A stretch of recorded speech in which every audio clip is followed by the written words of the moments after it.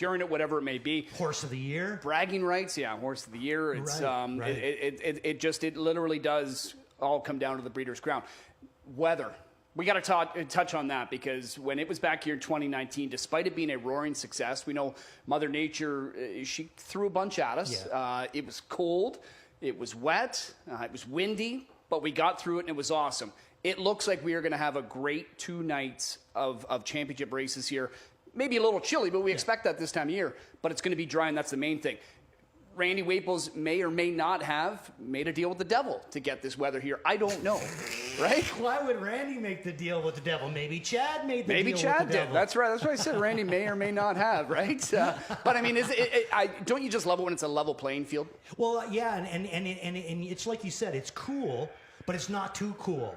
So basically, what you're really doing, I think, is those few horses that have some kind of problems in the summertime due to allergies, you're kind of taking that out of the play now with the cool weather. So now everybody's kind of on an even playing field. It's not too cold to make a horse race bad, but it's just cool enough to keep the pollen out of the air, and these horses that have allergy problems, they're not going to be facing that big of an issue. So really, the coolness, to me, in my opinion, just kind of leveled the playing field. Yeah, well, happy to have you here for the next 2 nights. It's awesome. You look sharp, buddy. We got a lot of handicapping to do. Again, tonight, an early pregame show. Tomorrow, it'll be even earlier at 6 o'clock. But 7 o'clock first post for each of the 2 nights. 4 championship races tonight for the 2-year-olds. We've got 8 tomorrow with the 3-year-olds and the open horses. And we have got a pumped-up wagering menu. Let's get you all caught up with everything you need to know over the next couple of nights. So here is the Friday wagering menu, rolling doubles and pick threes, of course, throughout the night. Then we have got a guaranteed early pick 5 at $100,000 with the low 15% takeout starting in race number 1, early pick 4, underway in race 4. This is all pretty normal. The pick 5 that starts in race 6, normally it's a late tonight and tomorrow. It's actually going to be a mid pick 5 because we've got another pick 5. The late one starts in race number 8. Both of those with 15% takeouts. Late pick 4 in race number 9. And then the jackpot high 5, which just has a couple nights worth of carryover money in it, is going to be featured in the finale. So a lot of great stuff there. As for promos, I know for those of you south of the border that may play through other outlets, there are a lot of great promos that everybody's putting together for the Breeders' Crown, and we appreciate that. Right here in Canada, the HPI Bet promo, 4 times the points here on the Breeders' Crown tonight when you bet $100 or more on the program this evening. So if you haven't signed up, it's quick and easy, and you get a lot of great resources there, hpibet.com. Another great initiative, again, presented by the Lidfeld Cats breeding partnership, is the Breeders' Crown Charity Challenge, something that was started back in 2019, Randy. And after this year's competition wraps up, which is going to be tonight, because there'll be a check presentation after race number 4 to one of these winning teams. But all these teams are going to get a lot of great money that's going to be donated to a lot of fantastic local charities. But be over $1 million, Randy, that's been raised through this initiative that Marvin Katz spearheaded back in 2019, and we appreciate that. It's just so awesome to see everybody giving back. Well, I mean, the Lidfeld Cats conglomerate partnership, however you want to call it. I mean, they've just been unbelievable for our game. They really have. I mean, and not just the fact that they breed wonderful horses and they race wonderful horses. It's the things off the races that they do as well. They're just a pair of really, really great guys. Yep. How about how much money has the Grant family given to the Milton District Hospital over the years? Exactly. Yep. Big supporters. What an amazing family. Yeah. Isn't Brad one of the best? Unbelievable. Yeah. But all of them, they're just amazing, amazing family. Amazing group of horsemen. And Brad, I mean, I think the biggest part of him is his heart. Yeah. I really, truly do. Yeah. No, it's awesome. So much great stuff going on.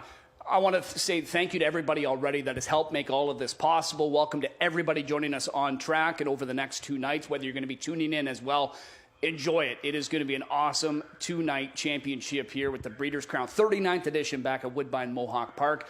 Let's dive in, Randy. We've got 4 championships as we kind of dip our toes into the Breeders' Crown here this evening. It's here, Chad. It is here. It's for the rookies, and we've kind of got it mixed in right through the middle portions of the program. The first Breeders' Crown final we have is the 2-year-old Colt and Gelding Trot, proudly presented by Determination. Serge Godin's Determination. Appreciate his support as well. Here's a look at the field, Randy. 10 of them will line up.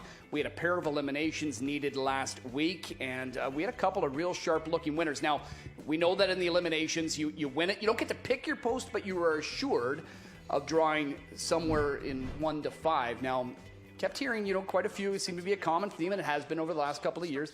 A lot of horse people don't really want 1. No. Even Tetrick had said, even though he was second with well, he said, I'd rather 9 than post 1. Well, Gaines Hanover, he will get post 1. What did you think of his elimination win, which happened to be a track record for 2-year-old gelding trotters? I thought he looks fantastic, but he's been looking fantastic for quite a while now, and he's just really, really on his game right now, in my opinion. Louis can race him however he wants, but last week when he raced him in front, it just to me like it was him, then there was the rest of them. Yeah, and that's certainly how it looked. Louis Watt, Richard Moreau, as we know, a dominant duo here, looking to win their first Breeders' Crown trophies. The other elimination that we saw featured Celebrity Bambino from post 9. This is a horse that's dealt with some sickness. He had to miss the month of August. I think he has come back very sharp. He was clearly the best in his elimination. Had to settle for second. Yeah, and, about 40, 50 feet from the wire when it looked like maybe Timmy was going to get up alongside of his wheel, Celebrity Bambino found a different gear and just trotted away from him. So Owell's going to have to come in this with a lot more going for him, because this horse right now is like on his game. And here's how it would have stacked up if you line them up, both eliminations. This graphic here put together, it's just awesome looking at this. So Gaines Hanover, 53 winner, 53-2 for Celebrity Bambino, which, as we know, is basically 2 lengths for every 5th. That's where kind of the rest of them line up. But let's talk about some of the others in there. Speaking of Osceola, we know the talent's there. Yes. But it's a matter of him minding his manners. I thought Doug did an awesome job with him last week, keeping him on the trot. He looked good. Can he come into tonight now with a little bit more confidence because of that? Well, I think he will, yeah. I actually used him on top because last week to me it was like a test run. They changed some equipment. I think they added trotting hobbles or changed his shoes or something, and it was more like a test run. Let's get him in, but let's just make sure that he does it right. And he looked good. And down near the wire, when Dougie started coming up the inside with him, he had to kind of like change a little bit of direction with him. And to me, the horse looked really, really solid. That's the solidest that I've seen him all year. He's always had the talent, gets a good draw to work with, comes out of a great barn. He's definitely and you're going with him on top. Yeah, I'm putting him right on top. I love the way that I thought it was a great move that they did. He's always had the talent. Sometimes I think that we have a tendency to forget about the talent sometimes when they start making mistakes. I think Greg's more or less fixed that problem, and we're going to see Osceola at his best. I mean, last week to me it was a test run, and he trotted him out 53-3. Wow. Yeah. Here's just some stats. The history of the 2-year-old colt and gelding trot. Will some of these be broke? We will see. Maybe the stakes record, 152-4. That happens to be a track record here as well. Now, that was at Hoosier Park for Honest Streak and Bob McClure a couple of years ago. But again, our track record here for the 2-year-old colt trotters is 52-4, 53 for the geldings, as we just saw with Gaines Hanover. I do want to ask you about a couple others here quickly. Dire Straits, for me, we saw him in that elimination where he was a fast flying fourth. I really wish he'd have drawn better in here. But the Gruffalo, who was second, this was the New York Sire Stakes champion from Mark Harder. Very sharp horseman. He's been in town, saw him at the draw the other night. He's going to remove the shoes tonight. He goes barefoot. Not something we see often here. What do you make of that? Well, we don't see it as often now because Per Henriksen's not here anymore. I mean, that was a normal call on Per's part. He'd always be pulling the shoes off them, and it could be in the middle of winter on a bad track, and he'd pull all 4 shoes if he thought that the horse could handle it. Obviously, Mark thinks that he can handle it. It's a tough track. This surface to race with no shoes on. This is not Lexington. This is not a clay surface, and it's a little tougher on their feet. This surface, trap rock. It's very, very hard material.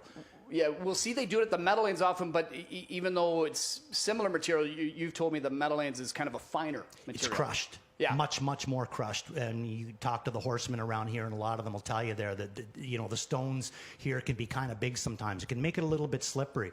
So it'll be interesting to see how he accepts the no shoes.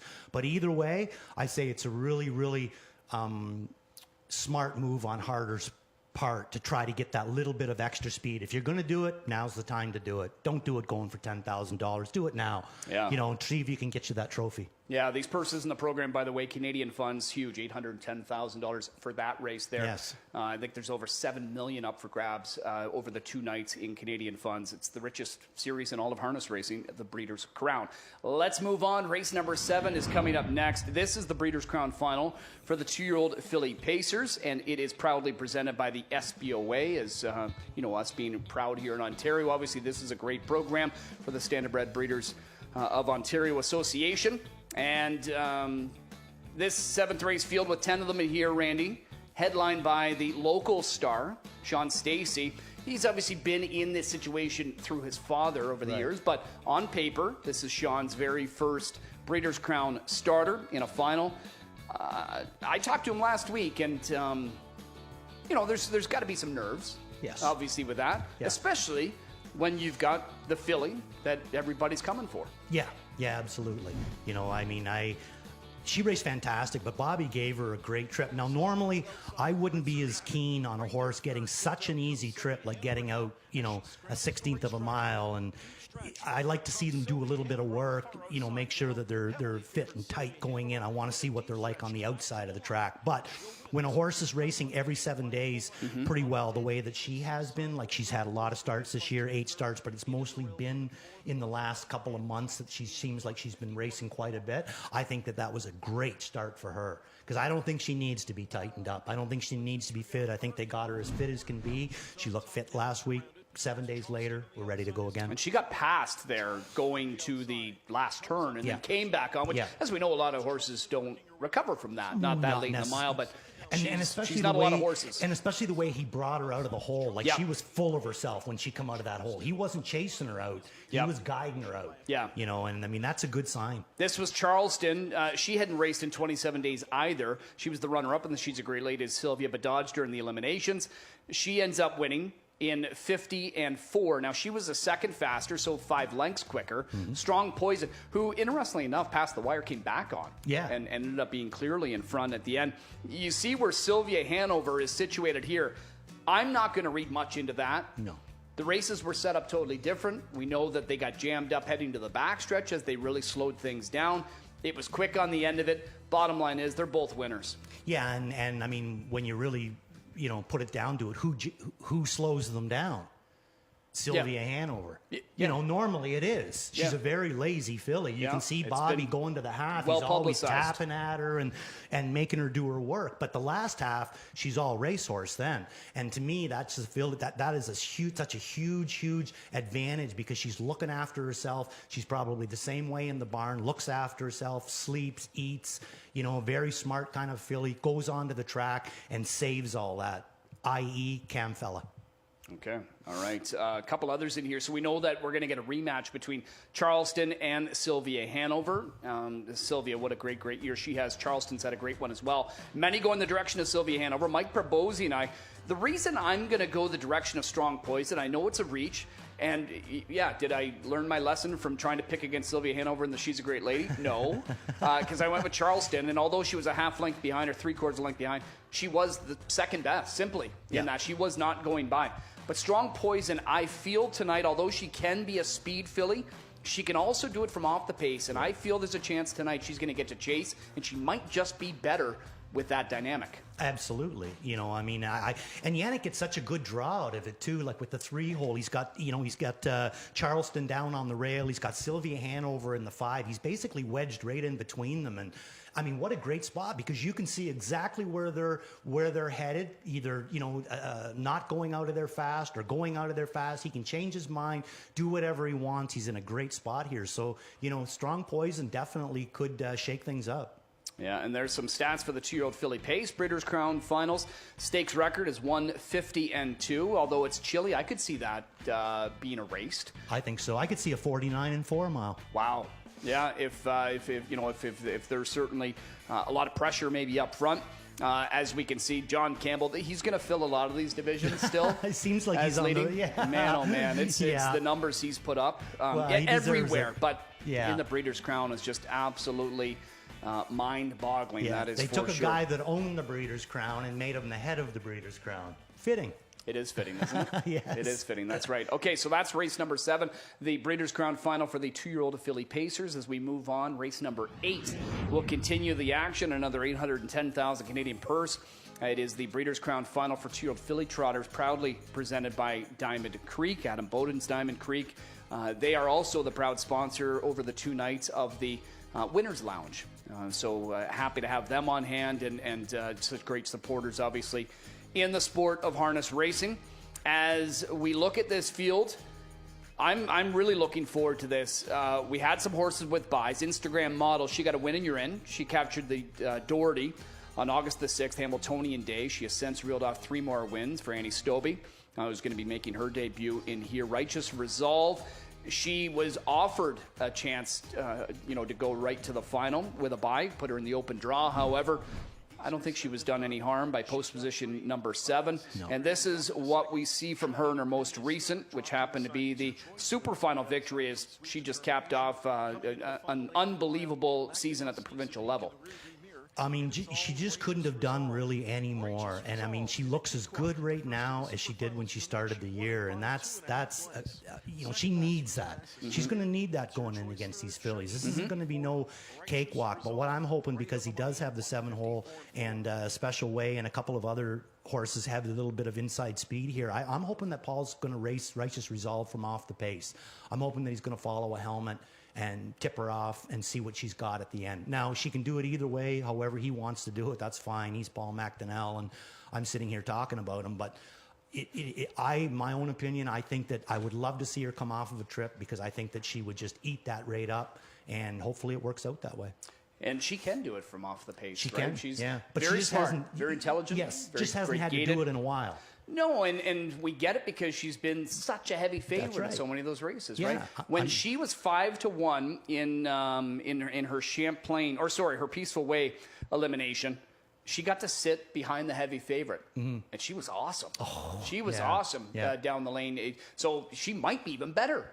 Which is scary. I think she will. Very scary. So and she's going to have to be. Yep. So she took a bye. So we had 1 elimination where 8 of the 10 were going to advance. There was no touching the Special Wallner filly Special Way, as she rolled off yet another victory, her 6th in a row for Okas von Stedt. And look at this ownership: Brittany Farms, Marvin Katz, and Al Lidfeld. When you talk Breeders' Crown, that kind of, right there, some very important, individuals and groups involved in there. Brittany Farms, still the leading owner in the Breeders' Crown history, 21 trophies, and a lot of money earned as well.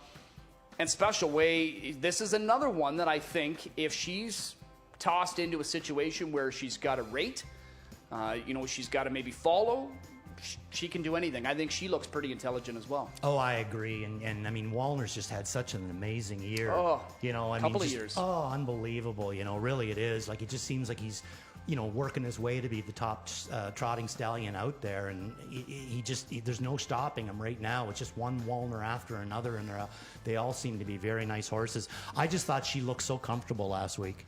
Like, she just did it so easily. But I also found that Righteous Resolve was that way, but she was racing against Sire Stake fillies, the other one against Grand Circuit fillies. Mm-hmm. Special Way is going to be tough to haul down. Yeah, that she will be. But, there's some great fillies in here. John Campbell's on top again. Shocker. Hey, Yannick's with him. He's tied. Yannick, as we know over the years, he has got to drive so many great trotting fillies and mares as well. Kind of a ladies' man, I'll call him. When it comes to the horses, that's for sure. But some great stats there in the Breeders' Crown Final for the 2-year-old fillies. Even Walner Payton, I mean, what a great filly she is. But she's had to play second fiddle to Special Way on many occasions. But she's always right there. But now, huge money on the line. There's always that aspect of, we weren't expecting that. That gets thrown into the equation. Yeah. Right? And, just because one's much the best this year doesn't mean that they're going to, like, venerable. Like, it doesn't mean that they're going to come back and be that strong horse 1,000,000% as a 3-year-old. So some of these horses, like where Special Way would probably be looking at most of the press right now, a horse like Instagram Model could end up being the best horse next year. Yeah. So, I mean, it's not just watching the Breeders' Crown this year. It's what's watching them and seeing just, how these things progress next year. Yeah. My wife picked Instagram Model to win on Hambo Day. She's probably, you remind her of that. the model, I Instagram guess, model yeah. sort of thing. Yeah, anyway, she handicaps better than me was the point I was getting to. As we go to race number 9, wrapping up night 1 of Breeders' Crown Final action for the rookies, we have got the Breeders' Crown Final for the 2-year-old Colton Gelding Pacers, proudly presented by the Brittany Farms. Again, the leading owner in the Breeders' Crown history with the amount of trophies. They're second in earnings for breeders, and in Hanover Shoe Farm right up there, but they're obviously there as well. But Breeders' Crown Final for the 2-year-old Colton Gelding Pacers here, field of 10. And we got to see some real nice horses make their Canadian debut last week. We had Confederate here. We had a couple others coming in from, that were, highly touted, a Handle Like a Porsche. And they certainly put on a show. And we start with Confederate in race number 7. And this was a horse you were very thoroughly impressed with. Time away, just getting on Lasix. Tetrick and Brown, how good was he? Oh, I mean, right around where they let us go, like say the start pole, Yep. It almost looks like he's like maybe going to get past. Mm-hmm. And then when Timmy starts to call on him, it's not that he's going to get past, he just starts to pull away from them. And I mean, that was amazing. I really was very impressed. And I'm also very impressed with the fact that this horse was winning, and Brian Brown elected to put him on Lasix to finish his 2-year-old year off. And I think that by protecting him will just bring him back as a very, very solid 3-year-old. I think it was a great move on Brian Brown's part. Not that he needed to do it. The horse was winning as it was. But by doing that, it protects him. He obviously raced good on it. It didn't affect him in any way. Usually second start Lasix, that's when you start to really see the bigness out of them. And all he has to be is just as good. The other elimination that we saw last weekend happened to come 2 races later, and it was Handle Like a Porsche. Maybe a bit cooler at this point. 51-4 ultimately was the mile time for Handle Like a Porsche, making it 3 in a row for him. He's never been worse than second. I think he looked pretty darn good, but hunting the last dollar. We'll talk about him too, Randy, because he was a fast closing second in this race where Stockade Sealster ended up being 3rd. Yeah, I mean, well, actually on a couple of them. Number one, Stockade Sealster is one of the toughest 2-year-olds I've ever seen because, I mean, not only did he do a lot of his racing in front, but when he did get beat in the last month, he was beaten in his elimination of the Metro, comes back and wins it. Mm-hmm. He wins the super final, comes out last week, did have the 10-hole, had to work a little bit, but more or less got everything his own way, finished 3rd.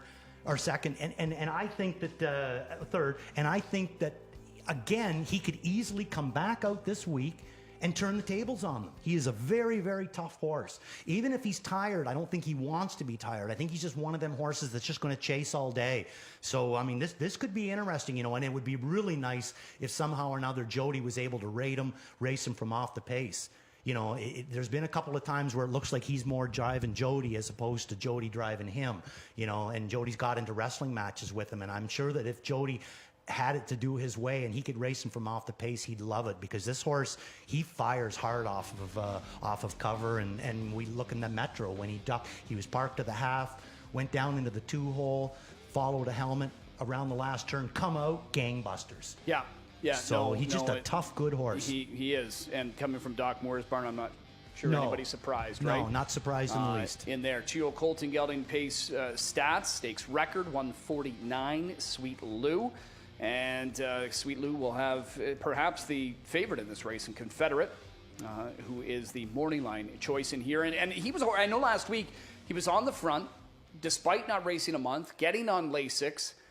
And he kicked home very solidly, was able to kind of high step it when he needed to, halfway down the lane. But he's not normally on the front end when you look at his races. Is that progression, or do you think this is just a horse that has now proven he can really do it anyway? I think, Timmy was more or less just looking at it like, I got to get him in. I don't want to be in traffic. I think I'll just race him this way. And I think that's kind of part of the reason why at the start pole, it almost looked like they were kind of getting to him. And then all of a sudden he takes off again. He might just be a little bit green in front, so maybe that's why Tim doesn't want to race him in front. He'd rather race him, off of cover. Mm-hmm. I hope that's the reason why, but obviously he can do it either way if he has to. And I just think that the horse really, really looked fantastic last week. All right. stood out to me. That is the Breeders' Crown final for the 2-year-old Colts and Gelding Pacers. And that's a look at the 4 finals on night 1. Still plenty more to come here on the pregame show. You're watching coverage of the 39th edition of the Breeders' Crown Championships. We will take a quick time out and come back with more.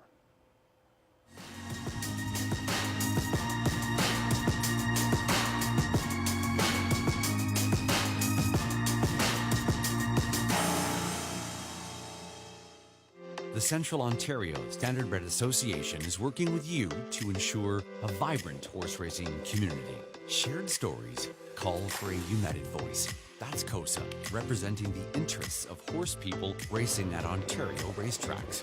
So whether you're first, last, or somewhere in between, we've got your back. With insurance, benefits, free lifetime memberships, and more. COSA. Follow our stories on social and check out the process at COSAonline.com. Take a walk on the wild side.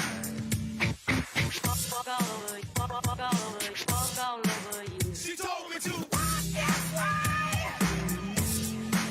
She told me to. Boots are made for walking, and that's just what they'll do. One of these days, these boots are gonna walk all over you. Walk this way. Walk this way. Like this. Come on, boots. When the cab is your office, you'll never get tired of going to work.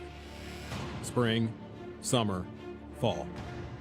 Season after season, New Holland offers the solutions and connected technology that you need. From seeding and spraying to the world's leading twin-rotor combine, New Holland has you covered from emergence to harvest. Visit your local New Holland dealer to learn more about how New Holland helps you get it done. Welcome back, everybody, to coverage of the 39th Breeders' Crown Championships. Night 1 of 2. Great weather out there. A 12-pack getting underway at 7 o'clock. Featured will be the 4 Breeders' Crown finals that we have. Those championships going races 6, 7, 8, and 9. Chad Roseman, Randy Waples here with you for the 2 nights. Glad you've joined us on track or tuned in through whichever means necessary. A lot of great coverage taking place. Randy, I know you're not familiar with this segment, because you haven't been doing TV all that long with us, but we are certainly happy to have you here this weekend. But we're going to bring back, our producer, Luke Van Belkom, says, let's bring back On the Board. It's a big night. It's kind of a, just a couple of random questions that'll pop up. We'll give you 20 seconds on the clock here. We'll start off, Randy. You tell me, out of tonight's 4, what's your favorite final?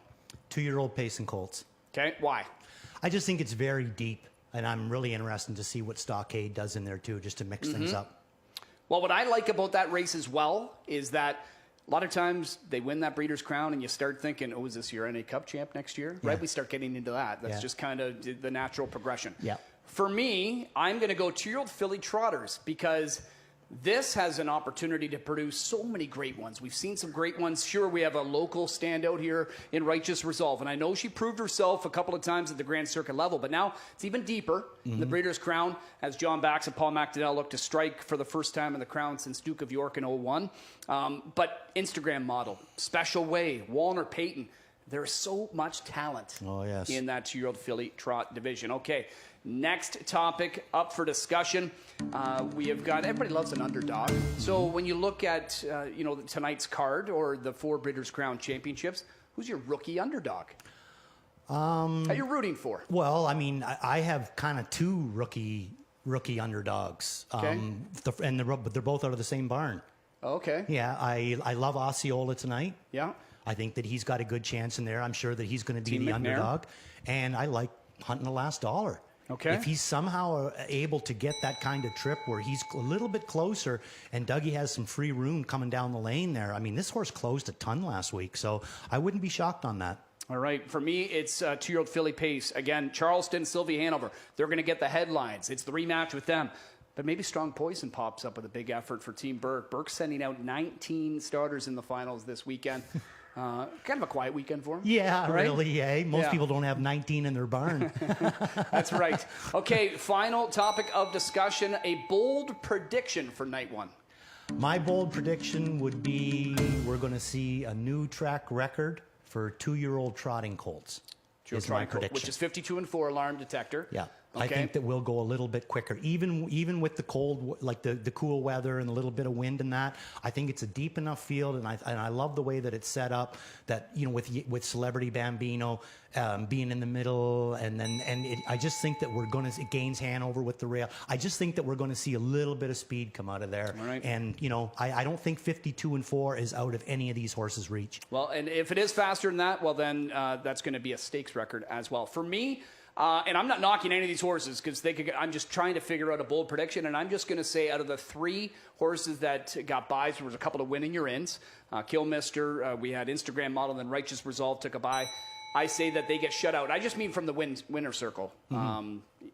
And I can certainly be wrong with my prediction, but I'm picking against all 3 of them here tonight. But they are talented individuals that we're going to see racing here on the program. We are getting closer and closer to kicking it off. Before we get into that and introduce the rest of our team, let's run you down with tonight's plays of the night.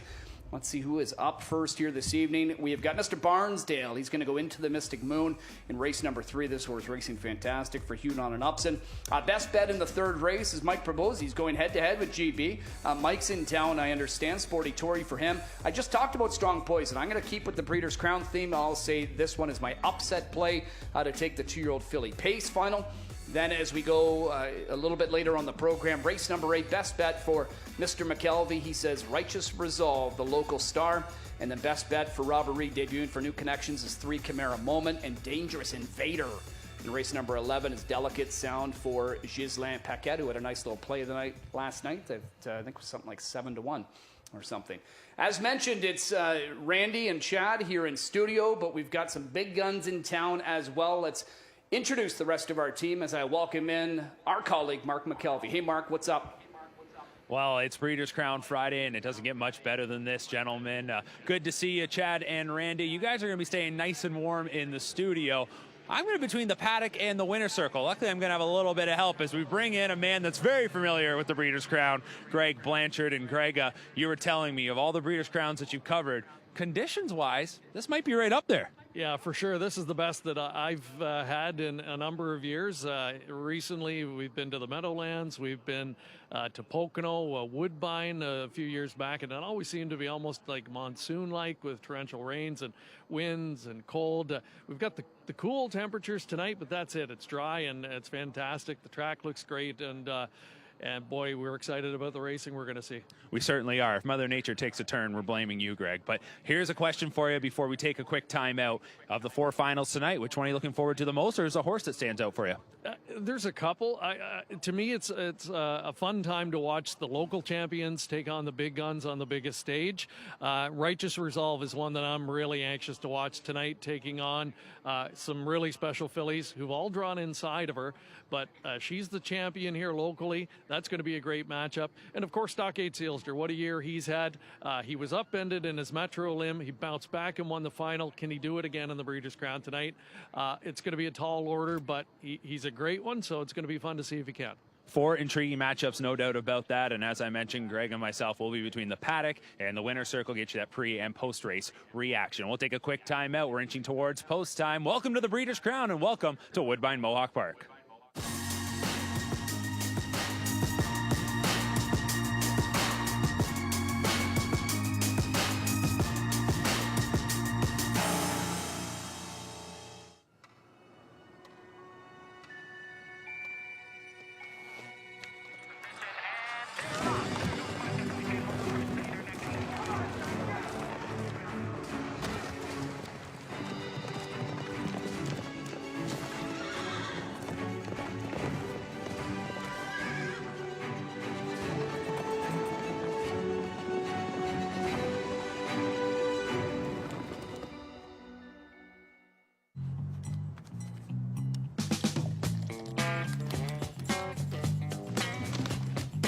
What goes up must come down. Spinning wheel, gotta go around.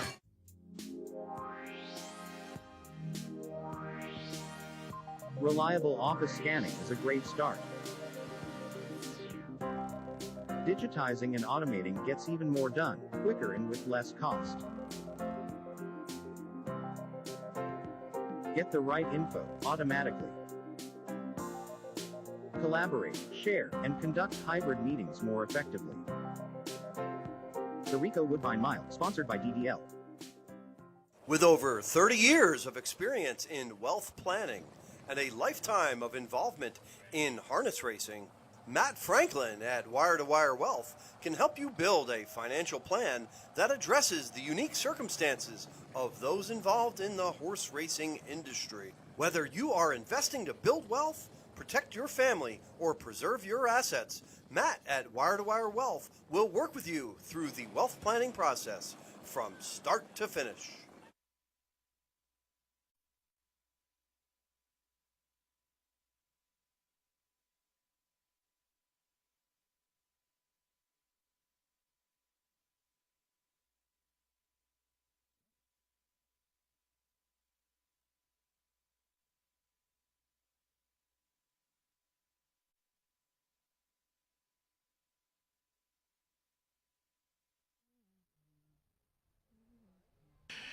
Ladies and gentlemen, Megan Parnell is the driving force behind Bywater Call, a powerhouse 7-piece Southern Soul roots rock band out of Toronto.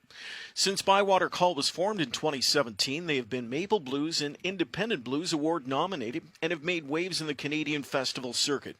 The band has also had the opportunity to tour Europe twice, including most recently in May and June of 2022, featuring a main stage appearance at the Netherlands' premier blues festival, Moulin Blues. Performances there have been praised in Dutch and German media, with references to Megan as one of the best singers in blues and roots today. Ladies and gentlemen, with the singing of the American and Canadian national anthems, Megan Parnell. Oh, say, can you see by the dawn's early light what so proudly we hailed at the twilight's last gleaming, whose broad stripes and bright stars through the perilous fight o'er the ramparts we watched were so gallantly streaming, and the rocket's red glare, the bombs bursting in air, were proof through the night that our flag was still there. Oh, say, does that star-spangled banner yet wave o'er the land of the free and the home of the brave? Oh, Canada, our home and native land, true patriot love in all of us command. With glowing hearts we see thee rise, the true north strong and free.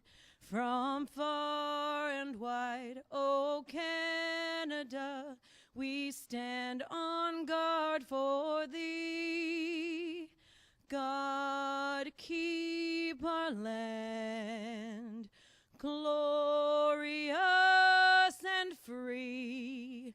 O Canada, we stand on guard for thee. O Canada, we stand on guard for thee. Yeah.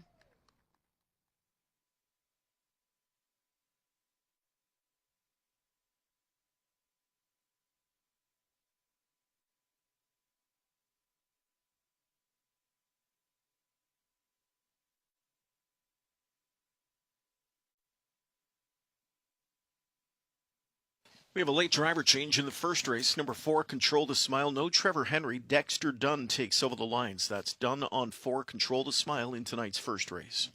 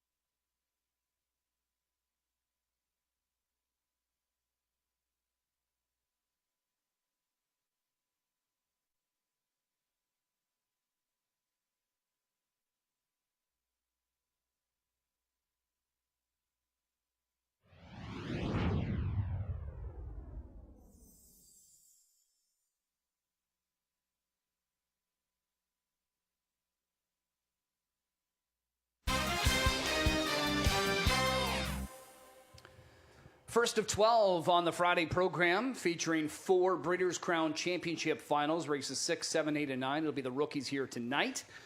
We are ready to get things underway. Chad Roseman and Randy Waples in studio for the evening, out on the grounds, reporting, doing some great stuff for as well. Mark McKelvey and Greg Blanchard, happy to have them in town here tonight, and anyone else who's joined us on track or via simulcast. It is going to be an awesome 2 nights of action. We started, Randy, with a group of nominators and 1 Pacers on this Friday night. A couple of what I felt to be legit contenders are scratched out of here, and I'm Hungry and Better Sunset. Many of us are going to have the 10 All-Star Cheddar on top. I'm going to try Terry Fritz and Christoforou to find some more success outside of the age mare they've had luck with Let's Go Jude. You, all along, were liking All-Star Cheddar.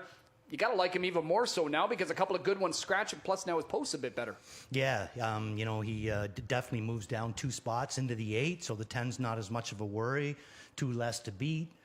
Things are looking a lot better for All-Star Cheddar. I just like him in here. I really, if you look at his lines, he qualifies in 2 minutes and 4/5, and then comes out and paces his first start in 57 and 3. I mean, that's almost a 3-second drop or a 3-second drop. That's quite a pretty good drop for a 2-year-old first time at it. Then he comes out his next start and paces a mile in 54. And that's another 3-second drop. So I understand that he come right back last week and pacing 54 again. I think he looks good in here, though. Yeah, you like him. I like him for a piece. I'm just going to try Let's Go Jude at 4-1. Good luck with all your wagers tonight. We'll be here throughout the evening to chat everything up, especially those Breeders' Crown final races. $100,000 guaranteed early pick 5. First of 3 pick 5s featured on tonight's program. Horses are heading out to the track. Post Break with Ken's up next.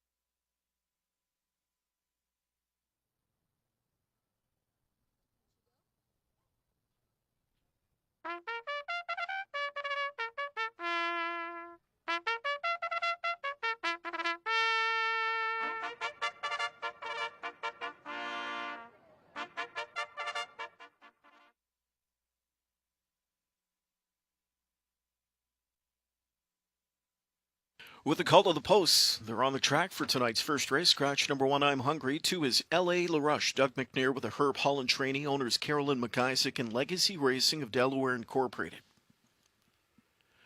Here's a look at number 3, Sam Son of a Beach. It is Sylvain Filion with a Joe Pereira trainee. Owners are James and Edward Barry. Dexter Dunn catch drives 4, Control the Smile. Brent Dunbar co-owns and trains, partners with Dorothy Dunbar. The 5 has been scratched. Here's 6, Let's Go Jude. It's Chris Christoforou for trainer, owner Terry Fritz and partner Rick Ryer. 7 is Profundo, Andre Goish. Training, driving, Gino Toscani is the owner. I'll look next at number 8, Mr. Fahrenheit, Louis Philippois with the Meg Crone trainee. Owner is W. Donovan, owner and breeder. The 9 is Bring Your Fire, Michael Whalen for trainer, owner Dean Nixon. And to complete our first race group, number 10 is All-Star Cheddar. Is owned by Antonia Smith, trained by Lloyd Mansfield, the drive to James McDonald. Now a field of 8 in this first race, scratches of 1 and 5, put Dunn on 4, Control the Smile, post time in 6 minutes, the $100,000 guaranteed pool. Early pick 5 starts here in the first.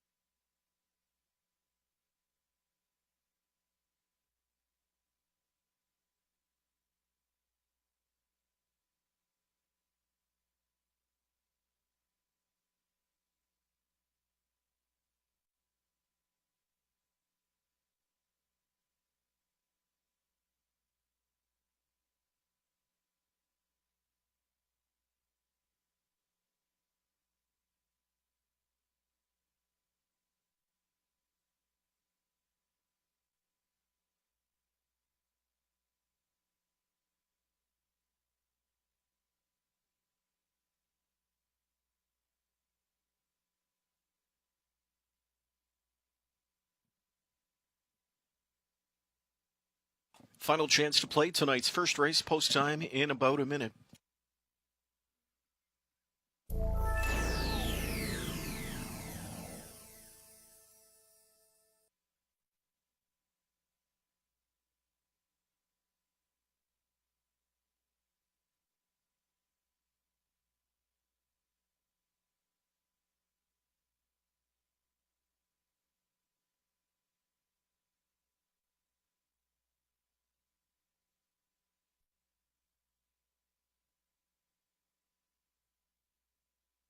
Starting gate is rolling and our horses for race number 1 are moving in and lining up. Play the $100,000 guaranteed pool. Early pick 5. It starts here in the first race. We're down to a group of 8 now with the scratches of the 1 I'm Hungry and the 5 Better Sunset.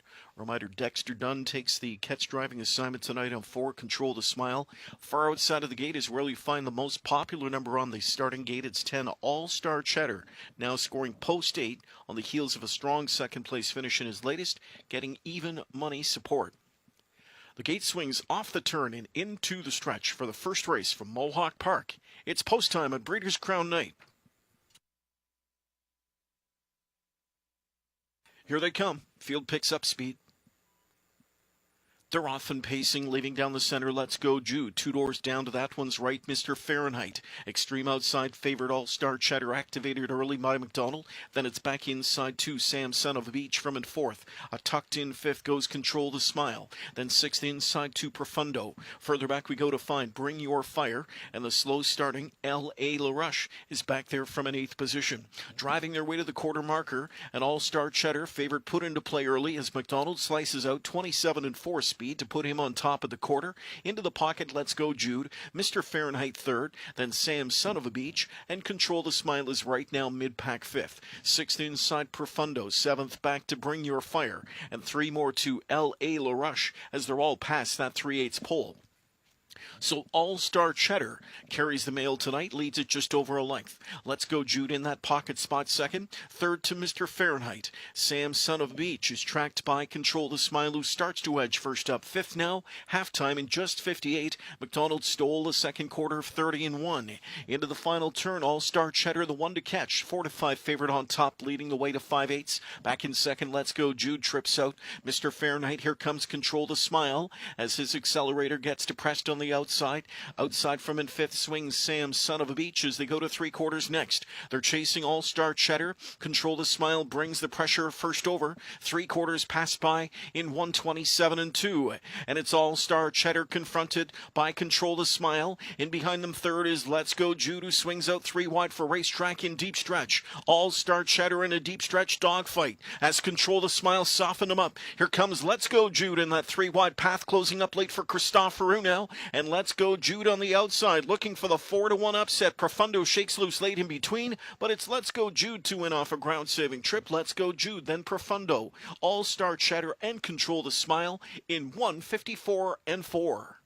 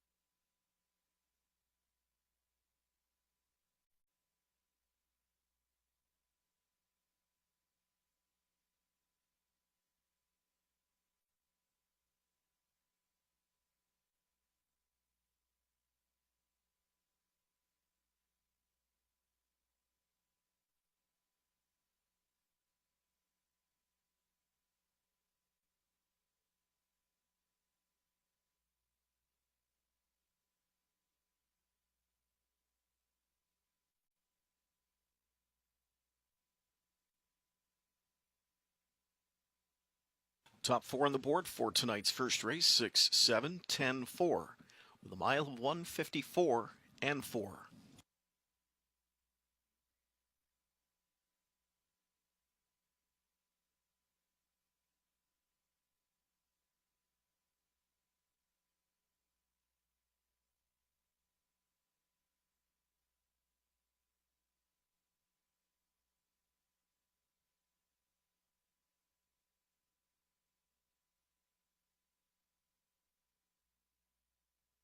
Here's the winner of tonight's first 6 Let's Go Jude, a 2-year-old JK and a Vanera gelding out of the Western Hanover Mare latest design. Is owned by Rick Ryer of Hanover and Terry Fritz of Walkerton. Terry trains Chris Christopherou in the bike for the winning drive. He's had 4 top 2 finishes from 8 starts on the year coming in. Make it now 5 for 9 on the year. Let's Go Jude with a second career victory, pacing a mile tonight, 154 4/5 here in the first.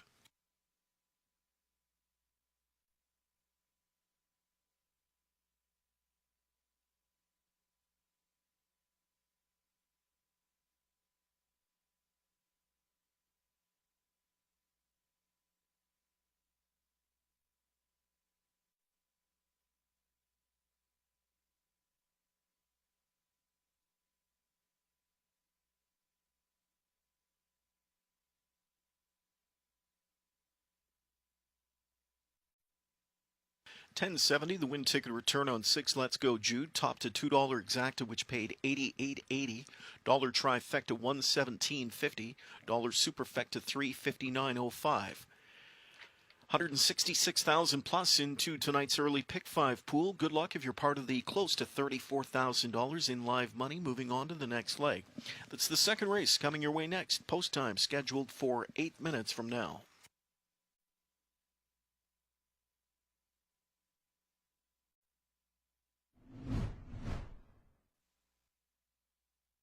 Here they come. Field picks up speed. They're off and pacing, leading down the center. Let's Go Jude. 2 doors down to that one's right, Mr. Fahrenheit. Extreme outside, favored All-Star Cheddar, activated early by McDonald. Then it's back inside to Sam Son of Beach from in 4th. A tucked in 5th goes Control the Smile. Then 6th inside to Profundo. Further back we go to find Bring Your Fire. And the slow starting L.A. LaRuche is back there from an 8th position. Driving their way to the quarter marker, an All-Star Cheddar favorite put into play early as McDonald slices out 27 and 4 speed to put him on top of the quarter. Into the pocket, Let's Go Jude, Mr. Fahrenheit 3rd, then Sam Son of a Beach, and Control the Smile is right now mid-pack 5th. 6th inside Profundo, 7th back to Bring Your Fire, and 3 more to L.A. LaRuche as they're all past that 3/8 pole. So All-Star Cheddar carries the mail tonight, leads it just over a length.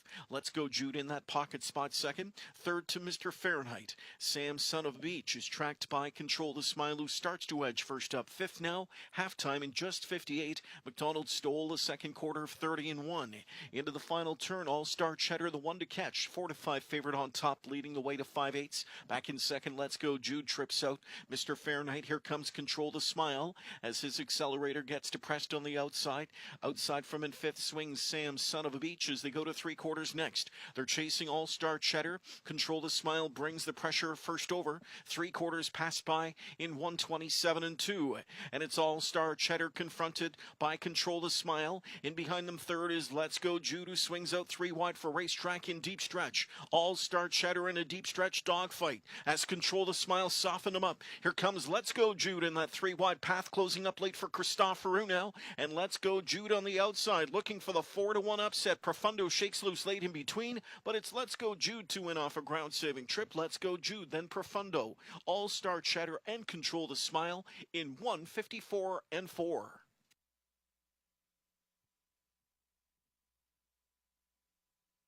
Here's how they finished in that first race. I'm Hungry Scratched. L.A. LaRuche 8th. Sam Son of a Beach 6th. Control the Smile 4th. Better Sunset Scratched. Let's Go Jude, the winner. Profundo 2nd. Mr. Fahrenheit 7th. Bring Your Fire 5th. And All-Star Cheddar was 3rd.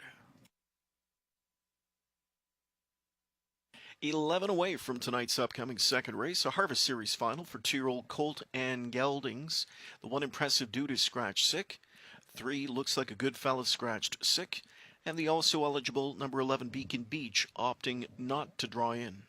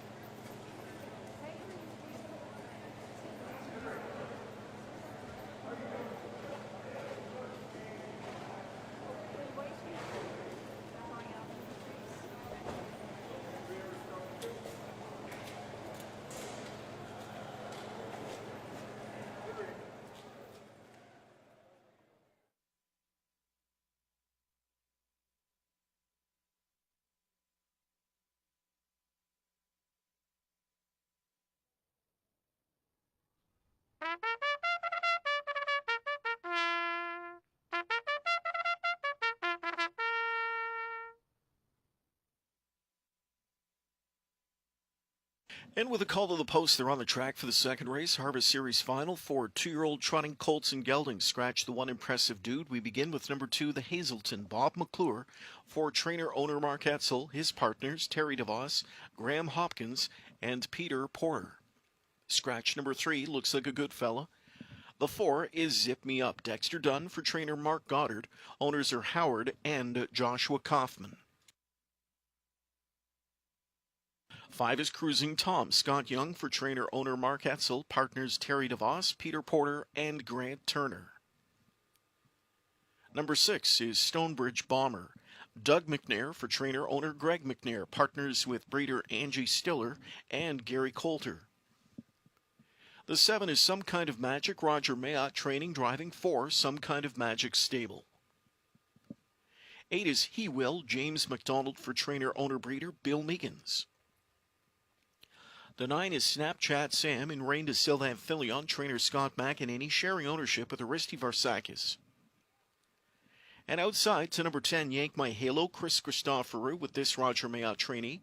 For Just in Time Stable, RAW Equine, the Big Al Stables, and Ben Mudry, and scratch number 11, Beacon Beach. A field of 8 for race 2. They'll head to the gate in 6 minutes.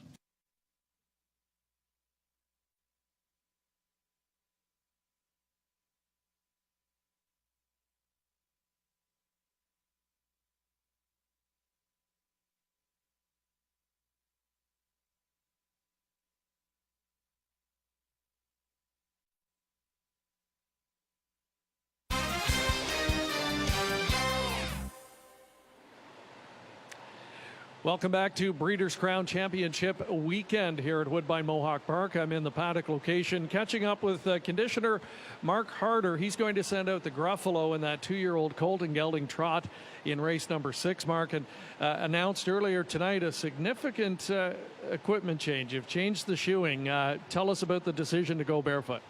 I trained him just before we came up here in worn out shoes, and he was so good that I didn't change the shoes. I raced him in worn out shoes last week, and he seemed okay, and we'll look for a little more speed tonight. Assess his effort last week in the elimination.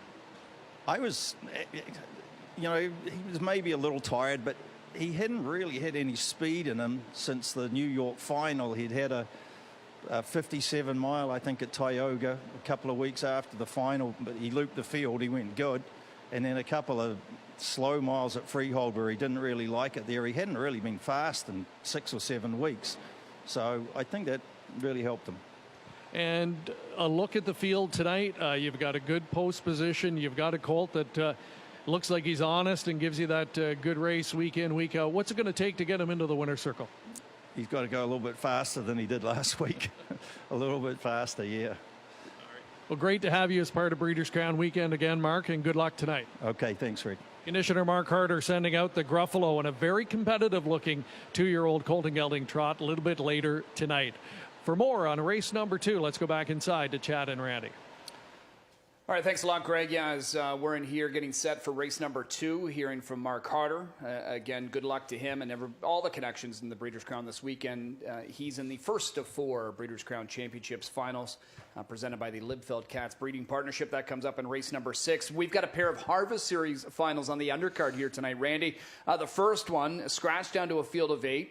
As we've got Ontario-sired horses, some that maybe got started later in the year that didn't make it to, the other provincial, program series. So it's an opportunity to kind of get some late season momentum for a horse, let's say like the Hazelton.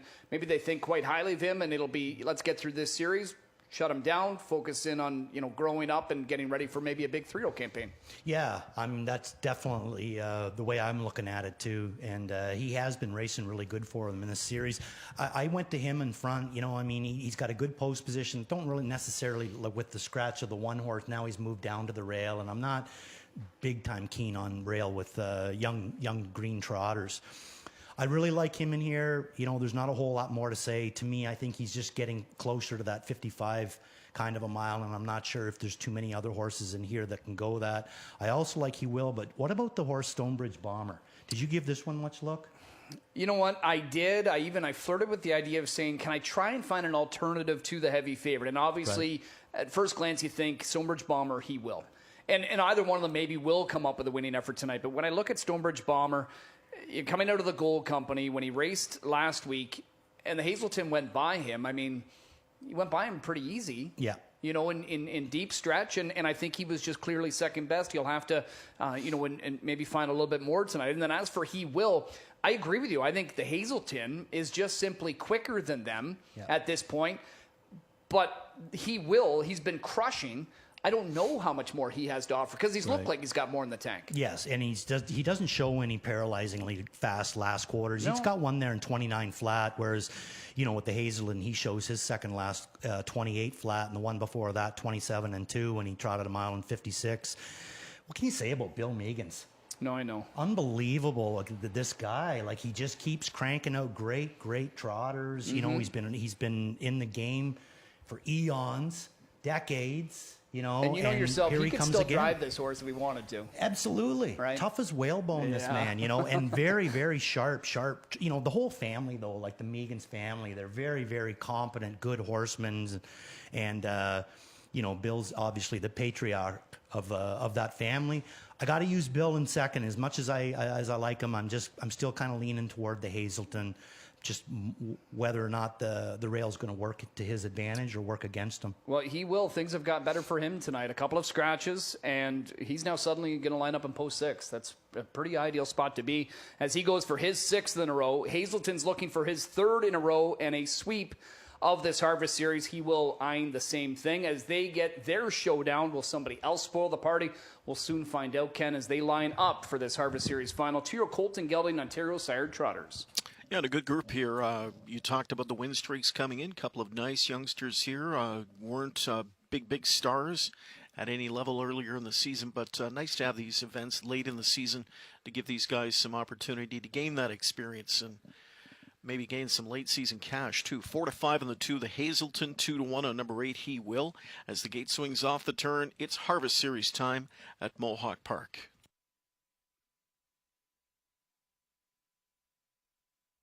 Field of 8 youngsters lined up for the second race. On a break, 9, Snapchat Sam. They are off and trotting. And a good beginning on the outside for He Will as he punches into speed. There goes He Will with quick acceleration off the gate. From the inside is the Hazelton to pocket up behind him. Zip Me Up will tuck in 3rd. There's Cruising Tom situated 4th in the early going. Stonebridge Bomber lands the pylon trip from in 5th. 6th away, left out Yank My Halo. Further back we go to that one, Stablemate, Some Kind of Magic. And Snapchat Sam in the backfield is in recovery mode as they make their way to the quarter. They're chasing He Will, who's up front by 4 through a quarter of 28 and 2. The Hazelton is second, but McClure allows that one to gap in the early going. In at the rail 3rd is Zip Me Up. Cruising Tom continues 4th. 5th in at the rails, Stonebridge Bomber, the 6th one, Yank My Halo. Further back 7th, Some Kind of Magic. And Snapchat Sam has caught the field after the early break in stride. 3/8 in the books, and they move up to the midway point, and McDonald swings away on He Will, who leads now by just 2 lengths as the Hazelton is chipped away at the deficit, closes up the gap into second somewhat now, halftime in 58 and 4. Zip Me Up 3rd, Cruising Tom 4th, 5th inside to Stonebridge Bomber. Here popped out comes Yank My Halo, giving a cover opportunity to Some Kind of Magic, and the trailer in the backfield is Snapchat Sam, 3/8 of a mile to go, and it's He Will on top, a length and a half. The Hazelton is right there sizing up the leader from in second. Zip Me Up 3rd, Cruising Tom 4th, popped out first up, 5th now, Stonebridge Bomber. They're on their way to 3/4. McClure commits from the pocket with the Hazelton.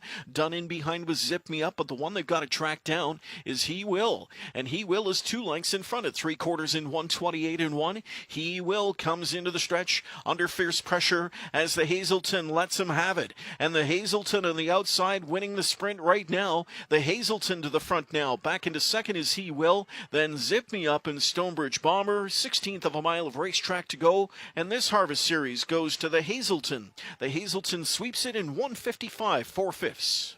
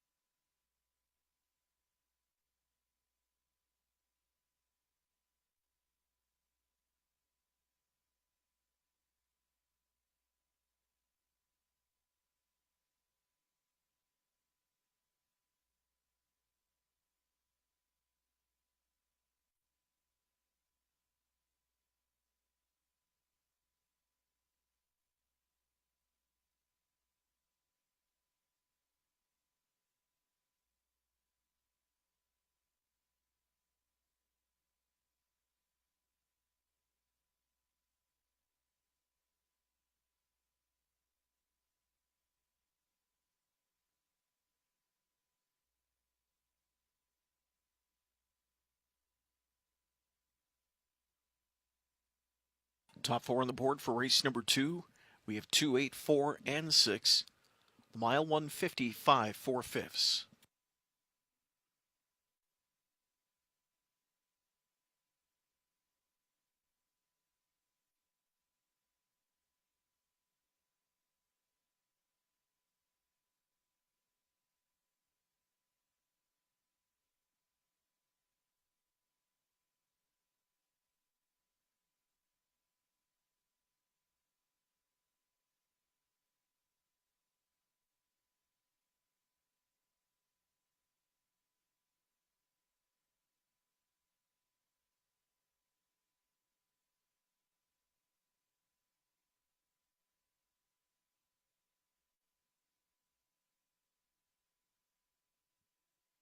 Here's number 2, the Hazelton, victorious in the Harvest Series final after winning both preliminary leg assignments. The Mark Etzel-trained son of Muscle Mass out of the Yankee Glide mare Too Good For You scores the victory in the final tonight.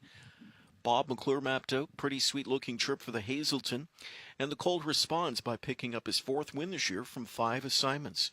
3 in a row now for the Hazelton, owned by Mark Etzel, Terry DeVos, Graham Hopkins, and Peter Porter. He'll add to his $25,000 bankroll with a $23,300 payday here tonight. It's number 2, the Hazelton, capturing the Harvest Series final.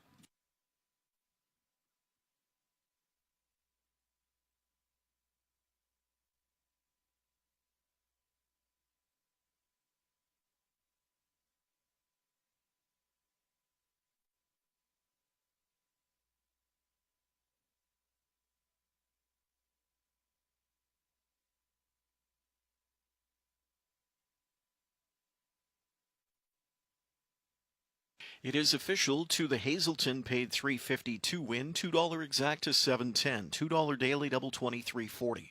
The dollar trifecta $17.85, and the dollar superfecta paid $35. Race number 3 is coming your way next. Post time for this third race in about 16 minutes.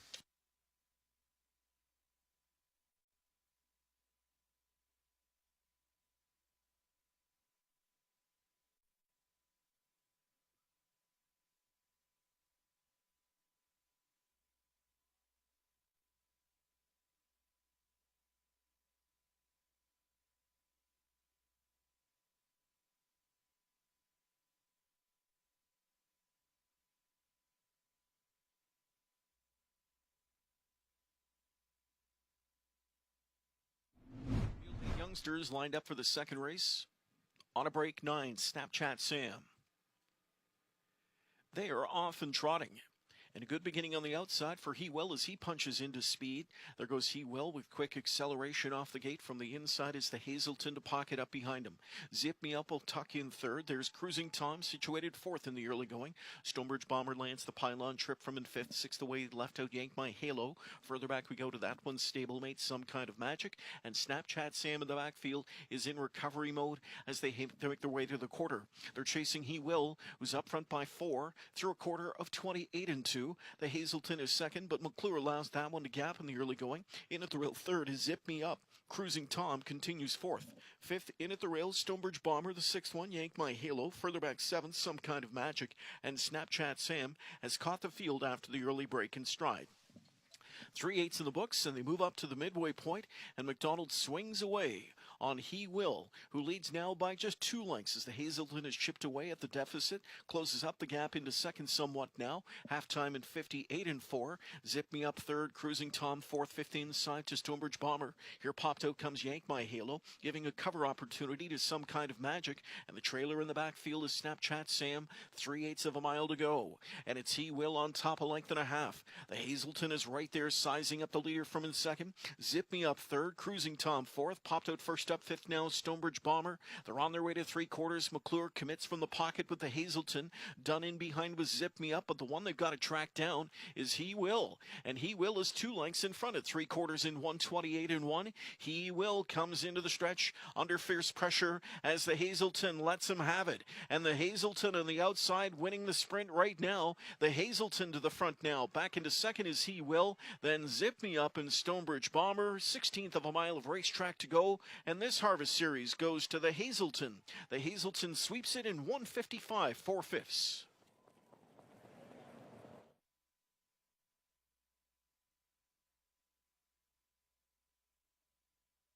Here's the order finish from race 2. Impressive Dude scratched. The Hazelton the winner. Looks like a good fella scratched. Zip Me Up third. Cruising Tom fifth. Stonebridge Bomber fourth. Some Kind of Magic seventh. He Will second. Snapchat Sam eighth. Yank May Halo sixth. And Beacon Beach again was scratched. 13 away from the upcoming third, where 4 Sporty Tory adds a right side Murphy blind.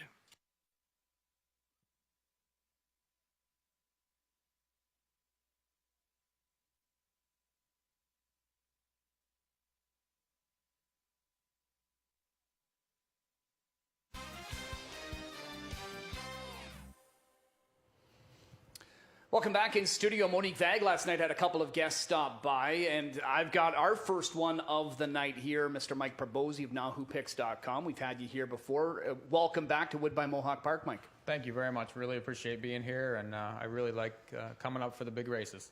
Breeders' Crown, do you tend to travel to all venues over the past several years? I do. I've been to the last 5. Last 5. So you've got to see a lot of them. Obviously, you were here then back in 2019. You got to enjoy the weather a little bit more here tonight. Oh, much better. Much better than last year, too. It was a monsoon on Friday last year. Yeah. Mother Nature's on our side and the Hamiltonian Society side, which is good. We're off to a good start. The handle's been good, everything. When you look at the Breeders' Crown as a whole, this year just looks like, for most part, the divisions, there's just so much deep talent throughout the 12 championships. Deep talent, I think, and a lot of matchups. You have your Bulldog Hanovers and your Alleywags. You have your Jiggy Jogs and your Jovialities. These are races that need to be decided on the track, and I think we get that. And if you get perfect weather, no excuses, the best horse wins. Level playing field. Absolutely. That's what I love, right? I hate when someone is up against it. Because of something, but yeah, no, I think we've got that, and right now the track looks fantastic out there. Going some good miles, and it's only going to get better. So tonight, when you look at the 4s, is there a specific division you're looking forward to the most tonight? I just think that it's a little bit more wide open tonight, I think, than it is tomorrow night. I do like Celebrity Bambino some. I think that horse, should be able to control it from that post. I really think that horse is going to need to be passed late. So that's one that I'm interested in there. And a great time for us to have you here in studio because your play of the night, which we appreciate you sending in your thoughts all the time. And it's not just here at NowWhoPicks.com. I mean, you guys are handicapping everywhere. How many tracks are you guys dealing with, basically? It's 5, 6, 7 at a time. A lot of times. Yeah. So wow. Who's the whole team? Still the same 3 guys? So Ray Catolo, Rod Adams Jr. We have some other guys too. We have Jeff Zidek, who works at the Meadows. He does some picks for us. Kevin Plouch has a new ad. He's a 19-year-old kid that has a good opinion. We have Murray Slaw from Century Downs. He does some work for us. And so we do kind of spread it out. All horse players, and these are guys that bet races, and they have decent opinions. They're putting their money where their mouth is. Yeah, well, we appreciate what you guys do to help promote the sport and play along. We like that, and we try to do our best and plug you guys as much as we can. Absolutely. So NowWhoPicks.com, again, great information on there. So this third race upcoming here, Fillies and Mares numbers of 12,000 last 5, field of 8. Your play of the night happens to be the 4 Sporty Tory. Best bet, is that what you said? Yeah, best bet of the night here. Yeah. She was my best bet last week and just didn't quite get there. But those last 2 races, I think, are some of the best that she's ever raced. She gets a barn change here. And this is a brand new barn. She had, I think, 100 and some starts with the same barn. And here she gets a new barn here. But I feel like that she is as sharp as she possibly can be. At perfect post. Really, I think she moves early and just keeps rolling here.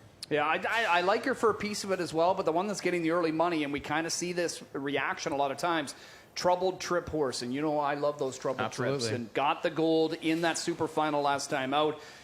Took a shuffle, and down the lane, she was live and ended up finding some late seam to be third at least. But when you're third behind Silver Label and Prohibition Legal, that almost feels like a victory. From time to time. So got the gold, with her Ontario Cyrus Stakes career in the books. She now embarks on kind of an age career. So she's the current favorite, but we'll see how these jive. Mike's going to stick around. We'll talk more after the parade of the third.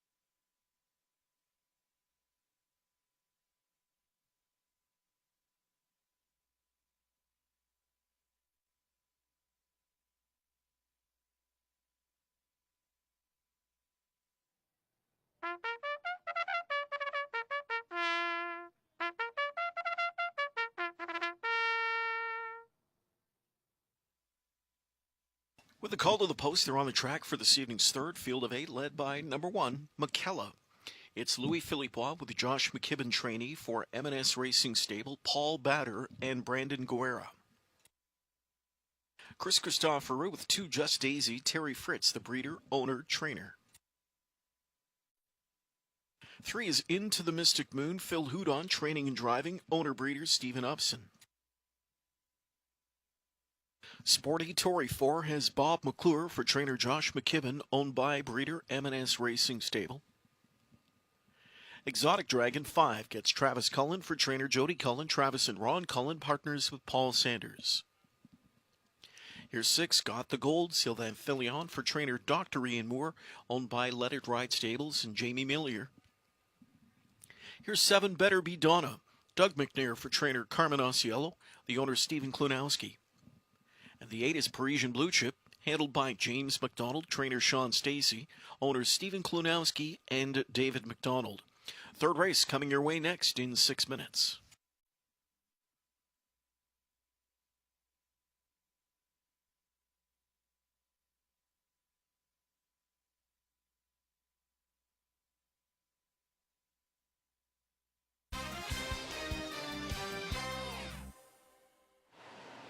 And welcome back to the Wire to Wire Wealth paddock location. Greg Blanchard joined by Yannick Gingras. And folks maybe don't recognize Yannick out of his colors here.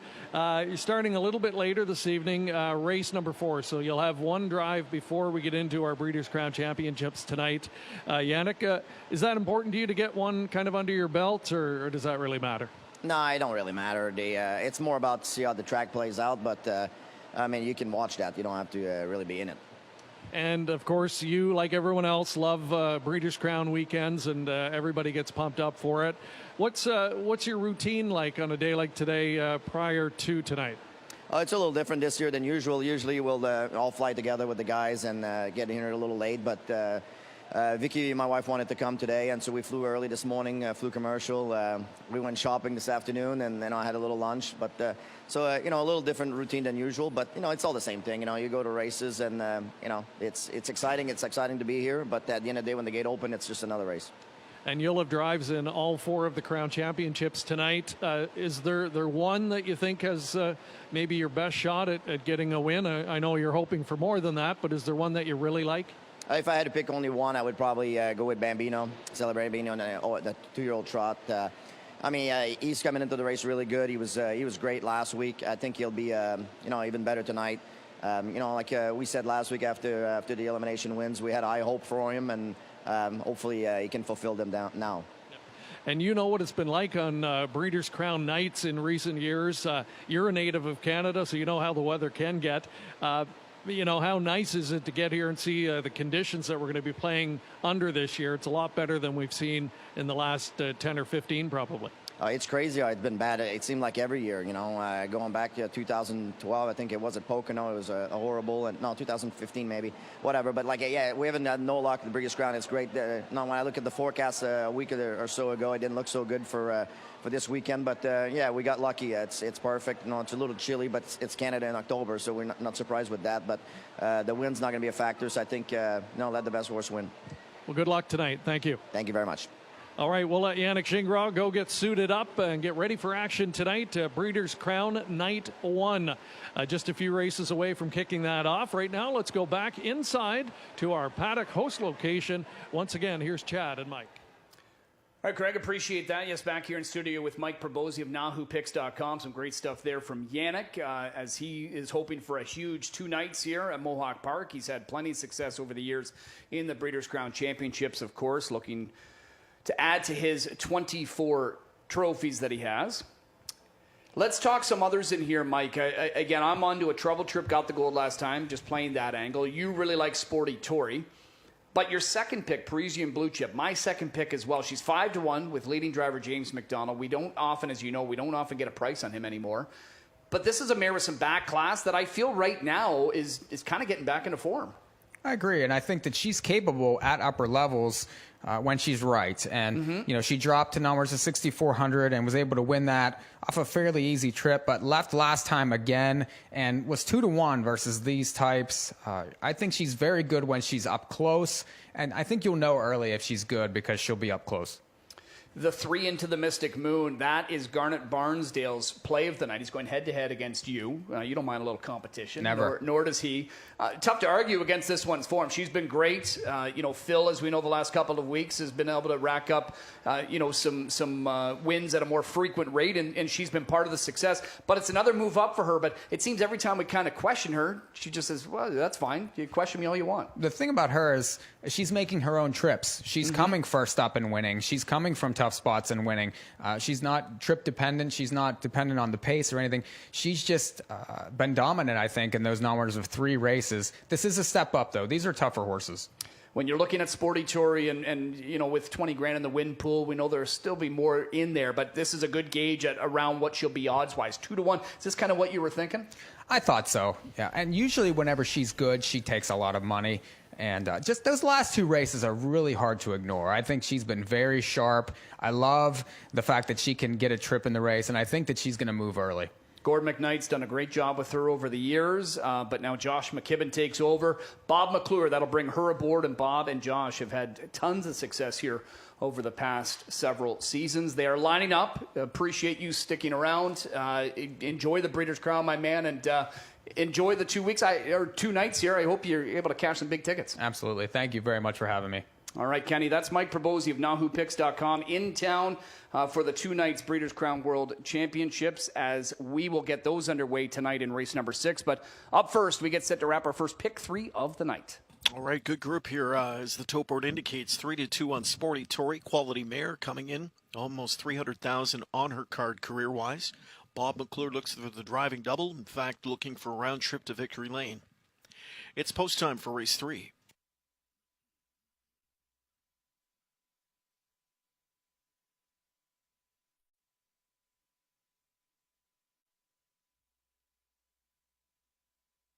The gate swings off the turn into the stretch. Post time for the 3rd.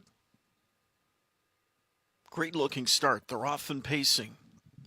Explosive speed from the outside. Parisian Blue Chip leaves out hard. Got the Gold is chased out by Philion, leaving alongside her Exotic Dragon from the inside. Just Daisy, a pace presence early. Taken back into 4th, Sporty Tory. There's Parisian Blue Chip. She'll land 5th. Pole sitter McKellar 6th away. Tucked in 7th, goes into the Mystic Moon. And Better Be Donna is taken back to race along from an 8th now as they bend their way into the opening turn. Here's the quarter, and it's 26-2. Got the Gold fired a fast first fraction there. Leads the way to the backstretch on Exotic Dragon, who's 2nd. Just Daisy 3rd. Sporty Tory continues 4th. Then Parisian Blue Chip. McKellar 6th inside into the Mystic Moon. And Better Be Donna. She's a climbing 8th at 3/8. Up to the midway point they go. Chasing Got the Gold. The pedal was pressed early on her. She continues to lead the way. Philion shows her the whip on the way to the midway point. Calling on her for just a bit more speed. Coming up to the half. It's Got the Gold. And she got them there in 56-3. She decelerated 30-1 in that second quarter. A cheap second split for Got the Gold as she leads into the final turn. Great rating up front by Philion. Exotic Dragons in the pocket spot. First up, Parisian Blue Chip now. Just Daisy pinned in. Into the Mystic Moon is towed up. She's 2nd over 5th, 4 off the lead. Backed up towards the inside, Sporty Tory. She'll need a lot of help from back there. 7th overland is Better Be Donna. And trailing at the inside is McKellar. 3/4 of a mile in 1:25. So Philion's got them in the palm of his hand here with Got the Gold as the teletimer, her best friend tonight, swinging into the stretch. Philion crashes away on the wheel disc of Got the Gold. She's up front. Here from the pocket, Exotic Dragon. Down the center, Just Daisy. Kicked off cover comes into the Mystic Moon. Just Daisy splits on through. Got the Gold at the inside has been swallowed up. And it's Just Daisy trying to fend off into the Mystic Moon, and she did. Just Daisy wins in 152-2. Christopher and Fritz again.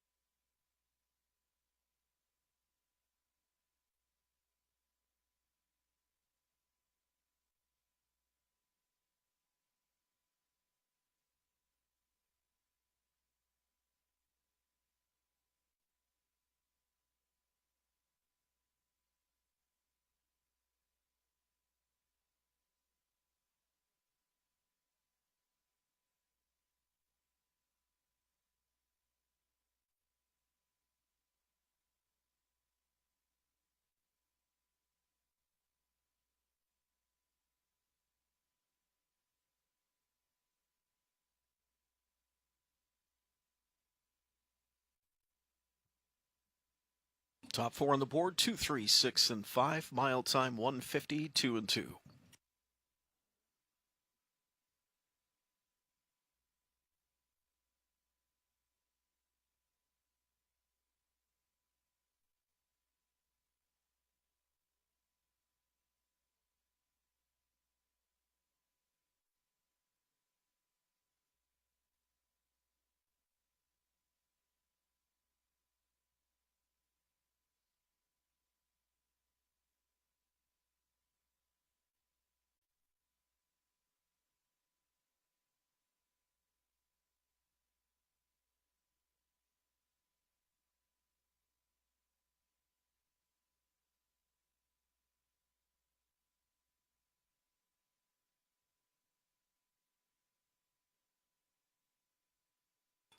Return to Victory Lane. Here's number 2, Just Daisy, 4-year-old Sunshine Beach. Mare out of the Bono's Jate Damo, See My Beau, is a homebred, owned and trained by Terry Fritz of Walkerton. Training double tonight for Terry and a driving double for Chris Christoforou. Just Daisy makes it back-to-back wins now as she works the class ranks. Her 6th win of the year from 25 attempts, treated to a ground-saving trip here tonight, and she pulled off a 20-1 upset. Some bang for your buck in race 3 as she wins over 3 Into the Mystic Moon, 6 Got the Gold, and the 5 Exotic Dragon.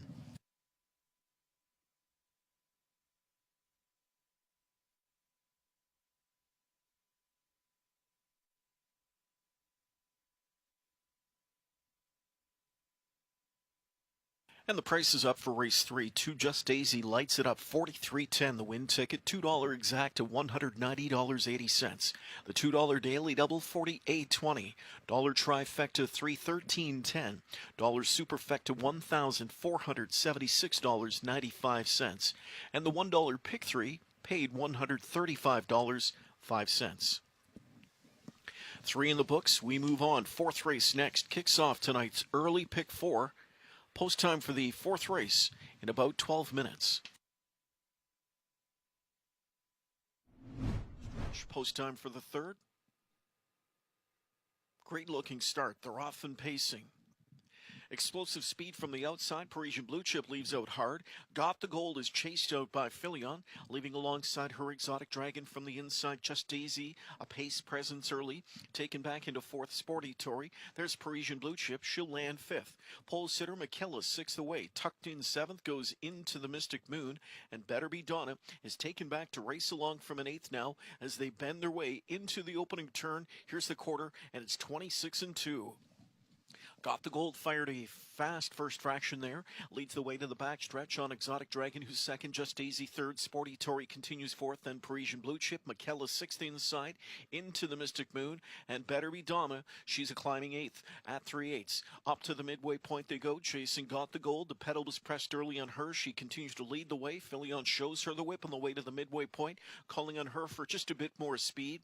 Coming up to the half. It's Got the Gold. And she got them there in 56-3. She decelerated 30-1 in that second quarter. A cheap second split for Got the Gold as she leads into the final turn. Great rating up front by Filion. Exotic Dragons in the pocket spot. First up, Parisian Blue Chip now. Just Daisy pinned in. Into the Mystic Moon is towed up. She's 2nd over 5th, 4 off the lead. Backed up towards the inside, Sporty Tory. She'll need a lot of help from back there. 7th overland is Better Be Donna. And trailing at the inside is McKellar. 3/4 of a mile in 1:25. So Filion's got them in the palm of his hand here with Got the Gold as the teletimer, her best friend tonight, swinging into the stretch. Filion crashes away on the wheel disc of Got the Gold. She's up front.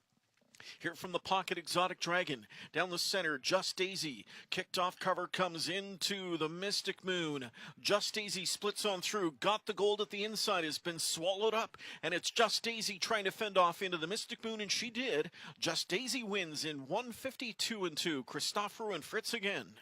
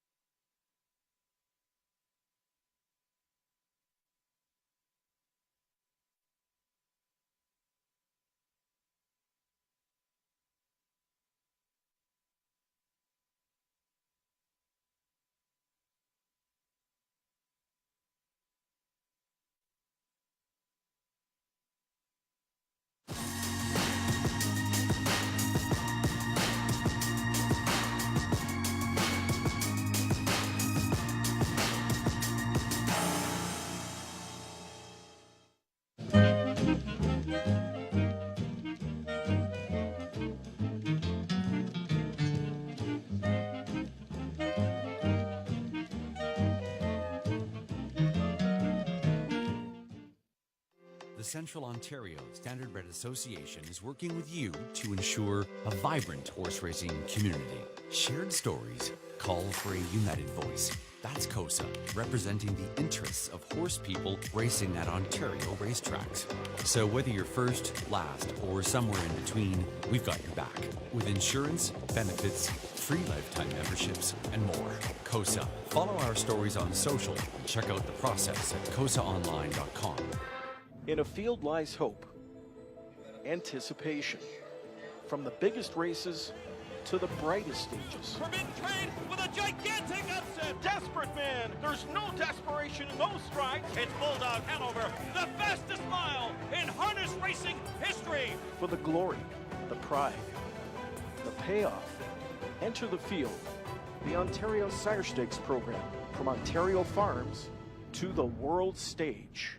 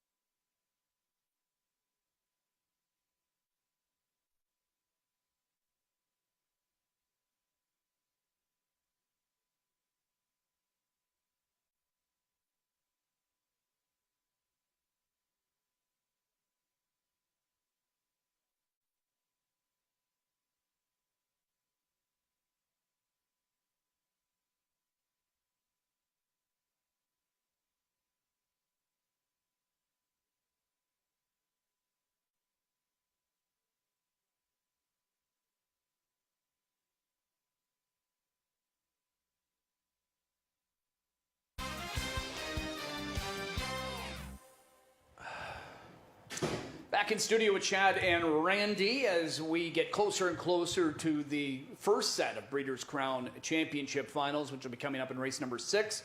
We've got 4 again tonight for the rookies, then tomorrow 8 of the 12 races, Randy. We're going to crown the best at the 3-year-old level and then in the open levels as well. Terry Fritz had himself a nice little night. I would say that's quite a little combination, Mr. Fritz and Mr. Christoforou. Big Blue, I like to call him. I think Porty first came up with that. And then it just kind of stuck. Yeah. Big Blue. I think Terry Fritz comes from a whole family of horse Dr. Doolittles. I honestly do think that Fritz family can talk to horses. I truly do. You know, what a great family of horsemen. Yeah, they are a great family. Generation after generation, that is for sure. As we continue on, race number 4, we get our second Harvest Series final. This will kick off tonight's early pick 4. We'll have Garnet Barnsdale's thoughts on that as well. Here is a look at the conditions to get in here again. So we saw 2-year-old Colton Gelding Trotters earlier. It's time for the rookie Colton Gelding Pacers. Field of 10. Some here that next year we could see racing at some big levels, maybe gold, whatever it is. Some are in here because they got behind or whatever it was and had to miss some things. And because so far, Randy, we've seen some real nice things lately out of the Chestnut Win Me Back from Millar Farms, Galucci McDonald, and even Otis Hall's Sauble Ace. They both look like a couple horses that if they progress in the right direction, could maybe step up the game next year. Yeah, and Sauble Ace and Win Me Back, they've just basically just started their career of racing, and they've already found the winner's circle a couple of times and look like they know what they're doing, and they're both very, very nice young horses, and it's a great series, this series, because it gets those young horses them starts where they don't have to face the killer stockade sealsters and stuff like that. Not typically, right? Yeah. It's just it's like more evenly bunched fields, I find, with these harvests. They're all obviously talented horses to go in a stake race, but yet they can get away from some of that crazy speed for a while and show what they and learn. Yeah. That's what I think it is. I think it's more of a learning stake than it is anything. And I mean, these horses are really starting to learn well. Yeah, you're going to go Scribblers in here. Bob McClure going Sabalace. You get Yannick Gingras. And right now you're getting a decent little 9-2 price. Yeah, I like Yannick's on this horse. You know, I mean, it would have been nicer to see, you know, probably if Bobby had stuck with him there. I'm guessing that he probably likes the Otis Hall colt a little bit better. Yeah, I think so. But Yannick is a catch driver supreme, you know, and he'll adapt to this horse right away. He's been racing really good for Bobby and Paul Reed. So I think that Yannick's going to get a good trip out of this. Maybe James and Bobby will mix it up a little bit, and Yannick will be able to pick up the pieces. Late season push for Scribblers too, and I saw Gary Lance earlier tonight. He's part of the Can-Am crew. I think it's about 7 buddies. And he said this will be his final start. He's going to head with Paul to Florida. Good. He'll get himself a nice little winter there and some warmer climate. I'm next door. I'm going to go He's a Sweetheart. Dexter Dunn. James McDonald was driving, but he goes to Win Me Back. I'm not surprised there. And that, you know, not necessarily even showing allegiance to the Gallucci barn. He might just think he's the better horse, and he could very well prove to be. But He's a Sweetheart last time, was locked and loaded. He did not escape until it was far too late, ended up being 4th. Again, I love those trips, and now you get Dexter Dunn. That's not ever a bad thing either. So I'm going to go that direction to try and beat the favorite, as you and I are both doing that. 8-1 on him. Scribblers at 5-1. I'm surprised, though, Randy, right now that Sabalace, despite how well he's racing, 6-1. But it goes back to James again. He just takes so much money. It is true, but I mean, the horse opened up at 12-1, and he's slowly worked his way down to 6-1. So maybe there's more people that are taking an interest in him right now. But, you know, James and especially Gallucci, too, they're just a real tough combination right now. Yeah, they are. They've been that way for the last couple of years, and they're just tough to beat. You know, they really, truly are. They work well together. Well, they're going to try and add some more success to their outfit as we head out to the track, kicking off the early pick 4 with this Harvest Series final for the Ontario sired 2-year-old Colt and Gelding Pacers.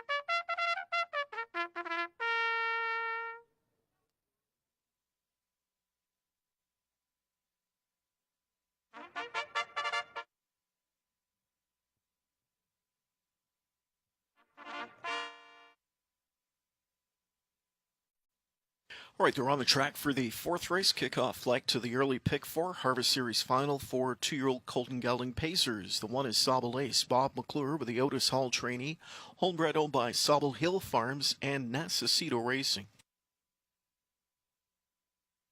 Number 2, Tell Laura I Love Her, Tyler Jones with the Dustin Jones trainee, homebred owned by Lidwin Racing Team. Here's 3, Scribblers with Yannick Gingras for trainer Paul Reed, owned by the Can-Am crew. He's a Sweetheart 4, Dexter Dunn, the pilot, Dave Maneri training for Maneri Racing, Michael Guerrero, and Alan Alber. Even money favorite 5 is Win Me Back, James McDonald for trainer Nick Gallucci. The owner is Millar Farms. Phil Houdon was 6, Better Be Serious. James Friday Dean, the trainer, for Series 8 stable. 7 in the group is Bar Down Jim. Jody Jameson for trainer-owner Paul Ritchie. Louis Philippe Watt, driving number 8, Slick and Quick. Julie Walker training for Fox Ridge stable. Number 9 in the group is Salzbrook Ian, Brett McDonald for trainer Ron McDonald, owned by Red Oak Stables. And outside to number 10, Teen Tattler. Kathy McClure, Ruth Hasty, the owners. George McClure trains. Doug McNair in the bike. A field of 10. It's the Harvest Series final in 6 minutes. This kicks off the early pick 4.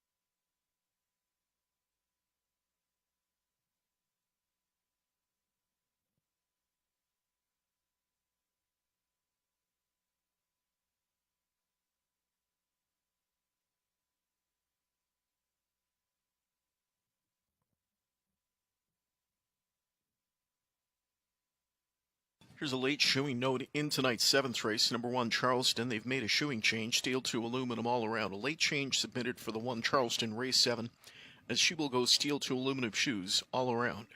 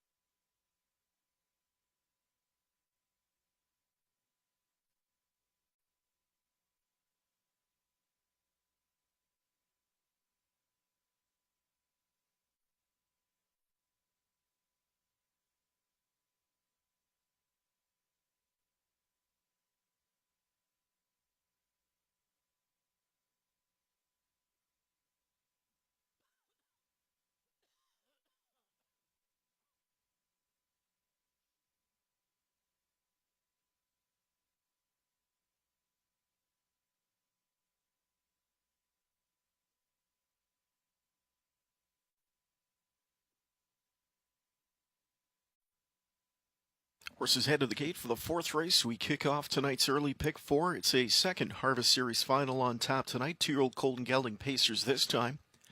3 to 5 on the 5. Win Me Back, who will look for the series sweep. Field picks up speed. And they're off on the outside 4. Gap the gate, bar down Jim, Slick and Quick, Salzburg Ian and Teen Tadler. A good start for Better Be Serious. Launches out of there with big speed. Sabalace blew up at the rail. Sabalace on the run. It's Tell Laura I Love Her who punches through for Jones to grab that lead, leaving Better Be Serious with a pocket drop. They're third away as Scribblers, the big favorite. Win Me Back is just off the speed from back into 4th. 5th inside 2. He's a Sweetheart, then bar down Jim. Slick and Quick and Salzburg Ian, then Teen Tadler and the resetting Sabalace. The opening quarter was a big one, 26-2. And Tell Laura I Love Her leads the field by 3 on up to 3/8. Closing up the gap in second now, Better Be Serious. Scribblers third, Win Me Back is 4th. 5th inside there, tracks along He's a Sweetheart. Bar down Jim is 6 towards the rail. Slick and Quick is back in 7th. Tip to the outside. Going to catch the cover is Salzburg Ian. And the final 2 are Teen Tadler and Sabalace.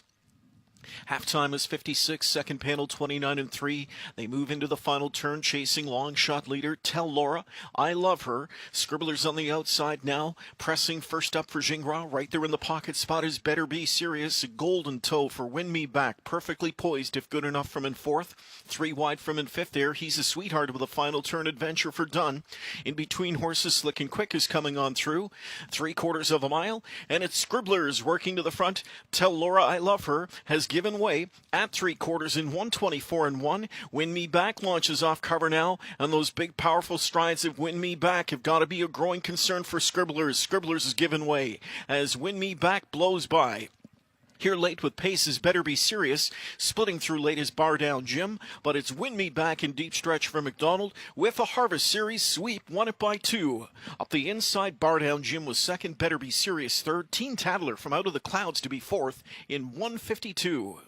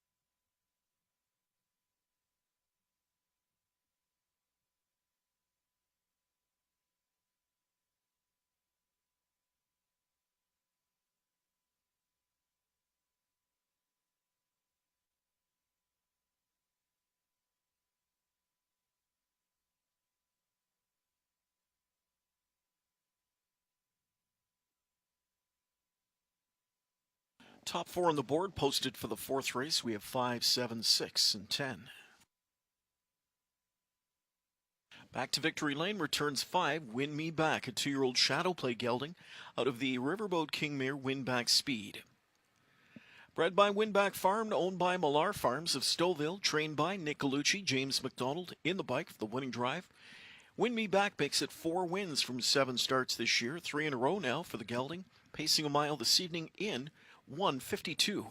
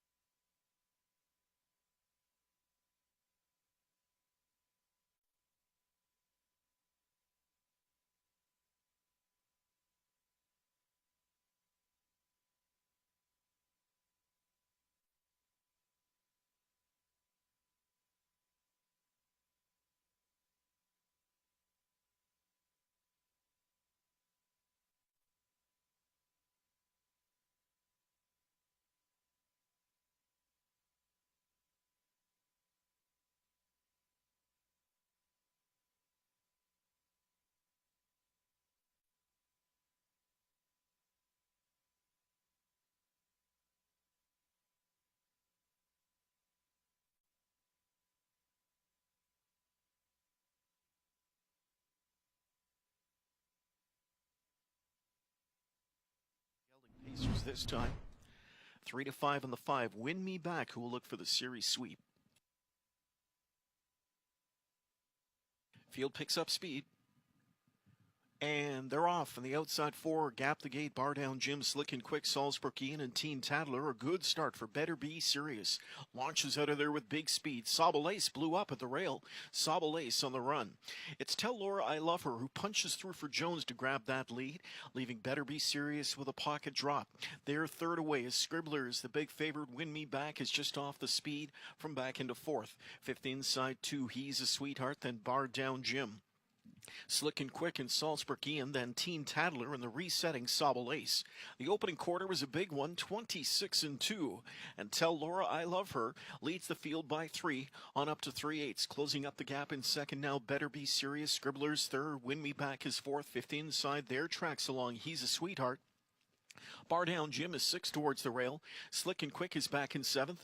Tip to the outside. Going to catch the cover is Salzburgian. And the final 2 are Teen Tadler and Sabalace. Halftime is 56, second panel 29-3. They move into the final turn, chasing long shot leader Tell Laura I Love Her. Scribblers on the outside now, pressing first up for Gingras. Right there in the pocket spot is Better Be Serious. A golden toe for Win Me Back, perfectly poised if good enough from in 4th. 3 wide from in 5th there. He's a Sweetheart with a final turn adventure for Dunn. In between horses, Slick and Quick is coming on through. 3/4 of a mile, and it's Scribblers working to the front. Tell Laura I Love Her has given given way at 3/4 in 124-1. Win Me Back launches off cover now, and those big powerful strides of Win Me Back have got to be a growing concern for Scribblers. Scribblers is given way as Win Me Back blows by. Here late with pace is Better Be Serious. Splitting through late is Bar Down Jim, but it's Win Me Back in deep stretch for McDonald with a Harvest Series sweep, won it by 2. Up the inside, Bar Down Jim was second, Better Be Serious third. Teen Tattler from Out of the Clouds to be fourth in 152.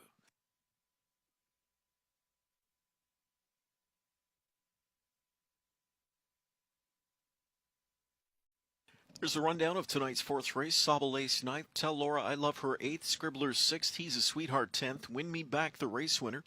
Better Be Serious 3rd, Bar Down Jim 2nd, Slick and Quick 7th, Salzburg Ian 5th, Teen Tattler 4th, Watch My Chip Scratched. We travel on. Race number 5 is up next. Note number 2, Beyond the Sea, adding Swedish blinds. Note the 7 Unique Arrow with a shoeing change, going from aluminum to steel shoes behind.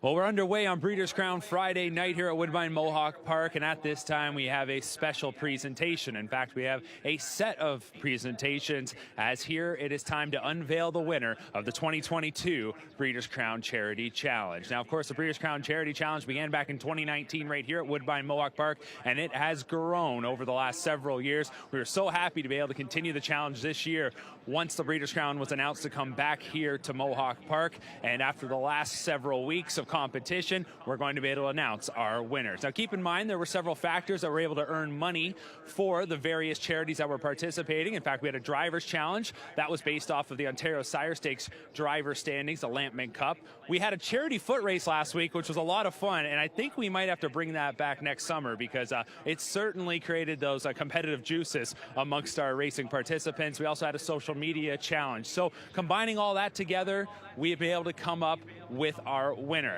But at this time, before we get set with our presentations, I would like to bring in the CEO of Woodbine Entertainment, Mr. Jim Lawson, who's going to join me right now. And Jim, 2019, the Breeders' Crown Charity Challenge began here at Mohawk Park. We've talked about it extensively, the challenges we faced in the last several years, but having not just this event, but the charity component back here in 2022 kind of feels like old times. Well, in many ways, and this is a great weekend of horse racing, but what really makes this fun and very proud for us to be here is this charity challenge. And I'm looking behind you there, Mark, and thank you for everyone who participated. In particular, you're going to hear from Marvin, but Marvin Katz and Al Libfeld, this charity challenge really makes you feel good about sports and giving back to the community, and thank you to everyone, and thank you in particular. Marvin, if you can come up and accept a small token of appreciation, we'd appreciate it. This would not be possible and not be happening without you. All right, Marvin Katz and his wife Lynn going to join you up here right now. And why don't you let you guys step to the side here and we'll get a nice photo. Our track photographer Clive Cohen right there. And we'll hear from Marvin in just a few moments. We'll get to Marvin after we present our winners and hand out our checks. We've got a lot of the big checks here in the winner's circle, and everyone's excited to see. So as I mentioned, there were several components that determined our winners for the charity challenge. And at this time, it's my honor to announce our winners. Of course, though, we're going to start with the third place team. This team earning $40,750, finishing third, Team Determination and Kids Help Phone.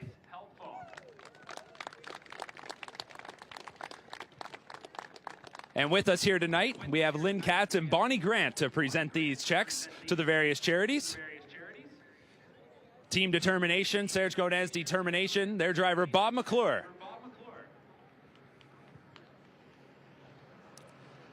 Now, before I announce our winning team, I should point out that the difference in dollars is just $250.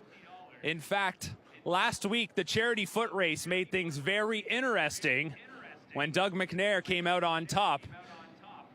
So our winner of the charity challenge, earning $62,250, Team Heimbecker and Pine River Institute.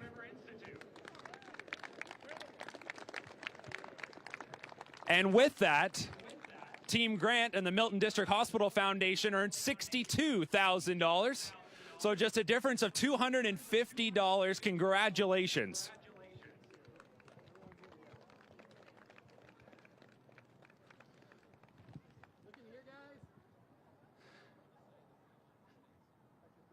Congratulations once again to the Pine River Institute, Milton District Hospital, and Kids Help Phone. We also have another group with us here tonight, a couple of groups, in fact. And as I mentioned, the Charity Challenge just continues to grow, and we have so much generosity that has been shown. And one of the individuals that has really spearheaded this has been Marvin Katz. And Marvin, we're going to make a couple presentations here in a second, but before we make those presentations, I just want to ask you, back in 2019, when this was all created, to see where it's got to now, you just have to be just amazed. I'm thrilled and overwhelmed with the response that we've received. I'm proud of the horsemen, the communities, the racetracks that have been involved. It's been a giant undertaking, but I think we've enhanced harness racing and certainly contributed to the communities that we're part of, and that's what I'm most proud of, so yes. Marvin, I've watched and been able to be in these meetings as we work towards these goals. And like I mentioned, so many people in our industry stepping up, finding so many donors. When you reach out to everybody and you ask them to chip in, what has been the response across the harness racing community? Because it seems like everybody has been up to the challenge to step up. The harness racing community are the champions of this endeavor. They have consistently and continually supported me. Whenever I've called someone up, the answer is unanimously yes. It's heartwarming to see how giving and welcoming the industry has been. The people that have contributed relentlessly to this, they're to be congratulated. I'm thrilled and thankful.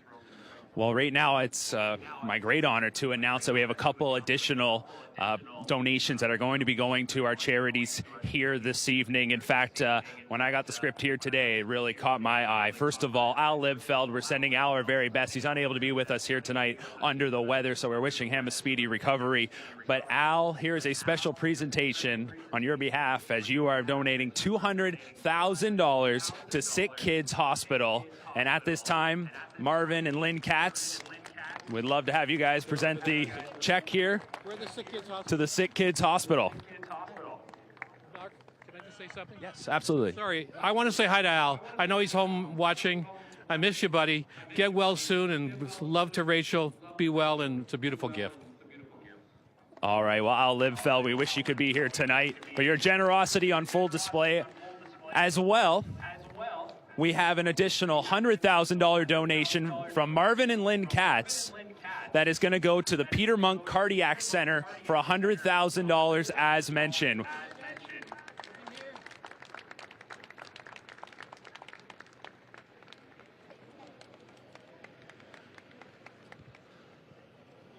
So we'll allow everybody to do the quick math like we mentioned.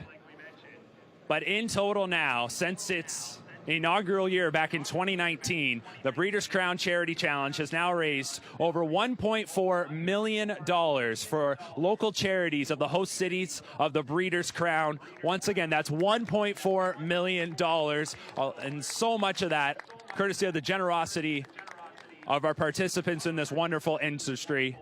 And as I mentioned, once again, Marvin and Lynn Katz donating $100,000 to the Peter Monk Cardiac Center.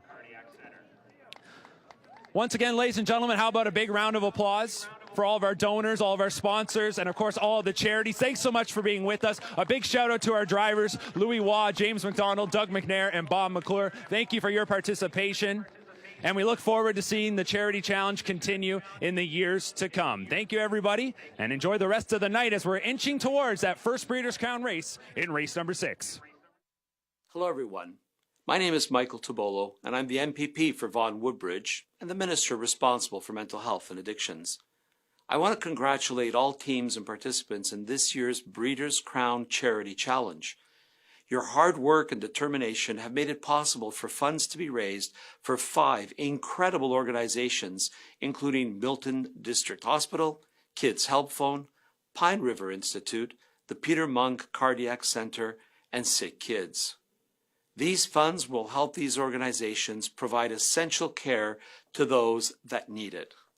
Congratulations to everyone participating, and enjoy this very special evening. Thank you.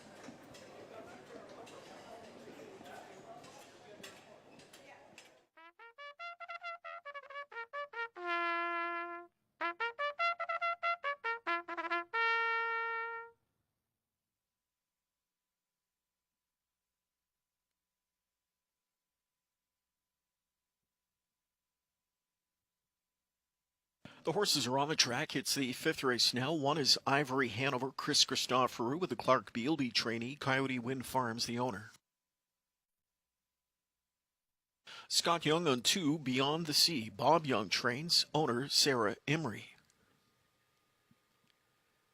Here's 3, Ideal Star, Louis Philippois for trainer Richard Moreau, the owner W. Donovan.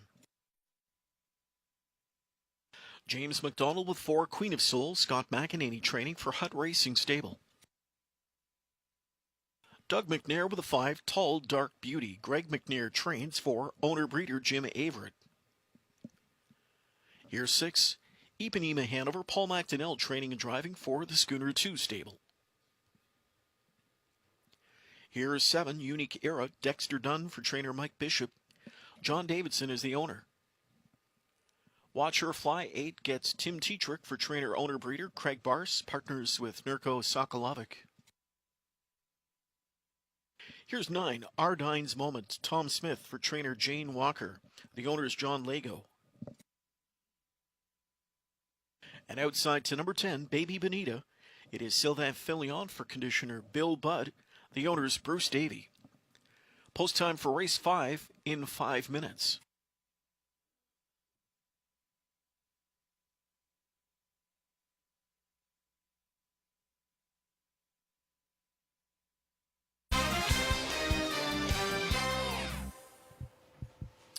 Okay, we've got one more overnight here before we get into our stretch of 4 Breeders' Crown Championship finals. Starting in race number 6, that'll kick off a great late pick 5 as well. We're going to wrap the first pick 5 here, Randy, in this 5th race. And what a good-looking betting board here. Wide open. What was your feeling on this race when you handicapped it? Well, there's a lot of talent in the race, no doubt about that. It's just that they don't really seem to be stringing the consistency together. So you had to kind of go looking, and where I ended up settling was the 7-horse, Unique Era. Okay. I think that he's been racing really good. Actually, his last 3 starts, even before that, he was racing good. But I thought his last 3 starts, he was really, really getting a lot better. And I pick up Dexter Dunn. Not a bad thing. There he is right there. The horse 2 starts ago, she gapped the gate a good 4 or 5 lengths. Yeah. Really put herself into a deep hole and still managed to rally to be second behind Horizontal, who, Right. as we know, for Kevin Ben, is going to be in the Breeders' Crown Championships in a couple of races. Yeah, and I mean, in a way, it kind of reminds me a little bit of the filly that, what was the name of the Millar filly that James saved the last dance? Saved the Last Dance, Remember yeah. when he left out of there with her and she kind of From the just took 10-1? off on Yeah, half and 53? Well, if you look at this filly's bottom lines, it was kind of the same thing. Like, she does have gate speed. She showed 28 flat at Sarnia, and then she comes here 26-1 out of the 9 hole. But she looked like she tired both times, and it seems like they've made a concentrated effort the last 3 starts to race her from off the pace. And I just like the way she's progressing. Yeah. Yeah, you know, I mean, she shows a 52 mile in there last quarter and 26-2 last half and 53-4. I mean, that's pretty good for this class. Christopher has gotten hot. Yeah, I was actually thinking of changing my pick just because the way he's driving. I went this one's direction. Well, aren't you a hero? Thanks, Randy. Appreciate that. Ivory Hanover is a filly that I feel is good enough. If she can get the right trip, if she can get herself within range. And this time of year, you know, going through the upcoming Harrisburg mix sale, there's actually quite a few Breeders' Crown final starters that are involved in that mix sale. Now, whether they end up going through the sales ring remains to be seen. But Ivory Hanover scheduled to go through that sales ring. And any good effort from now until that sale in a couple of weeks is only going to, you know, help her cause. Yeah. And I think she's good enough. I just find this group to be very evenly matched, and I just hope that, again, Chris has got her somewhere close that she can at least put in a good late charge. Yeah, well, he's got the rail, so that should work out to his advantage. And then the other thing is, too, is like Clark Bealby, he's kind of quietly going about having a pretty good year. He's got some nice horses racing. He's got a real nice young trotting filly. He's got this filly. You know, he's had a pretty good year, and she fits in here well. But I'm going to stay with Unique Era. I just love the Dexter Dunn, change. Not that, I mean, he's obviously had great drivers all along in Louis and Dougie, but sometimes a fresh set of hands is different, and maybe he'll get this one to the winner's circle for me. On nights like this, when you were driving and you had Breeders' Crown races coming up, obviously we know there's even more eyes on the product than unusual nights. Did you find there was more pressure on nights like this when you're even just in a regular overnight like this leading into a Breeders' Crown?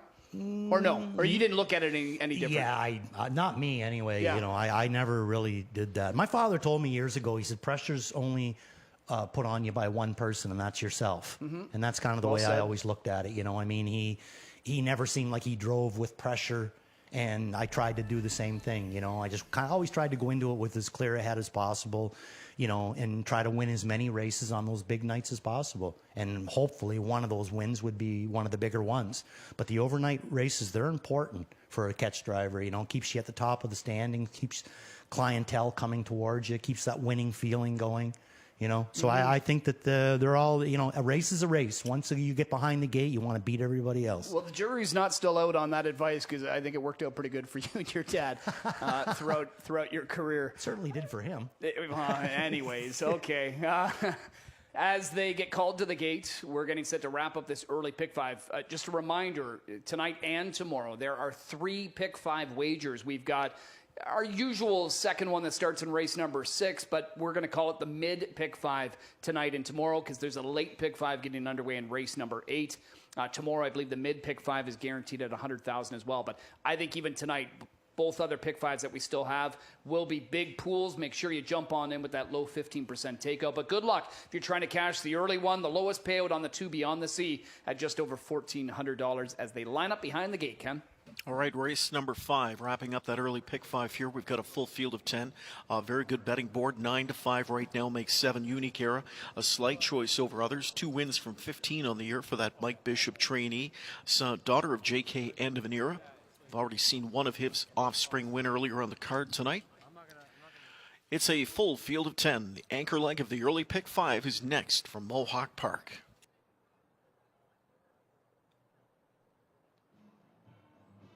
Field picks up speed. Here they come. They're off and pacing. Tall Dark Beauty, Ipanema Hanover left out together in the center of the gate. From the inside, pushing out is Ivory Hanover. Taken back into 4th now, goes Beyond the Sea. Speed outside from Unique Era, marching up into 5th. 6th away at the rail, left out Ideal Star. And the final 4 in the field are Queen of Soul, tracked by Baby Bonita, Watch Her Fly, and Our Dine's Moment sees them all back in 10th. Onwards to the quarter now. McDonnell presses the pedal, and Ipanema Hanover shoots to the front in 27 flat, leaving Tall Dark Beauty in that precious pocket spot. It's 2.5 lengths back to Ivory Hanover, then Beyond the Sea, 4th in at the rail. A gap of 3 to Unique Era from in 5th. 6th inside, there's Ideal Star. Further back we go to Queen of Soul and Baby Bonita. Final 2 in the field are Watch Her Fly and Ardine's Moment, still a single file trailer from back in 10th. Nearing the midway point, Ipanema Hanover at a baker's dozen to 1 leads the way for McDonnell through a first half of 56-1. Right there in the pocket spot, looking racy second is Tall Dark Beauty. It's 2 to Ivory Hanover. Here comes Beyond the Sea now, served up first over from in 4th. Trying to catch up to the cover will be Unique Era 5th now. Shooting the gap at the rail. There's Baby Bonita. Now she's in a blind switch. Overland outside goes Ideal Star. 3/4 bound, and here comes Beyond the Sea. Up after Ipanema Hanover, pocket sitter remains Tall Dark Beauty. Ivory Hanover's at the rail 4th now, 2 3/4 in 1:24-3. Ipanema Hanover at the rail, joined outside by Beyond the Sea, and Beyond the Sea rolls by. Ipanema Hanover back into 2nd. Tall Dark Beauty escapes with late pace. She's 3rd, she's 2nd outside, and she's closing. Beyond the Sea is still on top, leading in a length and a half. Here outside Ivory Hanover in the center, Tall Dark Beauty. It's Beyond the Sea who's almost there. Beyond the Sea at the inside, Beyond the Sea wins. Over Ivory Hanover, Tall Dark Beauty, and Baby Bonita in 1:52-2.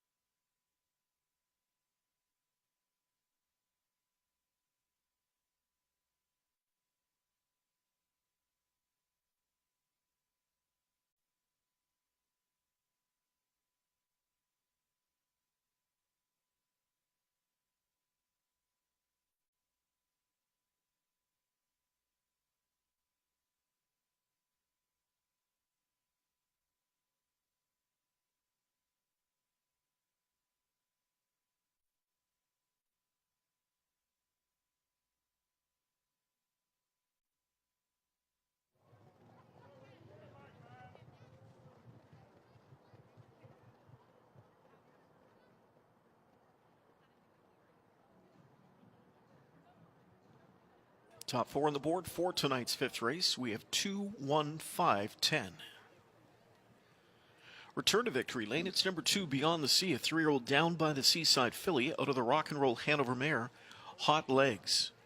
Is owned by Sarah Emery of London. Trained by Bob Young, driven to victory by Scott Young. It's Beyond the Sea's 3rd win this year, 3rd of her career. A new lifetime race record earned tonight, 152-2. It's Beyond the Sea.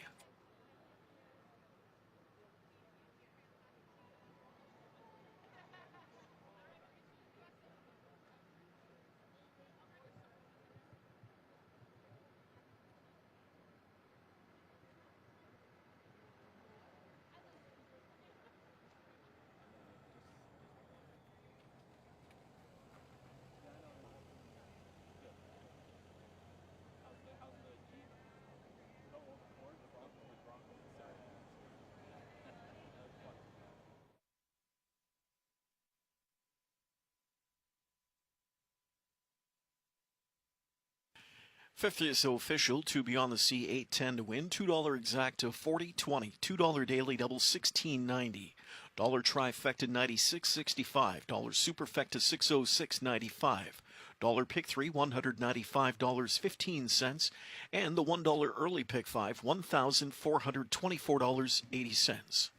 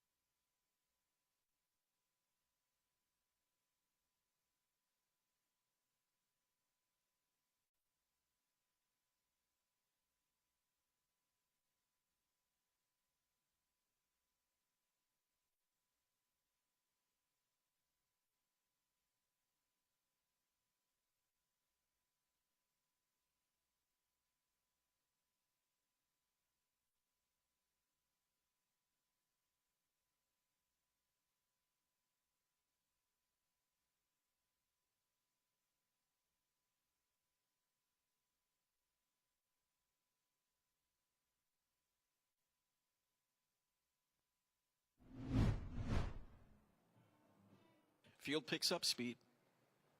Here they come. They're off and pacing. Tall Dark Beauty, Ipanema Hanover left out together in the center of the gate. From the inside, pushing out is Ivory Hanover. Taken back into 4th now, goes Beyond the Sea. Speed outside from Unique Era, marching up into 5th. 6th away at the rail, left out Ideal Star. And the final 4 in the field are Queen of Soul, tracked by Baby Bonita, Watch Her Fly, and Our Dine's Moment sees them all back in 10th. Onwards to the quarter now. McDonnell presses the pedal, and Ipanema Hanover shoots to the front in 27 flat, leaving Tall Dark Beauty in that precious pocket spot. It's 2.5 lengths back to Ivory Hanover, then Beyond the Sea, 4th in at the rail. A gap of 3 to Unique Era from in 5th. 6th inside, there's Ideal Star. Further back we go to Queen of Soul and Baby Bonita. Final 2 in the field are Watch Her Fly and Ardine's Moment, still a single file trailer from back in 10th. Nearing the midway point, Ipanema Hanover at a baker's dozen to 1 leads the way from Actonel through a first half of 56-1. Right there in the pocket spot, looking racy second is Tall Dark Beauty. It's 2 to Ivory Hanover. Here comes Beyond the Sea now, served up first over from in 4th. Trying to catch up to the cover will be Unique Era 5th now. Shooting the gap at the rail. There's Baby Bonita. Now she's in a blind switch. Overland outside goes Ideal Star. 3/4 bound, and here comes Beyond the Sea. Up after Ipanema Hanover, pocket sitter remains Tall Dark Beauty. Ivory Hanover's at the rail 4th now, 2 3/4 in 124-3. Ipanema Hanover at the rail, joined outside by Beyond the Sea, and Beyond the Sea rolls by. Ipanema Hanover back into 2nd. Tall Dark Beauty escapes with late pace. She's 3rd, she's 2nd outside, and she's closing. Beyond the Sea is still on top, leading in a length and a half. Here outside Ivory Hanover in the center, Tall Dark Beauty. It's Beyond the Sea who's almost there. Beyond the Sea at the inside, Beyond the Sea wins. Over Ivory Hanover, Tall Dark Beauty, and Baby Bonita in 152-2.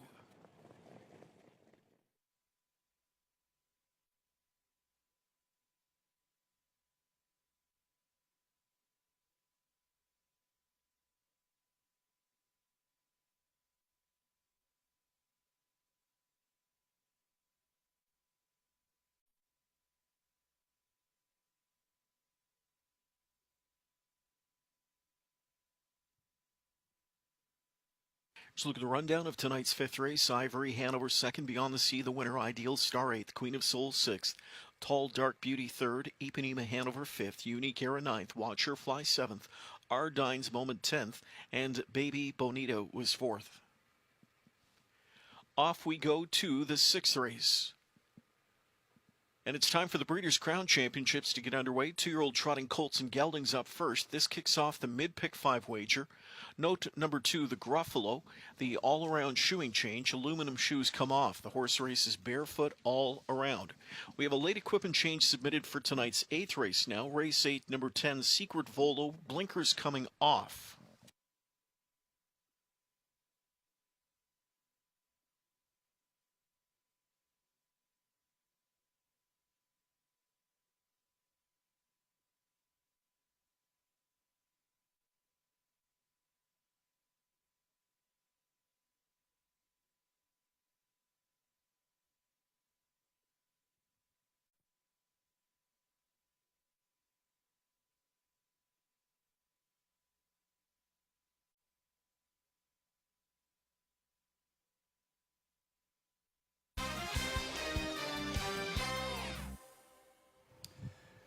Back in studio with Chad and Randy. It's been a great start to the night so far. We are 5 down, but now we really get into the excitement, Randy. The meat and potatoes. The meat and potatoes. Nothing better. The Breeders' Crown Championships, 39th edition, set to get underway. We are proudly hosting here at Woodbine Mohawk Park. Once again, we've got the 4 rookies tonight, then 8 championships tomorrow. It is going to be awesome. Mother Nature's cooperating, everybody on track and tuning in. The wager's been fantastic. Appreciate it. Enjoy it, and good luck. As we dive in, our first one of the night, it is the 6th race, and it's for the 2-year-old colt and gelding trotters, and it is presented by Determination. Serge Godin's Determination, one of the biggest supporters in all of harness racing, and proudly sponsoring this Breeders' Crown Championship final with $810,000 in Canadian purse money up for grabs, and bragging rights, and maybe divisional honors, because it all comes down to the Breeders' Crown, Randy, right? And That's a nice thing. Isn't it, though? Yes. There's nothing better than a lot of big money, right? 800,000. And it's the richest series in all of harness racing, the Breeders' Crown, right? Here since '84, and we have got, well, the board says it's a 1-horse race. Now, there's going to be a lot more that comes in this win pool, and I got to think that it's going to start getting spread around a little bit, but right now, Celebrity Bambino is the heavy 1-2 favorite. Now, he won his elimination last week. We'll see that in a moment, but let's check out the first elimination, and it was won by Gaines Hanover for Louis Waugh and Richard Moreau. Both of those gentlemen have been dominant over the years, especially Moreau, and they are looking to win their first Breeders' Crown title.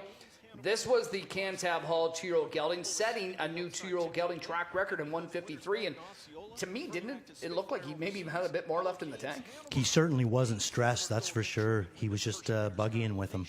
Yeah. It was a huge mile. It really was. He just looked very, very well in hand, and he was trotting fantastic. You know, his gait was just amazing when he moved him back, like when he moved him out of the gate and that, he was just amazing. He just 1, 2, 3, 4, even there pulling up, like he just, you know, he's not missing a beat. He's really on his game right now. Real nice horse. He beat the Wellwood Memorial Champion winner's bet back in the Champlain. Then this was Celebrity Bambino. He took over the lead in deep stretch and did not give that up. He won by a comfortable 2+ margins. Oh well, the Mohawk Million champion was clearly second best in this race. Yeah, he was, and you know, take nothing away from Celebrity Bambino either, because he did a lot of work that race, and he was the one at the wire. It was no easy time for Celebrity Bambino, so you know, he should be coming into this race very, very fit and much better post position to work with this week. I loved the way that Dave Miller and Dire Straits were flying on the end of that. It's just unfortunate that, you know, without winning the elim, you're at the mercy of what happens in the open draw, and he's drawn post position 10. Now, the good news is he does show that he's got some gate speed if he elects to use that, but he's also got a good late kick if he can get himself a little bit closer. But Dire Straits, 26-3 and 27-4. You don't see a lot of 2-year-old trotters put together back-to-back quarters like that. No, absolutely. And, you know, comes out of the Matthias Metlander barn, and I mean, they just had an unbelievable year. Matthias himself training at a 395, you know, 400 average. He learned under Tactor as as well, I believe. I think it's so, not a bad guy to learn from. Oh, I think Jimmy could teach you a few lessons, yes, for sure. He can also show you his slew of Breeders' Crown trophies if you want a reminder. Or just a slew of trophies. Yeah, Hey? yeah. Some people, they want a trophy room. He needs trophy rooms. House. Yeah, there you go. Trophy house. Well said. Well Come said to in my there. trophy house. Yeah, let's talk about your top pick in here, Osceola. He's 45-1. I got to think he'll come down a bit more, as others will, because Celebrity Bambino, despite being heavily favored right now, it looks like he's well on his way to being the favorite, but I think some others will get support. But for Osceola, we saw him third behind Gaines Hanover, but there was a small victory there, and it was, this was a horse that we've seen all season long. He's got a high level of talent. He can trot very fast. I think he can trot right there with most of these, if not all of them, when he's on his game, but his gait spin is issue. But he was good last week, wasn't he? Well, that's kind of what I'm going to buy, too. Earlier in the year, this horse was almost impossible to bet against, because like you said, when he minds his manners, he's very, very talented and seems like he can take air, seems like he can chop a mile. It seems like he can do just about everything. But then he went through a streak where he just seemed like he was making a lot of breaks. And I know Greg decided to make a shoeing change on him into last week. And I thought that they were more or less just trying to get him into the final. But if you watch that first elimination again with Gaines Hanover, this horse was absolutely rolling up the inside. And I love the fact that Dougie was able to chase him right to the wire, and it didn't seem like it was a problem. I'm probably reaching here. Celebrity Bambino and Gaines Hanover are really, really two tough horses in this race. They both drew better than mine. What I'm hoping is that they'll somehow or another mix it up, and Dougie gets that good kind of a trip. Because I think sometimes people forget how talented this horse was earlier on. Yeah, and, we saw a couple other good ones that are going to be in here. Winner's Bet. Oh, well, sure, they may not have drawn the best post, but they've got some great drivers in Dexter Dunn and Tim Tetrick to try and put themselves into the winning trips. Yeah, absolutely. And, you would honestly think that he would have to fire back. He did look a little bit flat his last start. But, the barn that he comes out of, the fact that he's got Timmy Tetrick driving him, the 9 hole's not going to really help your causes, but I don't think it'll hurt it too much at all. And he's got to start to fire a bit more, and I believe that it's still in there. And I think that he raced decent last week, but not good enough to track down Gaines Hanover. What about Kilmister, the 5? He earned a bye into this race by virtue of winning the Peter Houghton on Hambo Day. That was the 4th win of his career. He started his rookie season 5 for 5. He has since gone 0 for 3, but in a couple of those races, he's made miscues. Now, when you're a horse like him that has made some miscues, he had a scratch vet sick. Now he hasn't raced since October the 7th. He's got a bit of a stale date. Is that a blessing maybe to kind of get him some time away or not? I would think that it's a bit of a blessing, because in my own opinion there, he might be starting to show a little bit of soreness. This is a horse that came out gangbusters right early in the year, and this is a long year for these horses. And that's what when we talked about earlier in the before the show opened up there, when we were talking about what's the difference between a North American Cup and this race. The thing with this race is why it's so great is because it's at the end of the year. You can start your year out fantastic, but this one is at the end of the year. They still want to see you fantastic at the end of the year. Seems to like he's gotten a little bit stale, but by having that time off that you talked about, I'm sure that it probably helped him beneficial.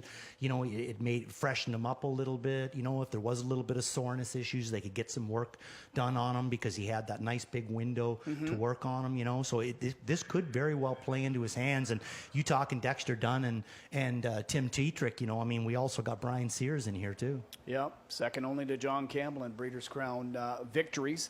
But even late in the season, maybe even more so the management, more important on a 2-year-old who is in their rookie season. We'll talk more. This is, by the way, the start of the mid-pick 5. Look at that pool already, 85,000 and climbing. And we'll kick it off with the Breeders' Crown Championship Final for 2-year-old Colton Gelding Trotters, proudly sponsored by Determination. We will get a look at the entire field on Post Breed with Ken in a moment, and then we'll have more coverage of this first Breeders' Crown Championship.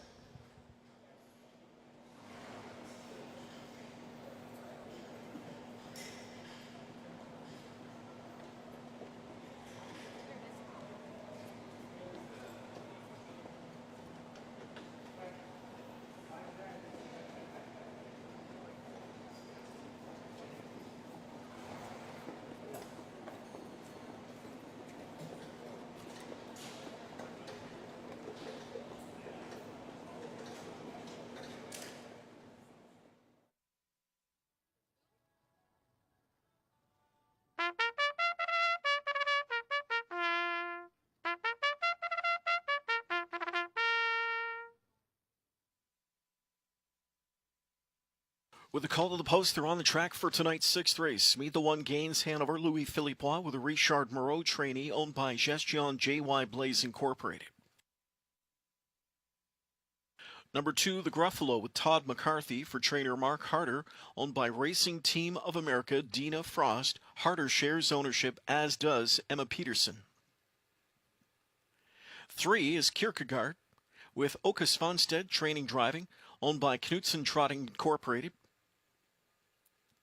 Celebrity Bambino the 4, handled by Yannick Gingras, trainer Ron Burke for the Burke Racing Stable, G&T Silva Stables, Knox Services, and Philip Kalura.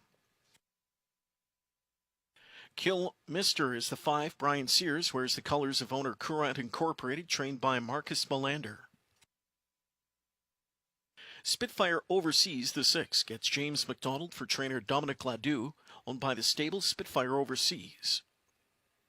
7 in the field is Osceola. Greg McNair co-owns and trains, partners with the breeder Willow Oak Ranch, along with Paul Hammond.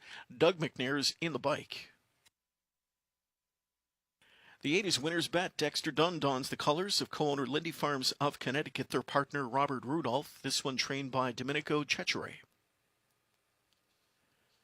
Oh Well, the 9, handled by Tim Tetrick for trainer Marcus Melander, owned by the SRF stable.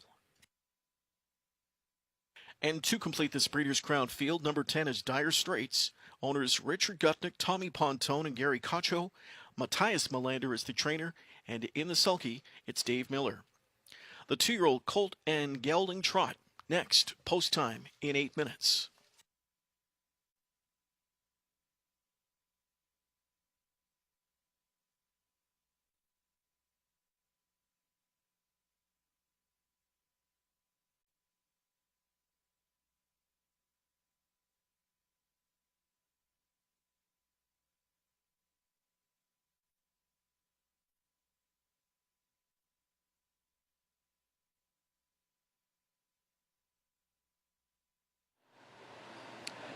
The name Melander is all over this 2-year-old Colt and Gelding Trot. First to our Breeders' Crown Championships tonight, and Marcus joining me now.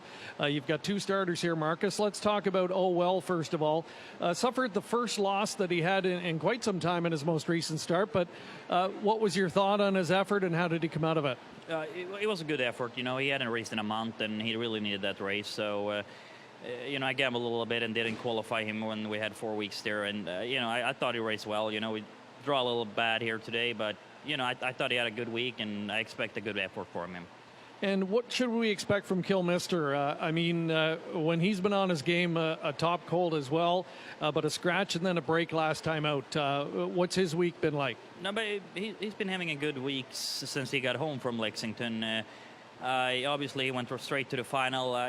I thought he was as racy as he could be, so I opted not to qualify or something like that. So he feels good. You know, he just needs to behave behind the gates. Gate's going a little bit faster here than it does in Kentucky, so I hope he'll stay flat. And Matthias with a starter here as well, Dire Straits. So what's that like, squaring off against him at a Breeders' Crown Championship? Oh, I mean, I'm rooting for that horse as much as I root for my horses. You know, like it's the same barn, really, you know. But, you know, that horse raced really well in the elimination, and sadly he drew the 10-hole. But, you know, he can really sprint, that horse, so we'll see. Well, you've had a good record in this event in the past. Won it 4 years ago with Jim Pansy. Good luck tonight. Thank you. That's Marcus Melander with 2 starters in our first Breeders' Crown Championship of the night. Race 6 coming up, $810,000 on the line. Great stuff there from Greg and Marcus Melander, and yes, we see the Melander name quite a bit here, and already in their young careers finding quite a bit of success at the Breeders' Crown level. They get to train some great horses. They are great horse people as well, but all the money continues to be on Celebrity Bambino here, Randy, and you know, this is a horse that they were high on right from day one. He started out well, then he just got sick. He missed the month of August. And again, now you get into this time of year and, you know, you're talking about management and you know, not having too many starts and peaking at the right time. I think he kind of checks all those boxes. I agree. I completely agree with you. Yeah, I thought he raced lights out last week, and it's such a much nicer post position to work with, the 4 as opposed to the 9. You know, if he does want to float him on out of there, he can float him without doing too much. With the 9-hole, you kind of more like got to get out of there, got to get moving. If you're lucky enough to catch a hole, that's one thing. But with the 4-hole, he can float easy, and it should work out to his advantage. But he's going to need it because Gaines Hanover, I mean, this is going to be interesting if they line up 1-2. Yeah. What happens between the two of them? The only thing that I'm hoping for is that maybe there's enough action with a few of them leaving to kind of mix things up a little bit. And I'm just hoping that Osceola gets a good, nice, solid, kind of a quiet trip, and then have the same fire on the end of it. Because I know he's got the talent. It's just a matter whether he stays. I just wonder at if it. he leaves tonight. You know, I hope if he not. feels safe behind the gate, then he probably will. But I'm hoping that he doesn't, because I think there's going to be enough levers out of there. And I just would like to see him race this colt from behind a couple times, because he really, really trotted well last week, and he had a lot of go on the end of it. And I just think that he could, maybe regroup and finish his year off this way, and then come back next year as a 3-year-old. And if they're able to race him from off the pace, he'll probably just last that much longer through the season. And what are you thinking about Gaines Hanover from the rail draw? Well, I mean, I don't think it's going to hurt him too much there. I mean, he obviously made a break in the Wellwood, spoiled his chances behind the gate with the 3-hole. But he did have the 2-hole 2 starts back. Now, he didn't really get away great for a non-winners of 3 race, but he stayed at it anyway. But he does show gate speed out of the 9, does show gate speed out of the 7, does show gate speed out of the 5. Rail can be a little bit tricky, though. That's the only thing. Yeah, well, I know 2 starts ago when he faced some older horses and he was buried. I mean, he trotted home at 26-4, and that was behind a wall of horses. Yeah. He can close if need be. I don't think he's got to be controlling it. We just sort of saw kind of a different angle from him last time. So it's, as a driver, it's got to feel good to know you've got a horse that you feel confident you can kind of be successful with a variety of trips. Oh, absolutely, and especially with the rail, because you don't want to be forced into the issue of bombing off the inside. It's tricky for trotters, for any horse actually, but especially for trotters on the rail here. It pushes back against you a little bit. You more or less get some of your momentum stolen from you, and then just before they let you go, usually the rail will skid away from you, and if you don't have a horse that's handy, or if you mistime it, they can easily jump it. Yeah, I mean, when we're getting excited to kind of kick this off, the Breeders' Crown, but when you look at it as a whole over the 2 nights, does this not look like one of the best lineups we've seen in recent years? Oh, absolutely. You got so much depth over the next 2 nights. It's amazing. It really is. Like it's such a well thought out group. There's pretty well every race has at least 2, sometimes 3 horses that really, really stand out. I mean, even with the 2-year-old filly trot, there's Special Way, Righteous Resolve, but how can you leave out the filly of Stacy's? I mean, she's a nice filly. What about in the 3-year-olds with Where We Exalt? She fits. She's got the speed to go with it. Where We Xenia, sorry. Yeah. But she's got the speed to go with any of those horses. So you're going to have 2 favorites, and then her coming. It's just a deep, deep bunch of horses this year. Very evenly stacked bunch. And what I find is that, sometimes, as we know, it gets late in the year. Some horses don't make it to this point. It's, they've been forced to kind of take some time off or whatever, and they miss it. Sure, there's some big names that are missing these 2 nights. However, for the most part, it looks like we've got the best of the best. Absolutely. And most of the best made the finals. So it's just a very, very stacked betting kind of a bunch, I find. I mean, they're all great ones, but if there's a clear-cut standout, there always seems like there's one in there that potentially could beat that clear-cut standout, or maybe even 2. You go to Bulldog Hanover's race on Saturday night there, he's going to have to deal with Allywag Hanover. Yeah, and others. If those 2 make a mistake, Tattoo Artist could pick it all up. He's just as deep as them. So you got quite a bunch of horses, quite a bunch of divisions over the next 2 nights. Pundits just a couple of weeks ago were talking so highly about Tattoo Artist, that right now he looks like he's second best to Bulldog, which is pretty good. Allywag's trying to have something to say about that. So yeah, it's shaping up. Again, it all comes down to the Breeders' Crown. You need your very, very best to win these, and you know that for sure. So we're getting set to get this night underway. It is the first of 4 Breeders' Crown Championships as the 39th edition of the Breeders' Crown, proudly presented once again this year by the Libfeld Cats Breeding Partnership.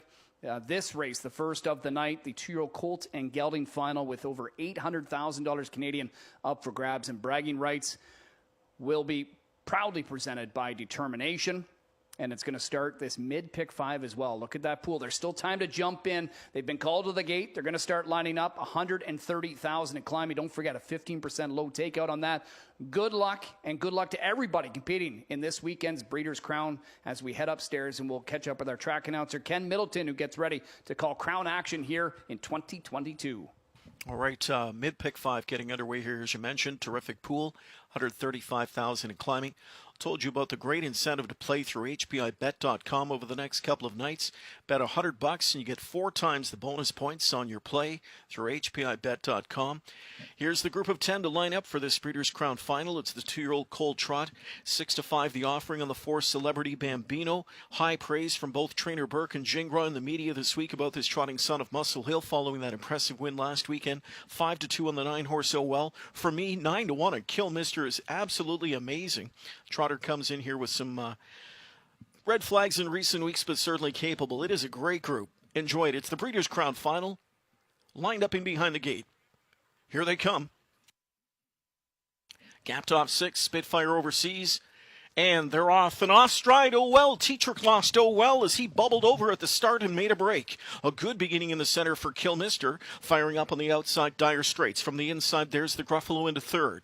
Taken back and forth is Kierkegaard K. A floating 5th outside is Osceola. 6th up in between is Celebrity Bambino. Further back into 7th goes Gaines Hanover. To his outside from an 8th going to the quarter pole is Winner's Bet. Then to the inside, Spitfire Overseas. And trailing after the miscue is oh well. McNair just lost Osceola at the quarter pole, and it's up in 27-2. So now to the front goes Kilmister as Sears sets sail for the lead with him. Dire Straits, that long shot, backs up to 2nd. 3rd is the Gruffalo. Kierkegaard K is 4th inside.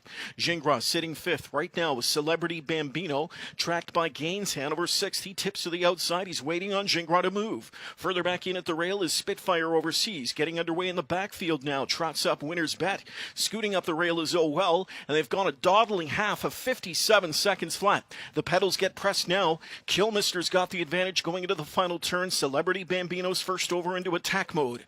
Gaines Hanover advances steadily on cover. Buried at the rail 4th is Dire Straits. Off stride in a tough spot at the rail is the Gruffalo as he goes safety lane bound on the run. Further back outside there, steadied on the turn went Winner's Bet. They're up to 3/4 and it's Kilmister dealing with a pesky Celebrity Bambino. Outside on cover, Gaines Hanover. Buried at the rail is Dire Straits. 3/4 up in 125-4 and Celebrity Bambino strikes the front. Kilmister will have to find more. Gaines Hanover launched off cover now and he comes on. It's Celebrity Bambino put to a deep stretch drive. Gaines Hanover gaining on the outside. Celebrity Bambino. Gaines Hanover's inching in, and it's Gaines Hanover on the outside. With a hometown score, Gaines Hanover wins the Breeders' Crown in 153-2 for Waugh and Moreau.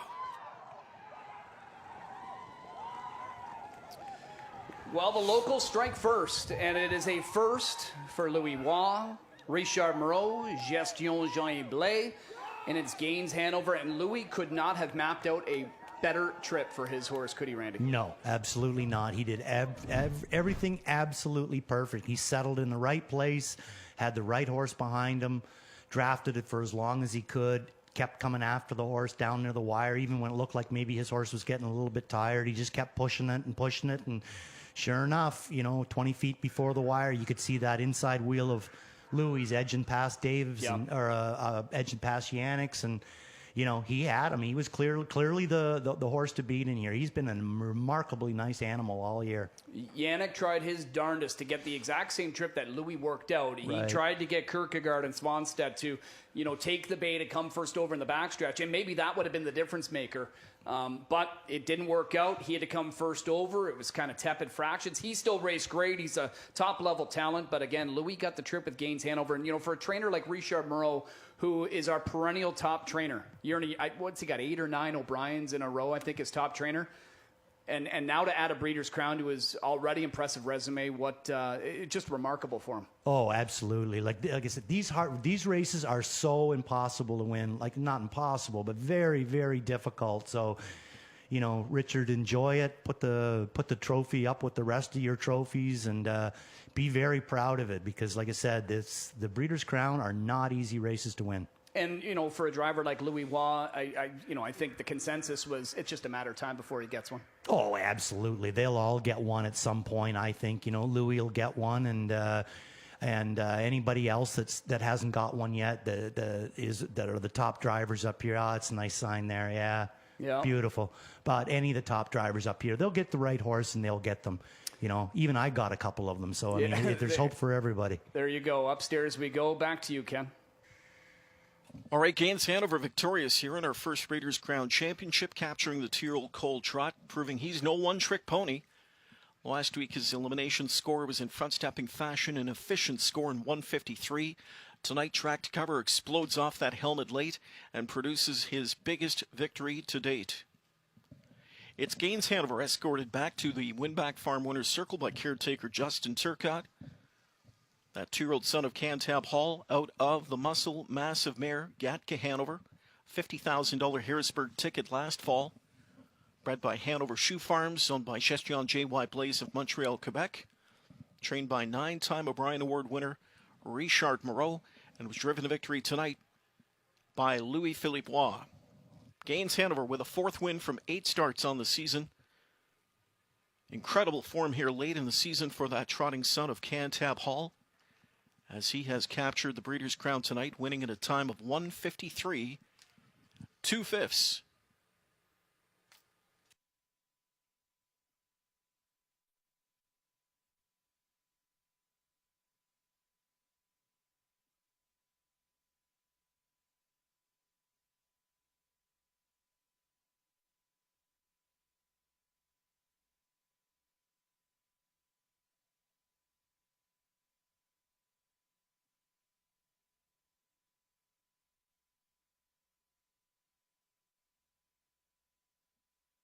Trophy presentation made to the winning connections tonight.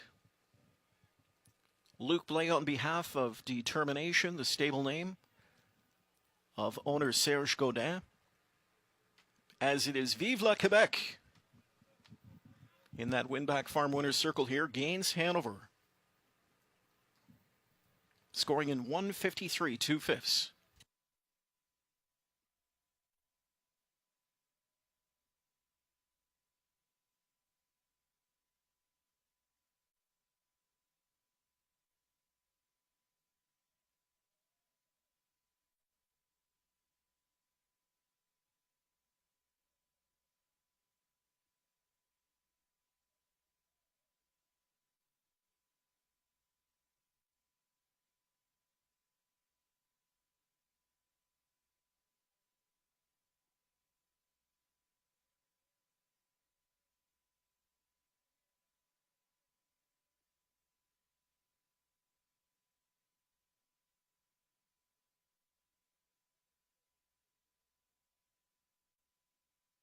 Sixth is official. One Gaines Hanover paid $9.60 to win. $2 exact to $32.10. The $2 daily double $73. Dollar trifecta $81.20. Dollar superfecta $669.60. And the $1 pick 3 paid $42.50. How about that mid pick 5 pool? $196,000 plus. And we've got over $33,000 in live money moving on to the next leg.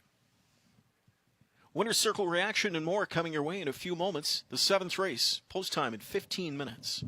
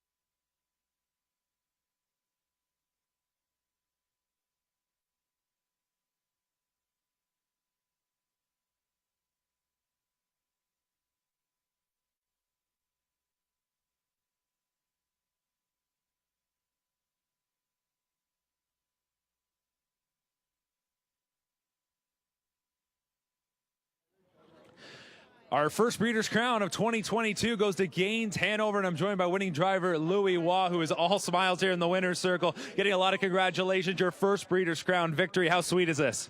It was great. The feeling down the lane, the trip worked out pretty good, and down the lane I just had in my mind, I says, please, we didn't do all that just for a second, and the horse just responded well, so that was just a great moment. He showed his grit, there's no doubt about that, as he's able to out-battle Celebrity Bambino to get the victory. At any part down the lane, did you think you had him, or was it just full on to the wire, you had to drive him to get him there? Middle of the lane, I would say. When we got into the lane, Yannick's horse started sprinting a little bit, and mine just kept going with him.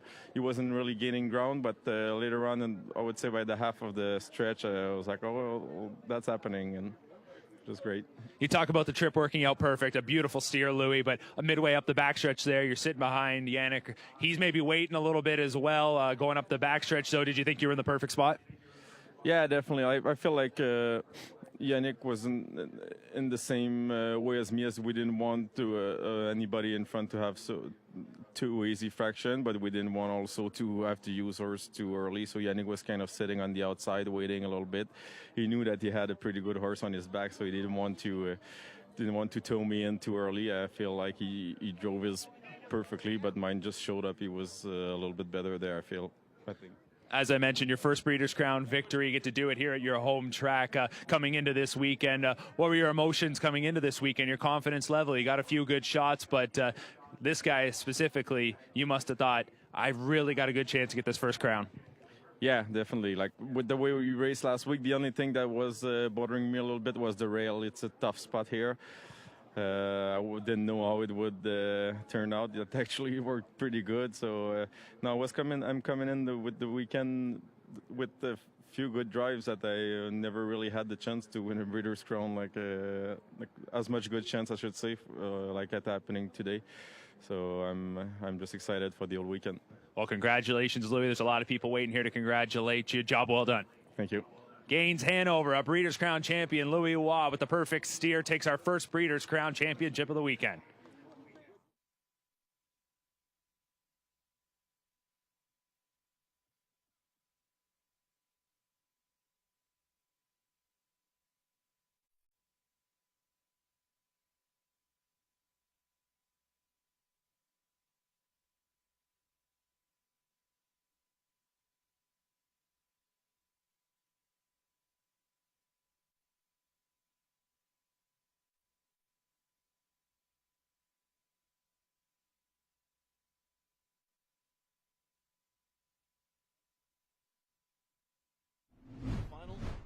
Lined up in behind the gate. Here they come. Gapped off 6, Spitfire Overseas. And they're off and off stride. Oh well, Teacher lost oh well as he bubbled over at the start and made a break. A good beginning in the center for Kilmister. Firing up on the outside, Dire Straits. From the inside, there's the Gruffalo into third. Taken back and forth is Kierkegaard K. A floating fifth outside is Osceola. Sixth up in between is Celebrity Bambino. Further back into seventh goes Gaines Hanover. To his outside, from an eighth going to the quarter pole is Winner's Bet. Then to the inside, Spitfire Overseas. And trailing after the miscue is oh well. McNair just lost Osceola at the quarter pole, and it's up in 27-2. So now to the front goes Kilmister as Sears sets sail for the lead with him. Dire Straits, that long shot, backs up to second. Third is the Gruffalo. Kierkegaard K is fourth inside. Gingras sitting fifth right now with Celebrity Bambino, tracked by Gaines Hanover sixth. He tips to the outside. He's waiting on Gingras to move. Further back in at the rail is Spitfire Overseas. Getting underway in the backfield now. Trots up Winner's Bet. Scooting up the rail is oh well, and they've gone a dawdling half of 57 seconds flat. The pedals get pressed now. Kilmister's got the advantage going into the final turn. Celebrity Bambino's first over into attack mode. Gaines Hanover advancing steadily on cover. Buried at the rail fourth is Dire Straits. Off stride in a tough spot at the rail is the Gruffalo as he goes safety lane bound on the run. Further back outside there, steadied on the turn went Winner's Bet. They're up to 3/4 and it's Kilmister dealing with a pesky Celebrity Bambino. Outside on cover, Gaines Hanover. Buried at the rail is Dire Straits. 3/4 up in 1:25-4, and Celebrity Bambino strikes the front. Kilmister will have to find more. Gaines Hanover launched off cover now, and he comes on. on. It's Celebrity Bambino put to a deep stretch drive. Gains Hanover, gaining on the outside. Celebrity Bambino gains Hanover's inching in, and it's Gains Hanover on the outside. With a hometown score, Gains Hanover wins the Breeders' Crown in 153-2 for Waugh and Moreau.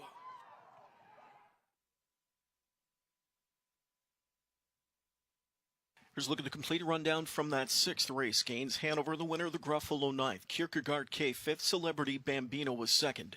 Kilmister third. Spitfire Overseas seventh. Osceola 10th. Winner's Bet was eighth. Oh Well sixth. Dire Straits fourth. 14 minutes on the clock to the upcoming seventh race, the Breeders' Crown 2-year-old filly pace final. In the seventh race, number of notes, shoeing change on 1 Charleston, steel to aluminum all around for her. Wholesale changes on 7 Proud Mary, goes Cancy back to blind bridle, take the left side Murphy blind off, shoeing change is steel to aluminum behind for her. Also note the 8 Sweet Amira with a shoeing change going from aluminum to steel shoes up front. It's the seventh race in 14 minutes. Dare Castle crushes them in the SBOA final. The anticipation of the 2022 sale season has arrived. From owning your next Ontario Sire Stakes champion to winning coveted Grand Circuit races. 153-3. Stonebridge Helios. Ontario Sire yearlings have what it takes to put you in the winner's circle. In 150-3. Purchase your next Ontario Sire Stakes winner this fall. The one and only choice, Ontario Sire. 151-1. Back in studio with Chad and Randy. We're underway with our Breeders' Crown Championships on night 1. We are ready for our second one, 810,000 Canadian Breeders' Crown Championship final for the 2-year-old filly pacers, proudly sponsored by the SBOA, one of the best in the industry. We host the SBOA finals early in the season, just kind of a great stepping stone into the provincial program, and just a great program, especially this past year when it expanded to include both the colts and the fillies. Yeah, for sure. No, it's a great program, and they always go for big money. That Those they do. Finals, they do. They right always at the go start for of the big season money. too. It's nice if you can have your horse ready. There's some big money up for grabs big there. Money on the line right there. Oh, and before we get into this race, though, I'd just like to say, and I'm sure you do too, I'd just like to give a big shout out to Louis Waugh. For his first Breeders' Crown victory. You couldn't have done it any better, Louis. Congratulations. We love it when, we always think of these things as kind of a U.S. versus Canada. It's fun like that, right? And we strike first here with local talent. And, we've got a good hand to play with here coming up, too, because Sylvia Hanover, she has been the star of the 2-year-old filly division throughout the season. The Always Be Mickey filly sent out by Sean Stacey, who we will be hearing from a little bit later on. He sends out his first starter as trainer, and he is in the midst of a career year. She's clearly the one to beat, Randy. What's it going to take to beat her, if anything? Well, I mean, they're all beatable. I mean, there's like Charleston is really just as nice a filly as this filly. They're both really nice fillies. It's just that we've been lucky enough to see Sylvia Hanover every week, and we've only got to see Charleston a few times. I'll tell you one thing we were noticing, though, that is a very interesting change from Brett Pelling, going from 4 steel to 4 aluminum on Charleston. Yeah. I think that's this is a very slippery track. Going a bit lighter. Yeah, and it's a slippery track. And with the aluminum shoes, you get a lot more grab. You get that big toe grab. They'll dig in a lot more. Maybe last week he thought she was tiring a little bit. She wasn't getting a hold of the track. Still win, but it's a big change, and I think it's a good change. All right, well, we've got that change. We've got Proud Mary wholesale changes. We'll talk about all of the field in a few moments, as we will first introduce the group for the Breeders' Crown 2-year-old filly pace final presented by the SBOA.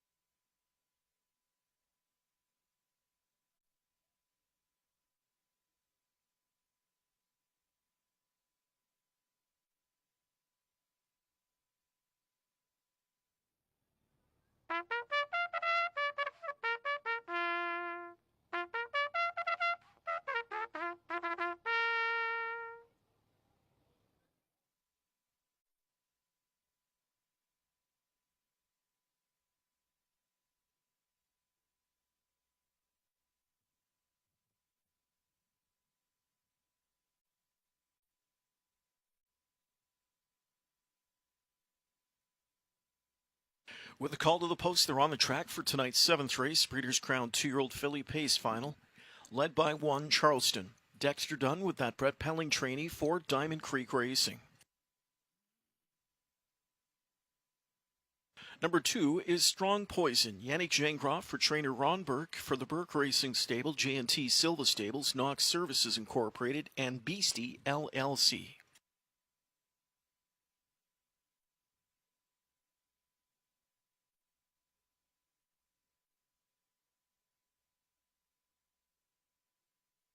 Next out is 3, Horizontal. In Reign 2, Sylvain Filion, trainer Kevin Ben. Shares ownership with partners Leo Fleming, Dennis Chadwick, and Zachary Mills.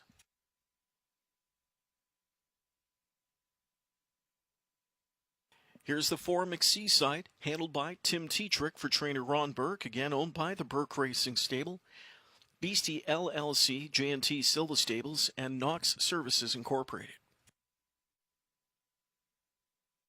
Sylvia Hanover, number 5, 4-5 favorite in Reign to Bob McClure, trainer Sean Stacy, owner Hudson Standardbred Stable. The 6 is Light and Tight. Dave Miller for trainer Nifty Norman, owned by Pinsky Stables and David Hose.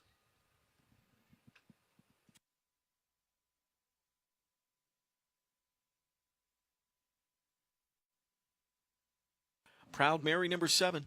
James McDonald with that Chris Ryder trainee for Let It Ride Stables and Bottom Line Racing.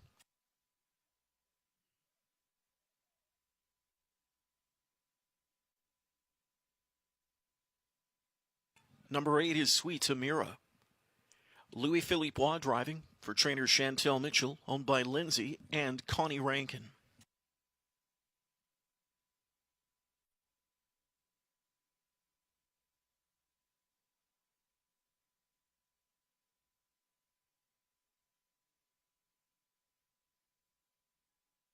Here's the 9, Bellissima Hanover with Todd McCarthy for trainer Tony Alanya, the owners Riverview Racing, Alanya Racing, Caviart Farms, and D. Plouffe and S. Head Stable.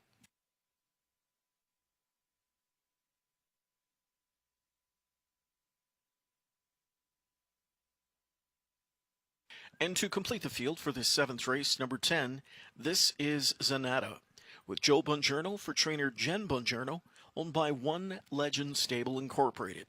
The 7th race, it's the Breeders' Crown 2-year-old filly pace final in 7 minutes.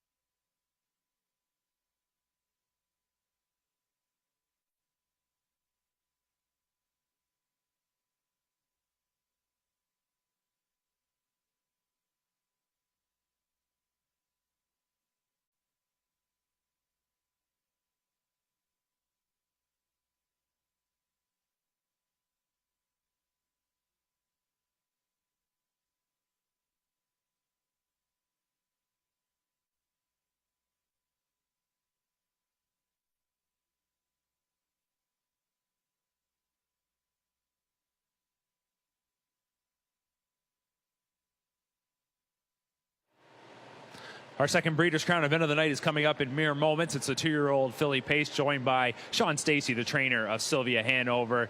Sean, what a fantastic campaign it has been, but it's been building up to a moment like this tonight. Talk a bit about how she's coming into tonight's race. She's coming into it really good. You know, she's had a great week. It all comes down to the Breeders' Crown, so I guess a lot of pressure, but a lot of good pressure tonight.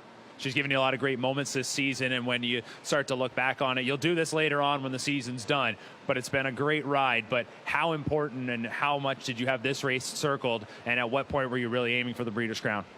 Well, you always dream about it when you have a 2-year-old. Nobody knows if they're any good or not, and she just happened to be that good. So the closer we got to it, the more we thought about it, and tonight we're here for the show. We saw another good victory from her last week in the elimination. It's a good group of fillies. You're right in the middle, post position number 5. Looks like there's speed on the outside. There's some real contenders to your inside. What are you expecting from this race? It's going to be a real boxing match right from start to the end, I think, tonight. They're not going to leave her alone. But, you know, Bob's got good tactics, and it unfolds the right way. She's as good as anything, so hopefully it's her night, that's all. I know the race is just a couple minutes away, and I can probably guess your emotions, but how are you feeling? Excited.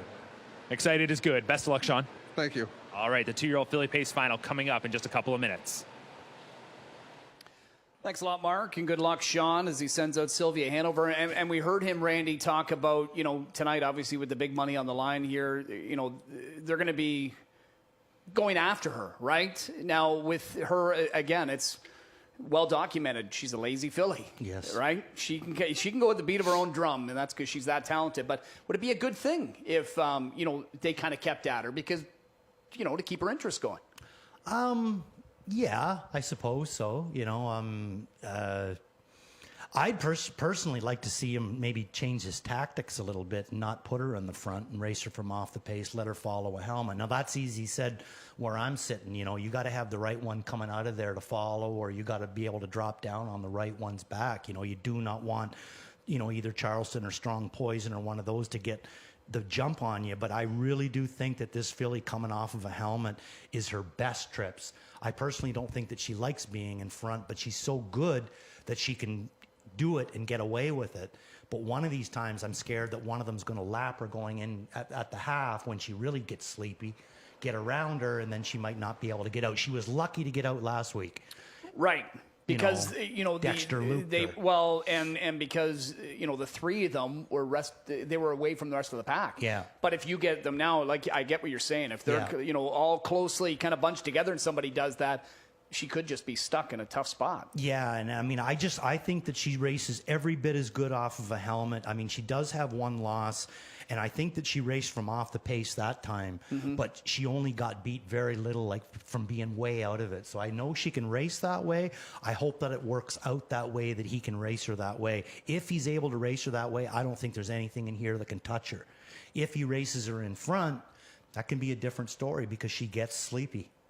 The two Strong Poisons, my play of the night. I like her. I mean, I'm a big fan of Sylvia Hanover. I root for the connections. I've got, tons of respect for them. Charleston's a great-looking filly as well. But Strong Poison, I feel, could maybe prove that she's right there as well. She's had a great year. She's 9 for 11 in the top 2. She's had to race, in Lexington against Twinbee Joe Fresh. That filly has not just been a standout for Chris Ryder and Dexter Dunn and company, but she's also been the fastest 2-year-old, doesn't matter male or female, this year with her 48-4 victory. I think Strong Poison in a spot like this tonight could get the opportunity to be able to still race close because she likes to, but chase. And maybe she's just a little bit better if she can get a target to kind of chase down. That's my hope here, Randy. I think that you're going to have a target. I don't see her chopping it. Maybe Yannick would like to chop it with her, but I don't see that working. But she's also another filly there that races really well from off the pace. She won a stake in Lexington going for $140,000 and raced from way out of it. Mile and 51 last half and 53-4. So she can do it from anywhere as well. Another one that I'd like to kind of throw in there, I mean, she's not obviously coming into this race the way that the connections would probably want her, but you want to talk about talent. This 8-horse, Sweet Amira, that is one talented filly. I sat behind her a bunch of times this last winter, and they always, whether she got sick or there was always these little things that kind of kept her to getting those kind of back-to-back 7-day-a-week races. But you want to talk talent, boy, I'll tell you, this is a really, really nice filly. Yeah, weeks ago, Chantel in an interview, before 2-year-olds were even really out, mentioned this filly, and she was really high on her. And we know things haven't gone exactly according to plan. Right. But, as long as she has a good end of the season and a great off season, Yeah. you hope for a huge 3-year-old campaign. And she's one, too, that, like if she did race good in this final race, I might even take a chance at some of those Final Fours. Yeah, maybe. You know what I mean? Because she's only been lightly raced. This is only going to be her 6th start. Yeah. So to me, if she races really good in here, I think I would take a shot and send her down there because she's deep, this filly. She's got a big set of lungs, and if she happens to hit everything go her way, anything could happen with her. Sean Stacey making his Breeders' Crown debut, as is trainer Kevin Ben with Horizontal. She's a 31-1 long shot. Sylvia Hanover, though, will the beat go on for her? Betting public certainly thinks so, Ken, as she is heavily favored at 3-5. Yes, indeed. Popularity polls swing in her favor here tonight. That's what happens. Win week after week after week, and public stay in your bandwagon here. Lots of other good price options, though. It's a very, very deep field. Charleston getting 3-1 support. Right now sitting at 5-1. Next door neighbor number 2, Strong Poison, a filly you thought highly of, Chad. We've got the pacing fillies of this year's freshman class in behind the gate as they get set for their Breeders' Crown Championship. It's post time.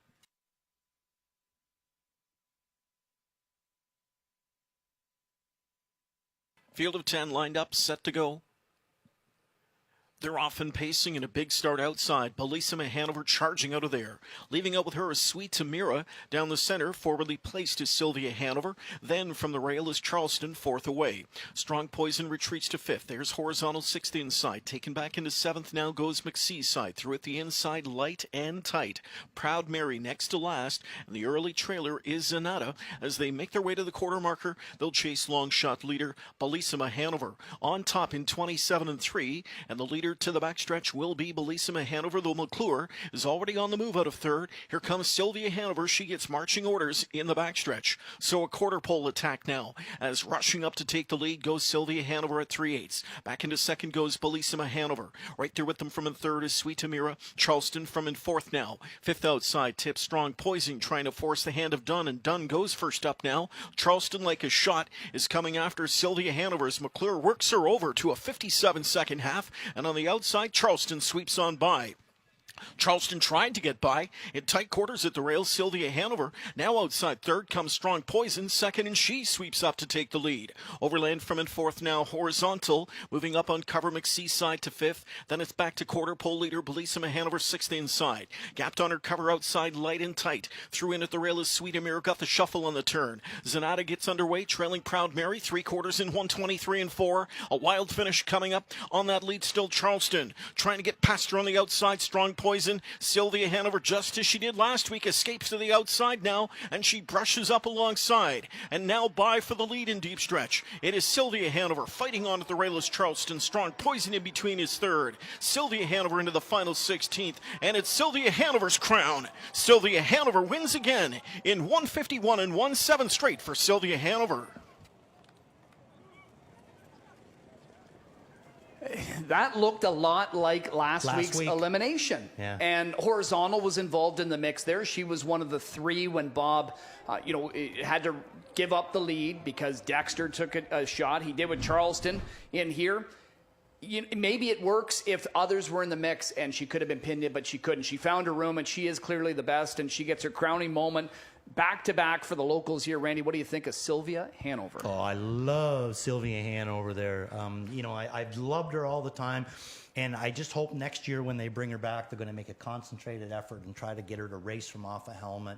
I don't think that she likes being in front. I don't think she likes to tow the train. But I'll tell you one thing, when she comes off a helmet, she's game. Like she's already making ground on those fillies, and those 2 fillies that she's going by, both of those fillies are pretty nice fillies, and she's just rocketing on by. One of these times he's going to get a second over trip, and my God, look out. Bob gets his 2nd crown on a streak, his first one back in 2020 at Hoosier Park. Now he gets one here on local soil for Sean Stacey, who's, again, in the midst of a career year, such a great guy. Great horseman, comes from a great family, as we know. And, Sylvia Hanover and Hudson Standardbred stable, too. Tony Infeliz has been involved in the game a long time. And to celebrate this win with Sylvia Hanover, yeah, just the fist pump, right? And this tests you as a driver, a filly like this that has to be driven like this, and you got to stay at her. And, it's a little unconventional. But if it works out, it works out, and it's worked out all season long. Oh, absolutely. She's just an absolute pleasure, and congratulations to the Staceys. Congratulations to Bobby, too, but congratulations to the Staceys. You're just not going to find a nicer family than that, and way to go, Scooby. Yeah, congrats. That's right. Kenny, upstairs to you. All right, caretaker Natasha Stacey escorts that wonderful filly Sylvia Hanover back to the Winback Farm winner's circle after her gutsy score in the Breeders' Crown final tonight. It's Sylvia Hanover, 2-year-old daughter of Always Be Mickey, out of the Artiscape mare Shy Away, a $135,000 filly last fall at Harrisburg. She was bred by Hanover Shoe Farms. Hudson Standardbred Stable of Hudson, Quebec is the owner. Trainer Sean Stacey and winning reinsman Bob McClure. For Sylvia Hanover, that's 9 starts on the year now, 8 of them winning efforts. And a runner-up effort to boot, a near-perfect campaign for Sylvia Hanover, and a 151-1 Breeders' Crown score. In all likelihood, summoning up divisional honors with that victory here tonight, as she was a slam dunk, as the public expected here, making her the 1-2 choice, and she lives up to the hype. Big crowd to celebrate the victory of this filly. Again, local connections. Big night for the province of Quebec thus far. Hudson Standardbred Stable owning this filly. And again, local trainer Sean Stacey, reinsman Bob McClure, as they celebrate Sylvia Hanover's Breeders' Crown 2-year-old filly pace score. The 7th race, sponsored by the SPOA. Presenting tonight on their behalf, Andrew Cars and Jesse Ballore.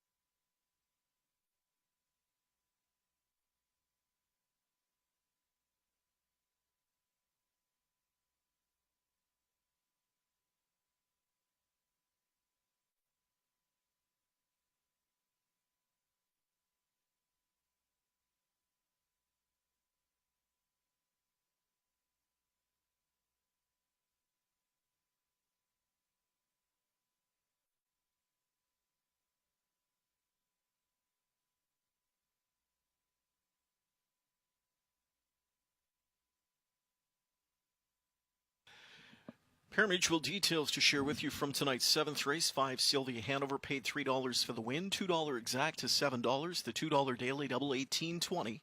Dollar trifecta $9.10. Dollar superfecta $114.30. Dollar pick 3 capped off paid $59.10. The $1 early pick 4 $71.85.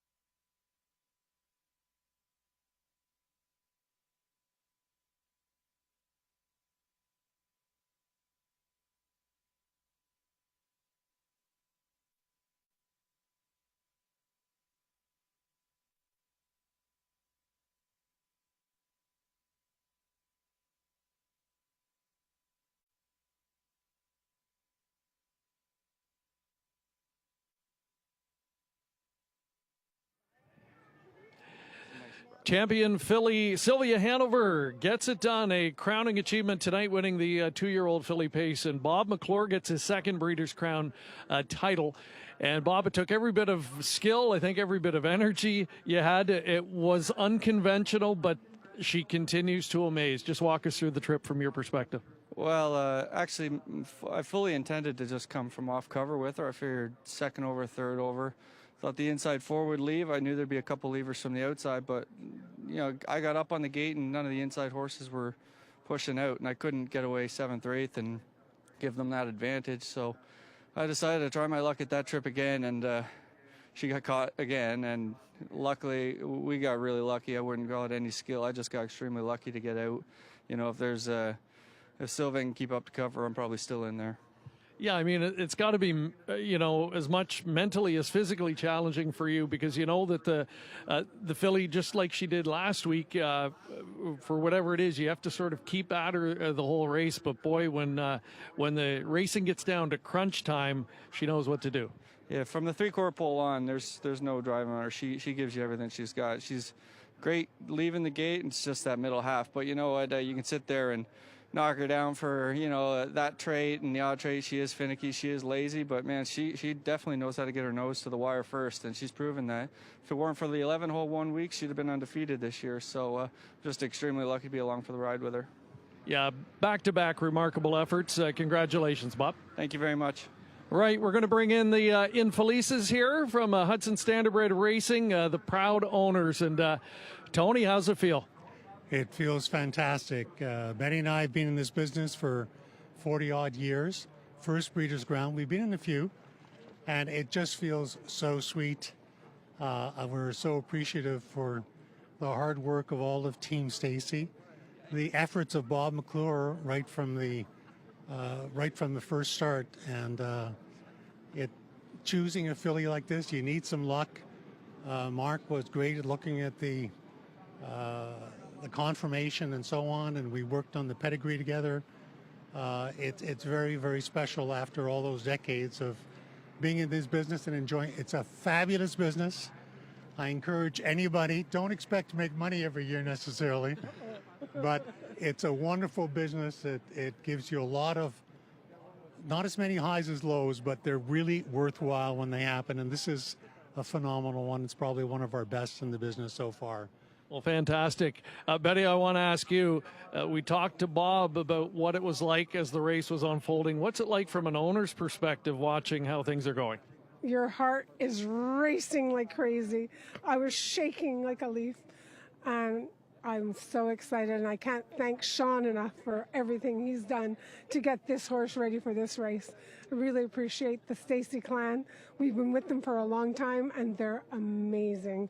We appreciate them so much. All right, and you're right. When you have a long time involvement in the business, it's the highs like this that make it worthwhile. Breeders' Crown champion Sylvia Hanover.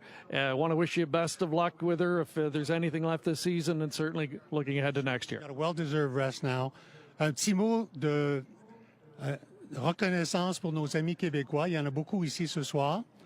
Je vous ressens ici dans le cercle des vainqueurs avec nous. Merci. Merci. Congratulations once again, the connections of Sylvia Hanover. And 2 for 2 for the locals tonight, as she is the Breeders' Crown 2-year-old filly pace championship.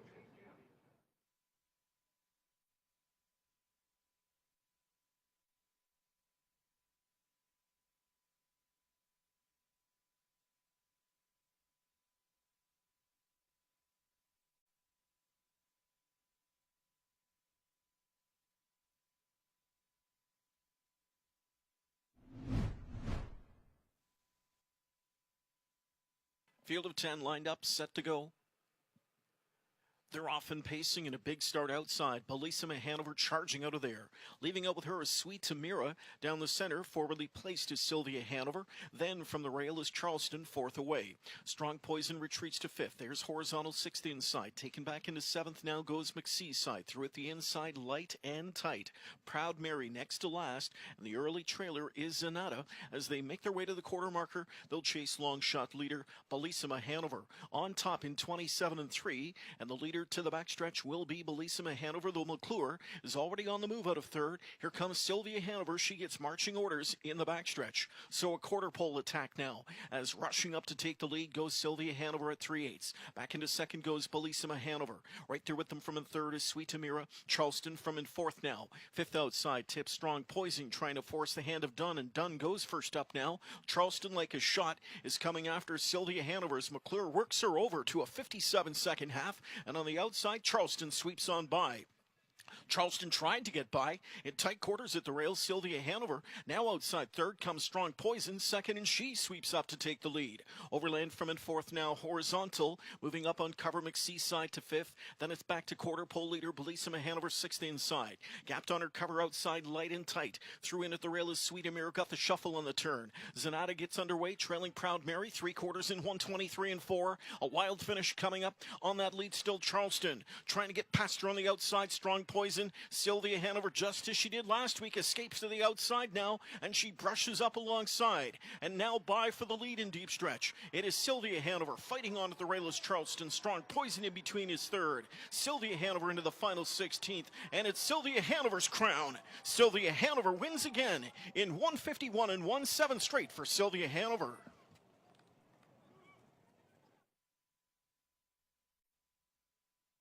So they all finished in that seventh race. Charleston second, Strong Poison third, Horizontal eighth, McSeaside ninth, Sylvia Hanover the winner, Light and Tight 10th, Proud Mary 7th, Sweet Amira 4th, Bellissima Hanover 5th, and Zanata was 6th.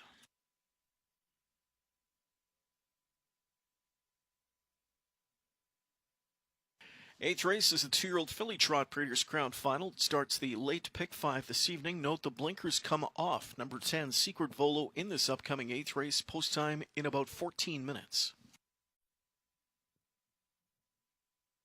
My grandfather instilled in me that there's no such thing as luck. He said luck is where hard work meets opportunity.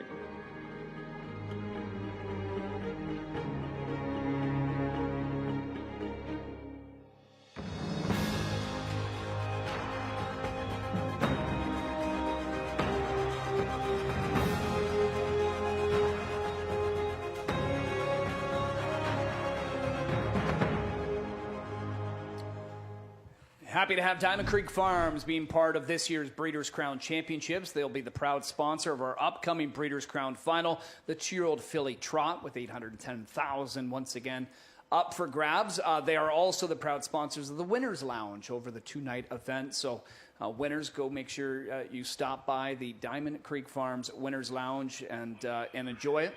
And brag a little bit, right? Why not? But yeah, locals 2 for 2. And you and I were just talking off camera and saying, this certainly is not far-fetched to think locals could sweep tonight's action. How's Canada making out tonight? We're doing okay. A? Yeah, A.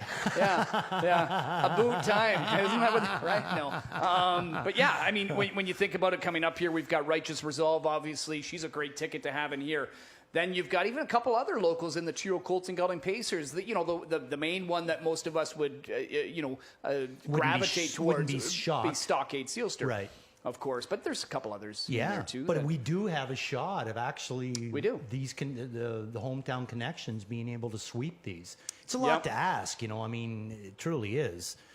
Well, we've had 2 great performances already. It's been a lot of fun. The wagers have been great. Appreciate everybody playing along. It's only going to get better from here. Race number 8, that Breeders' Crown Final presented by Diamond Creek Farms for the 2-year-old filly trotters, features a great group led by Special Way, but you've got Instagram model who earned a buy-in here after winning the Doherty. You've got Righteous Resolve, our local standout, and the Piece of Way champion that accepted a buy into this race. You've also got Walner Payton that's been right there. This was, for me, Randy, the division I was looking forward to the most just because there's so much talent. We'll talk more in a moment, but just kind of a quick thought on this race overall for you.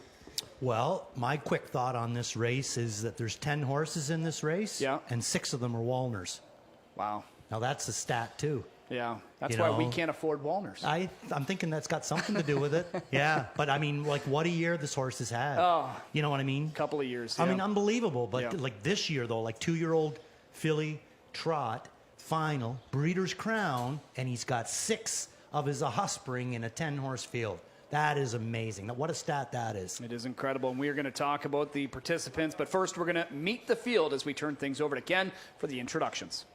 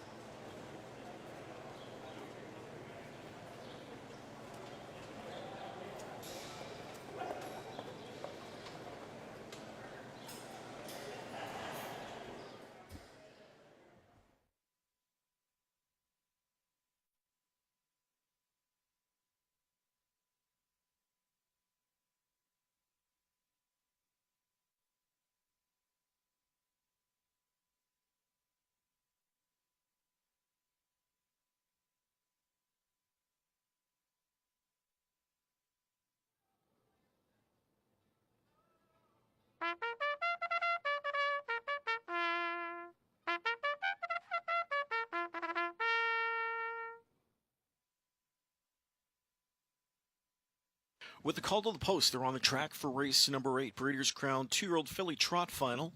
And to lead off the field, the one Silly Me Hanover, Bob McClure with that Luke Blay trainee owned by Determination.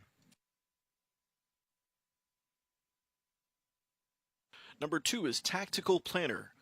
Tyler Jones co-owns and drives, partners with Andrew Lee Racing Stables, the breeder of the filly, and she hangs her harness bag in the stable of trainer Dustin Jones. Number 3, Instagram Model, handled by Scott Zeron. Trainer is C. Stobie. Owner R. Curry. Instagram Model number 3.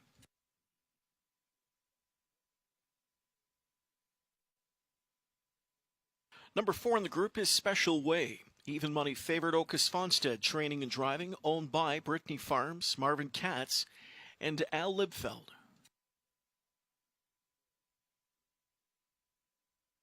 Five in the group is Mambasita. Yannick Gingras with the Tony Alanya trainee for Alanya Racing, Crawford Farms Racing, and the Pride Stables.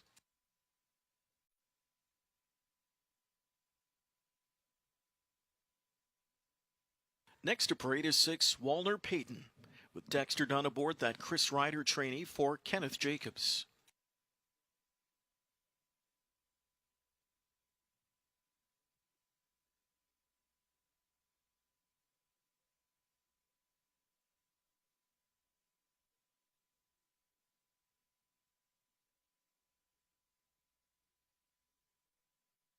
Seven is Righteous Resolve in Rain to Paul McDonnell, her trainer John Bax, owned by BetMax Stables and Ben and Addie Incorporated.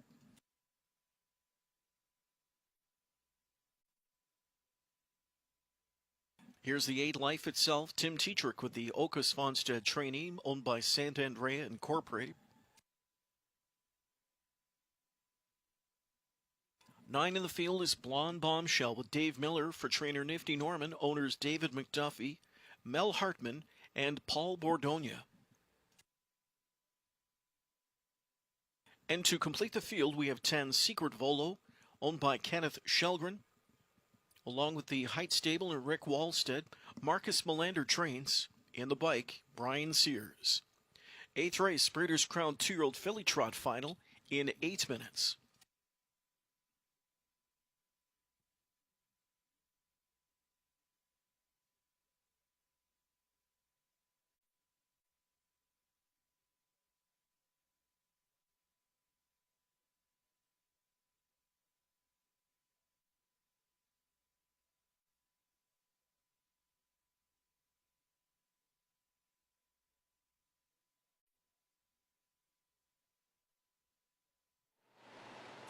We are back in the wire-to-wire wealth, the paddock location. Greg Blanchard on Breeders' Crown Championship night number 1.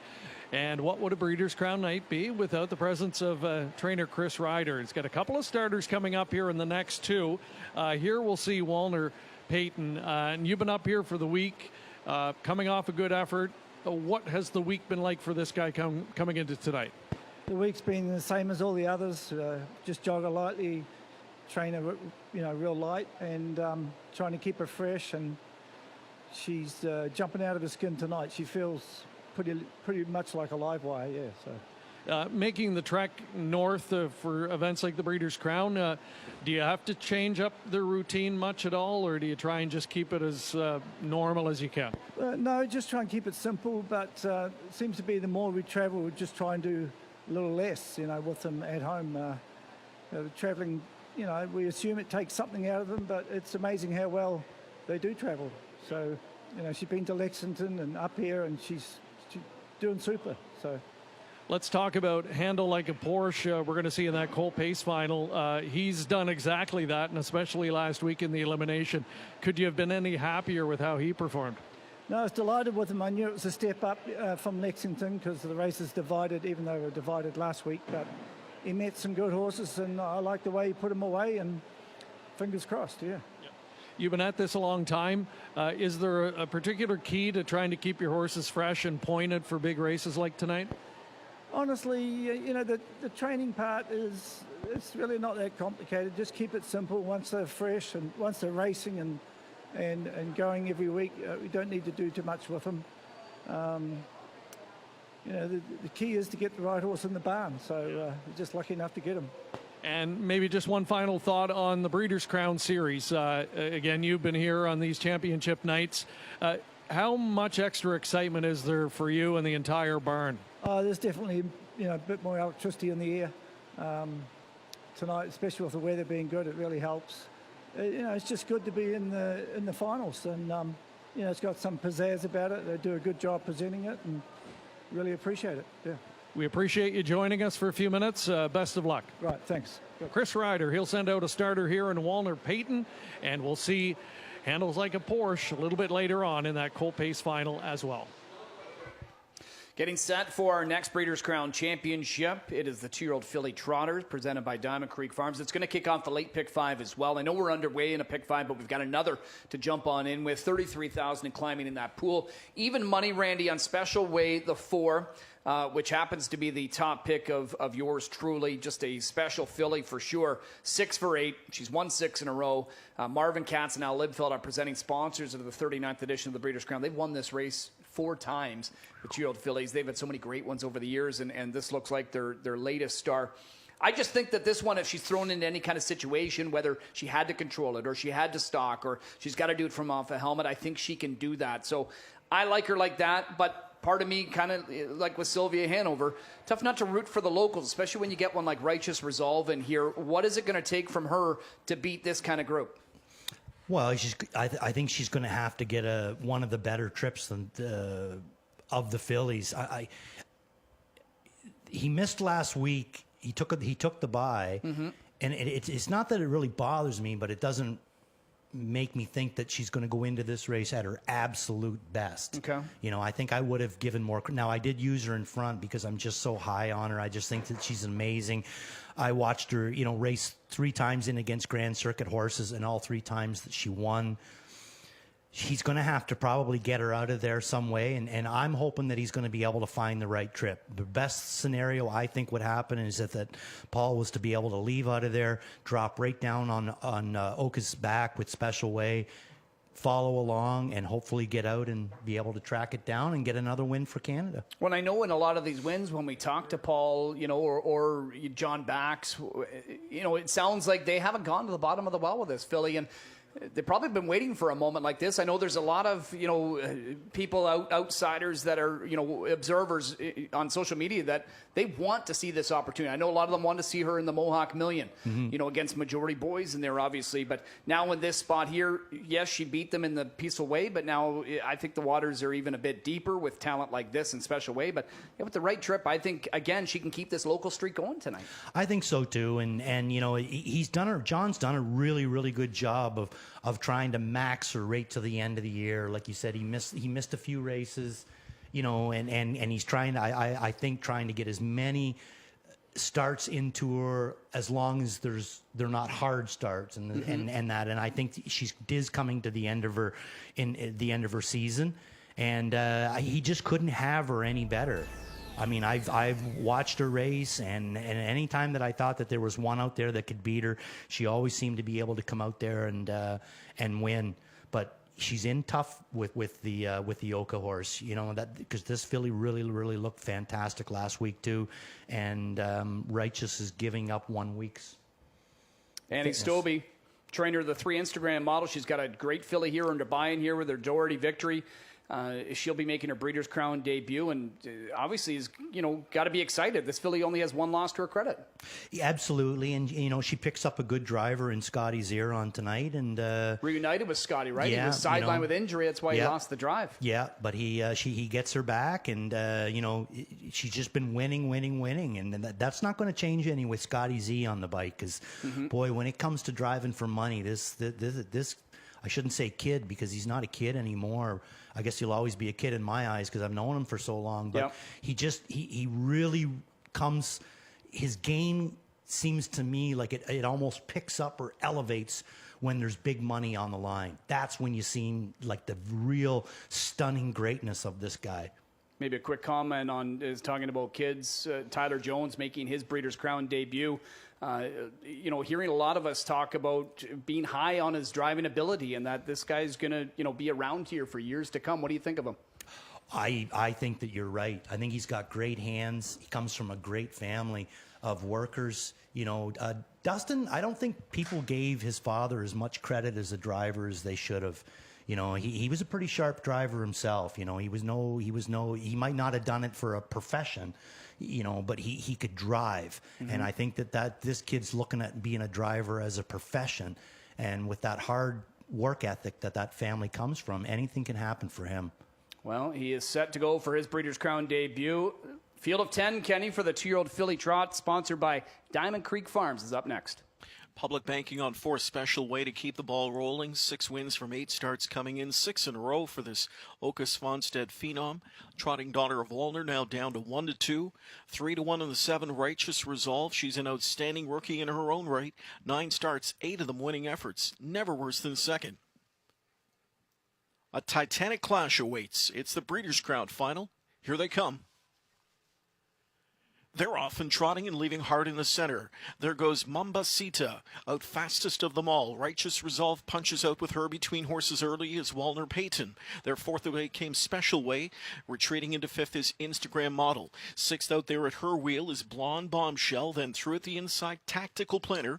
Going into that turn, further back outside, we have Life Itself. In at the rail to claim that 9th spot, Silly Me Hanover. And trailing 10th is Secret Volo. They rush by the quarter in 27-1. And MacDonnell sends Righteous Resolve to the front, and she's on top just over a length. Mambasita's in the pocket spot, Walner Payton 3rd. 4th is Special Way, 5th inside to Instagram Model. 6th in Overland, Park the Routeman, Blonde Bombshell. Through at the rail, Tactical Planner. Scooting up the inside, Silly Me Hanover. Further back, Life Itself and Secret Volo trails. Not a lot of action, and they're almost at the midway point. Righteous Resolve has got to like her spot. She's up front controlling it, dictating it. 56 seconds to the midway point, and it's Righteous Resolve leading into the final turn.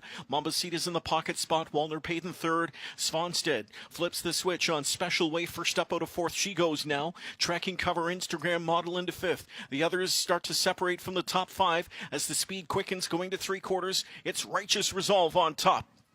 Still second is Mambasita. Special Way on the outside climbs the first over Mountain 3rd. On her cover outside from in 4th now is Instagram Model. 3/4 in 124-1. Special Way's got to do more. Righteous Resolve is on point leading the way. From the pocket spot, Mambasita. Special Way goes to work now. Here escaping is Walner Payton. Righteous Resolve puts it all on the line in the final 1/8 of the mile. Special Way's getting to her. And Special Way works her way to the front in deep stretch for Svanstead. Late speed comes from Walner Payton on the outside, but it's Special Way again. Special Way in the Breeders' Crown, an outstanding score as she wins in a track and Canadian record time of 1:52. Righteous Resolve cut the mile out. She got things, well within range for her, 1/2 and 56. She kicked home well, but Special Way is just a special filly. There's a great group of them in here, but she leads the way in this class. Yeah, Daughter of Walner. Yep. Good for Walner. She raced fantastic. I think Oka did a great job with her too. He let her settle for as long as he could, and then when he come, he never was really in a big rush to get up alongside of Paul, and more or less measured Paul's filly. Paul's fillies raced great, but they were fast fractions, and she didn't race last week, and it might have caught on to her a little bit. Yeah, still a great season for her. 10 starts, 8 wins, never missed the board. 3rd in the Breeders' Crown. Looking forward to seeing this Ontario Sire talent back next year. Quite a few Ontario Sire horses, 17 of them lining up over the 2 nights as well. And I think we're going to see some Ontario Sire success. But Special Way and Walner, this will just continue to drive up the demand for this special sire who, Yeah, look who was second. Yeah, another Walner. And here, look at Walner Payton. So 3 wins in 12 starts, and she's going to, be closing in on $500,000 in earnings this season. Yeah. He just had an unbelievable year. Like, I know it's been going on for a couple of years, but this year it just seems like everything came out to play. 2-year-olds and 3-year-olds. Oka Swanstedt got his first 2 Breeders' Crown trophies last year, and maybe he's going to start adding them in bunches. We know he's got a good lineup tomorrow. He gets one here with Special Way and does it in a track and Canadian record of 152 and just a 1/5 of a second off the stakes record, which Mission Brief, remember how fast she was. Was she ever? But you know something, though? Oka there, he wouldn't be the first Swede to litter his house with Breeders' Crown trophies. No, he would not. There's been quite a few Swedes over the years that have littered their house with Breeders' Crown trophies. Yeah, they've done Going things back pretty to well over the Continental years. Farms, you know, years ago, they were huge in the Breeders' Crown years ago. You know, Swedish people are just phenomenal horsemen. And a She's still got homebred. the plugs in too. Winning homebred here too for Brittany Farms and our presenting sponsors once again for the Breeders' Crown, Marvin Katz and Al Libfeld. Kenny?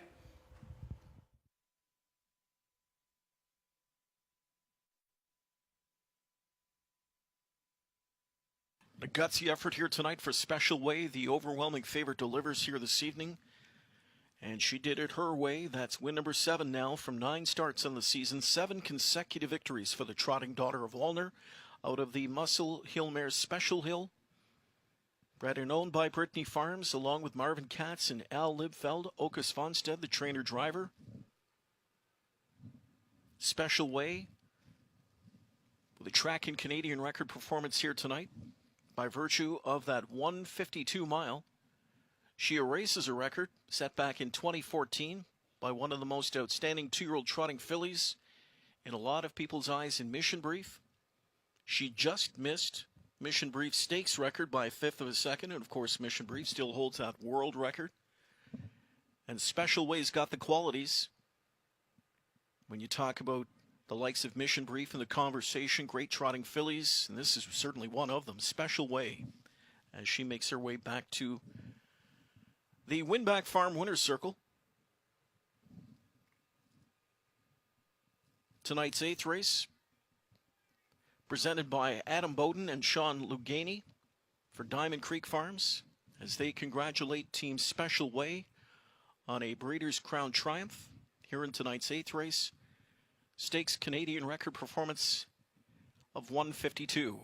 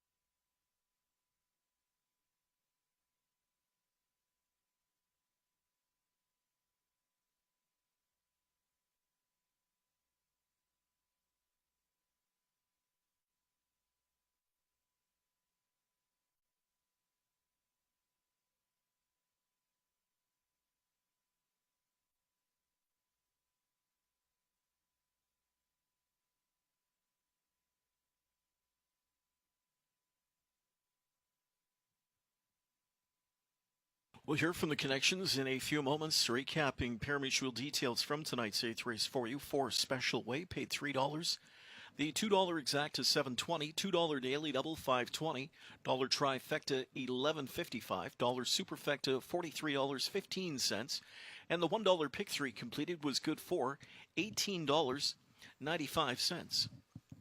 8th race started, the late pick 5, 71,000 plus in the pool, and over 39,000 in live money. Moving on.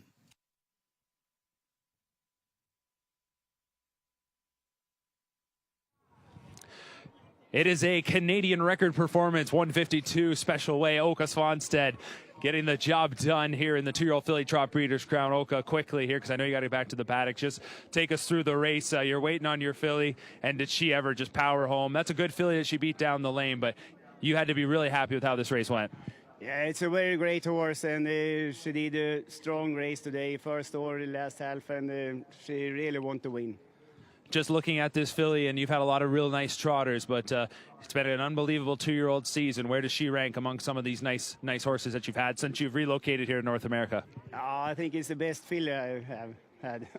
All right, congratulations on the win. We'll let you get back to the paddock. I'd like to bring in the smiling owners of Special Way. We have Mr. George Siegel, Mr. Marvin Katz. George, we were talking earlier tonight about the fact that you hadn't been to Mohawk in several years.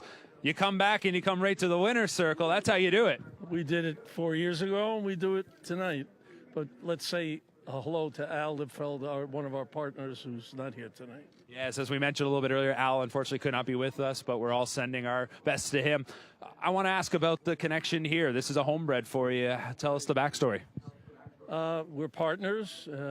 We usually train 1 or maybe 2 trotting fillies a year, and this was picked out, and with help from Perry, and here we are. The job well done. Everybody comes together, and the job is complete. Just looking at this filly, did you have an inkling pretty early on that this was one real talented filly? Well, she raced in an early race at the Meadowlands from way back, and she just closed tremendous. And she didn't win. She came in second, and we said, this is going to be a good filly. Winning here at Woodbine is special. We like to hear that, but you were mentioning to me as well, these Breeders' Crown trophies, they never get old. They don't, but they get tougher every year to win.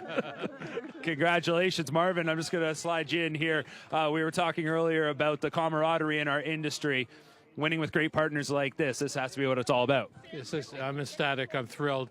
I'm only disappointed, and I have to repeat what George said. We miss you, Al. We love you, and we hope that you're well very soon. As far as the partnership, George is not only a partner, but a friend. Joan, my wife, Lynn. This is a great camaraderie, and it makes it even more special to be able to do this. You asked about the backstory. Yes. We trained the grandmother of this filly. We trained the filly, and now we have this filly. And it's a family that we have a great deal of faith in, and we've developed it together. And that's what makes it exhilarating, is when you develop something like this and it wins a Breeders' Crown. That's as good as it gets, Mark. Absolutely. And lastly here for you, to get to the winner's circle in your own backyard, when it was announced that the Breeders' Crown was returning to Mohawk Park, right on your radar, I'm sure, is that you want to win one of these. Well, I'd love to win one of these, of course, but they're not easy to do, and it's difficult. And, of course, winning it here in Mohawk, we have so much of our family here together tonight, and Joan and George and my wife Lynn and myself, and so many of our close friends and people who work with us. It just makes it special. Yes. Well, congratulations on the victory to the great connections of Special Way, Canadian record performance, 152 in the Breeders' Crown.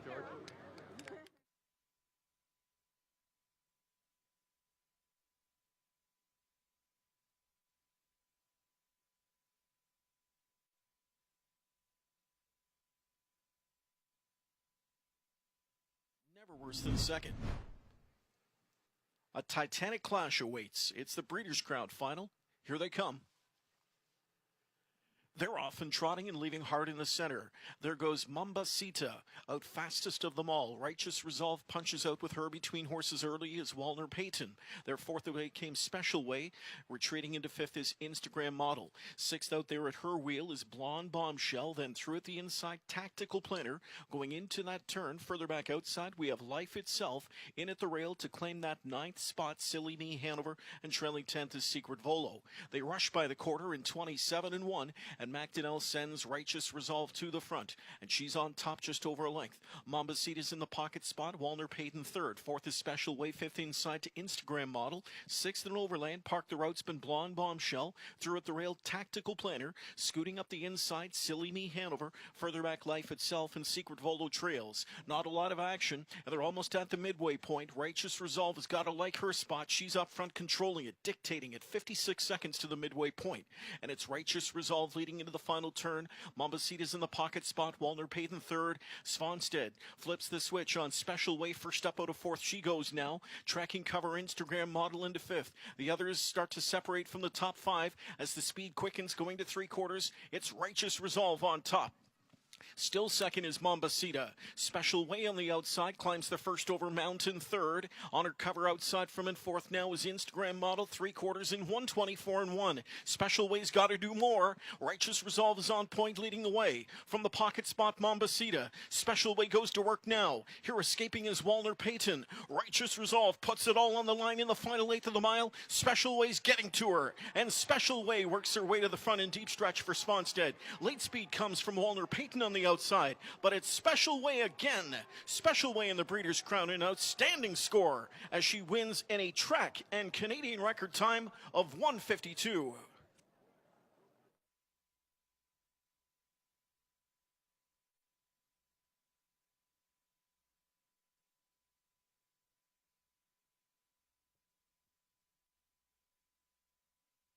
Here's how they finished in tonight's eighth race. Silly Me Hanover 6th, Tactical Planner 10th. Instagram Model 5th, Special Way the winner. Mambasita 4th, Walner Payton was 2nd. Righteous Resolve 3rd, Life Itself 8th, Blonde Bombshell 9th, Secret Volo 7th. Off to race 9, it will wrap up this evening's Breeders' Crown action for the 2-year-old set. The late pick 4 about to get underway in this 2-year-old colt pace, where number 1 Tip Top Cat gets the equipment change, blind bridled, 2 blinkers. Post time at 14 minutes.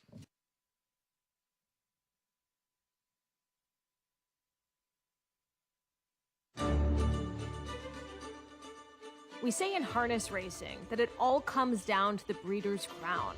And winning the Breeders' Crown often comes down to racing a horse bred by Brittany Farms. It's a perfect Breeders' Crown for Perfect Sting. Brittany is the #1 breeder of Breeders' Crown champions with 28 and counting. Watch for more here at Mohawk.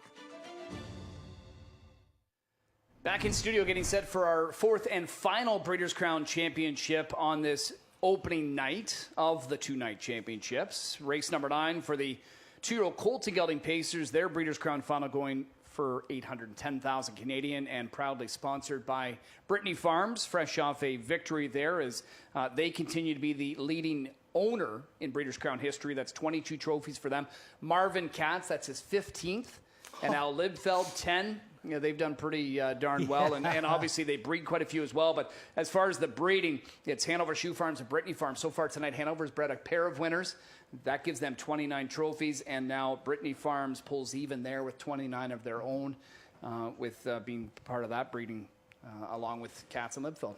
Yeah, I mean, just an amazing pair of farms, you know. I mean, Hanover's been around forever and ever, and always seems like they're the #1 farm out there. But I mean, what Brittany's done with the small amount of broodmares that they've had, like, I mean, they've just seems like they've always been able to breed the very best ones. Yeah, well, we've got the one you were waiting for the most, and I was looking forward to this one too, just because, again, whoever wins this, we just start talking about, hey, your early season Pepsi North America Cup favorite, right? And it's fun to kind of have that winter book favorite, as we like to call it. Heavily favored on the board is Confederate. We got our first look at him last weekend as Brian Brown brought this talented son of Sweet Lou here after a pretty stunning stretch at the Red Mile where, you know, you can chase some really good money, and he did just that. And hadn't raced in a month, Randy. Got on the Lasix program. Pretty darn good in 50-2. He was a full second plus faster than the other limb winner. And just there was like, yeah, he it looked like at the head of the lane there for a second, like they were kind of get up alongside of him. But then halfway down the lane, he was just moving away from them again. Yeah. You know, so he's just a really nice horse, and I just love the fact that Brian Brown put him on Lasix just to protect him for the rest of this year. You know, it's just it's a very, very smart horseman to do that. All right, and we'll talk more about Confederate and others as they are out to the track. Here's the post parade for race 9.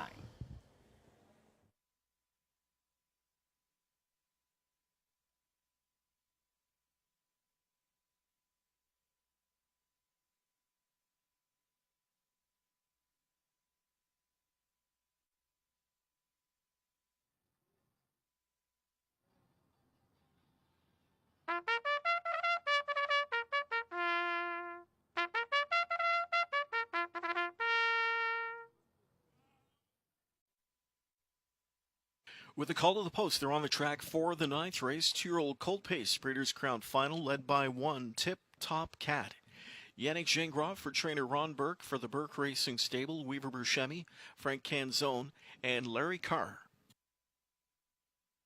We've been told number 2 will be delayed from post parade. Here in the meantime is number 3, Confederate. Tim Tetrick aboard. He wears the colors of co-owner Diamond Creek Racing, along with Crossover Racing. The trainer is Brian Brown.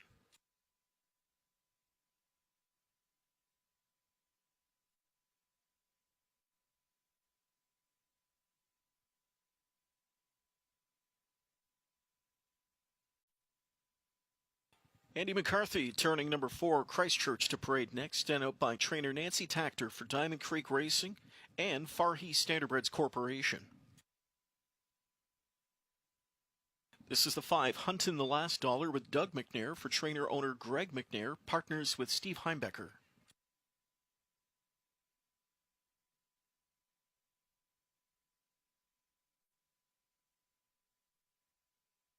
Todd McCarthy turning 6, Combustion, to parade for trainer Brett Pelling. Again owned by Diamond Creek Racing, along with Thomas and Scott Dillon and the Cooper Silva Stables.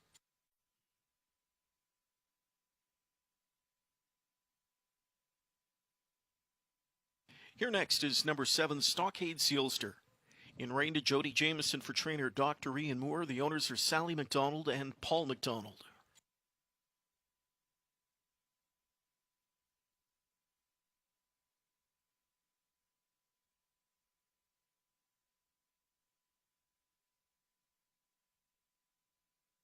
Here now, number 8, Act Fast, with Chris Page up for trainer Ron Burke for the Burke Racing Stable, Knox Services, Rich Lombardo Racing, and Beastie LLC.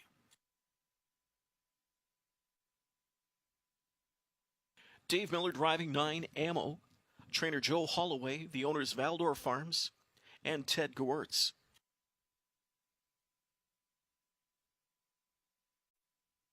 Outside of the gate for number 10, Irvin Hanover, it's Joe Bongiorno with the Ron Burke trainee for Burke Racing Stable, J&T Silva Stables, Jim Simpson, and Weaver Buscemi.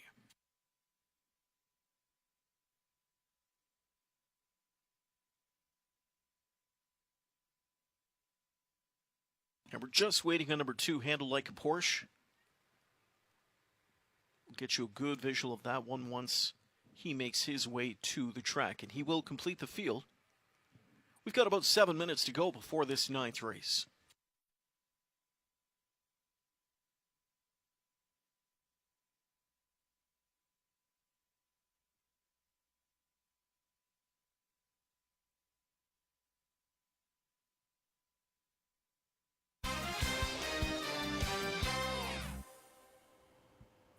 And there is Handle Like a Porsche, the last starter to head out onto the track, Dexter Dunn and Chris Ryder. That was the other elimination winner. He's won 3 in a row. I know he certainly feels he's got a big shot, as do others in here, but the board, it is just singing the praises of Confederate in this spot, Randy, and you and I are both going to ride with this Sweet Lou Colt. I know you're a fan, and you've talked about it a lot on here, of the second start Lasix. So, yeah. In your opinion, there's a chance this Colt could be even better tonight? I would say, in most cases there, when they have the Lasix the first time, and you race them and they realize that's when they realize that they're not going to have that bleeding sensation. Mm-hmm. And then the second start is usually when, you know, they're ready to fire. And when I spoke to Timmy post-race last week with this guy, and I kind of asked him, I said, you know, he hadn't raced in a month. You Brian always brings them here ready to go. I kind of said, where would you put him? Where is he at right now? And he didn't give me an exact percentage, but he basically made it sound like, he's on top of his game. Yeah, and I mean, he's just a vicious colt. Like, I mean, you go all the way down to his bottom line at Hoosier. He paces the third quarter in 28-1, and then the next one in 25-2. Like, he can just crank it on. And his debut, so fast. by the way, pari-mutuel debut. And he can just crank it. Like, I mean, that's a huge difference in quarters. And I just think that he's got that kind of speed. Now, he also kind of reminds me a little bit of Sylvia Hanover, a little bit of laziness, like Timmy has to work on him a bit. And I think that that's why those horses were able to maybe get up alongside of him. But once he's seen them or sensed them or heard them or felt them, he just clicked into another gear. And at the end of the race, if you watch the replay of last week, he was pulling away from the field. So when we look at this field, Confederate, he was on the front last week. I don't think he has to be on there. Prior to that, a lot of his races have been either kind of stalking or from well out of it. You've got Irvin Hanover on the far outside. He was so fast to the front last week. It was with a matter of strides he got there. I think he leaves. Act Fast could show some speed. Stockade Sealster, Sometimes you don't have a choice. Right. Combustion, although he got raced from off the pace last time from a tough post, I got to think he's going to get put into play a little bit sooner here tonight. To me, there's a good chance there's a lot of early speed. How do you see this field kind of lining up into the opening turn? Well, I think that there are going to be a lot of pushers out of there, but I still say Handle Like a Porsche and Confederate don't get any further, get away any further worse than, say, third or fourth on the rail. Okay. I think that there's going to be a remove. I wouldn't be surprised if Timmy beat Dexter to the punch on that. But either way, to me, they really stood out last week in their eliminations. Yeah. Nobody looked as good as they. But Stockade Sealster scares me, because not too many 2-year-olds have the toughness of this horse, and that's what he shows me. Like, yeah, he's fast and he's got a lot of gifts, but I think his biggest gift is the fact that he is tough. He seems to be able to stand up for the torturous trips and come right back the next week and wham, win again. And, a lot of horses will get knocked off like that, especially at a young age like that, but not this one. He just keeps banging away at them. And, I wouldn't be letting him go off at 7-1, I don't think. I mean, as much respect as I have for Confederate and Handles Like a Porsche, I don't think I'd be letting him go off at 7-1. I think I'd maybe drop 20 on him. Yeah, he wasn't forgotten in the Metro, but obviously everybody got excited about Save America. And, he ended up, as we know, he got the trip. He was able to settle in the pocket behind him and, turn the tables down the lane and get the win. So he is a very, very tough horse. Now, I think Tetrick's probably pretty confident in his colt, feeling he's got the best one in here. Yeah. Now, Dexter Dunn, he's obviously high on his charge, but, if you're in his situation, are you thinking, I just have to try and find a seat following that guy right there, Tim Tetrick, whether it means we get away close enough, I make the first move to go to the front, and then he clears in front of me, or if we get away fifth or sixth, I want to be the one following him. I think, I think you're right onto something there. And I think it can work out good for Dexter here because, Tip Top Cap doesn't really show a whole lot of gate speed, and the rail is not going to help him in that issue, So I think that Handle Like a Porsche will be able to get out there ahead of him. I think Timmy comes probably with him. And then it's just a matter of who bombs from the outside. I mean, if a horse is bombing from the outside, you pretty well have to let them go. And then there might have to be that remove. But they just seem like, to me, like they're the two strongest in here. But that being said, too, I really, really like the way that the 5-horse raced last week, hunting the last dollar. Give this one a little bit of look because he really, really showed me something coming for home. And it was Handle Like a Porsche that he was coming on. So he fits with these other two colts, too. Doesn't he seem better if he can chase? Absolutely. Most of them do. My father told me that years ago. Most horses are better if you can chase, come off of a helmet, That's why when you see these horses go these big miles on the front end and stuff like that, it's just, it's eye-opening because, it might not be their best trips, but yet they're able to pull it off like a bulldog week after week after week. But in his situation tonight, he's got the center of the gate. It's a better chance for him to leave out of there a little bit smoother than he did from the rail. So to employ his late kick and to try and be successful and get a big chunk of this, if not all the marbles, hunting the last dollar, would you think he's got to find himself somewhere mid-pack early? I don't know. I mean, If you're away 7th or 8th, don't you think that'd be too tough? I don't know. He got away 7th or 8th. He got away 7th last week there and paced a back half in 53 and 2. Mm-hmm. You know, I mean, to me, his 2 last starts in the Metro, he had the rail. He got away 5th, and he finished 5th, paced a back half in 54 flat. The next week, he's got the rail again, gets away 7th. And paces a back half in 53 seconds. Before that, he was leaving with them, and he just didn't seem like he was. There was a whole lot of oomph on the end of it, you know. Mm-hmm. So I mean, again, I think that maybe sometimes you got to race them whether you want to be up close. You got to race them the way that they race the best. And to me, this horse is showing right now that he seems like he races a little bit better when he's doing a little bit more hunting, kind of like the way Dougie races Grace Hill. Yep. Sits back, comes up the inside And with her. just I mean, flies. it's a tough way to race a horse because you got to get lucky. But Yeah. if that's their best trip, then that's the best way to race them. Breeders' Crown Championship Final, 2-year-old Colton Gelding Pacers presented by Brittany Farms, lining up behind the gate as we kick off the late pick 4. Still plenty of racing action to come, but enjoy this one. It's going to be a great tilt, led by Confederate Kenny, the heavy 2-5 favorite. Yep, he's coming up to the gate, very poised here for driver Tim Tetrick. So efficient last week in winning. For trainer Brian Brown, he's got that inside starting spot to work from. Public hammer away on him. He's a 2-5 choice here. As the gate reaches the top of the stretch, this is just night number 1 of the Breeders' Crown Championships. 8 more to come tomorrow night. Hope you can join us. It's the freshman class of 2022 on the pace. Here are the Colts and Geldings. Sent on their way. They're off and pacing in a good beginning in the center. As quick out of there is Huntin, the last dollar. Alongside him is Combustion now. Far outside, Irvin Hanover gets airborne here for Bongiorno, who sends him hustling up to grab that early lead. And Irvin Hanover, with explosive speed off the starting gate, has rushed out from post 10 to make the top. Into the pocket spot goes Combustion. Outside third, limbed out is Ammo driving. Back off the speed is Tip Top Cat fourth now. Huntin, the last dollar fifth. Stockade Sealster tucked in sixth. 7th away to Handle Like a Porsche. Confederate is back there from an 8th position. Christchurch 9th, and trailing the field from in 10th as they move across the back stretches. Act Fast. First quarter is 27-1. Ammo shot to the front. Here's pressure coming at him on the outside as Combustion is up to rattle his chain, and Combustion blasts on by. Combustion takes command. Ammo back to second. Irvin Hanover third. Tip Top Cat stayed in fourth. Outside Stockade Sealster fifth now. Handle Like a Porsche with Golden Cover sixth. 7th through at the rail. Huntin, the last dollar, suddenly in a real tough spot. Confederate gets underway. He's to the outside 8th now. Halftime 56 seconds flat. Christchurch is underway from next to last, and the trailer is Act Fast as they go into the final 3/8 of the mile. Combustion's racetrack now as Stockade Sealster tries to take it to him. He's second outside. Combustion grabs 2 lengths though.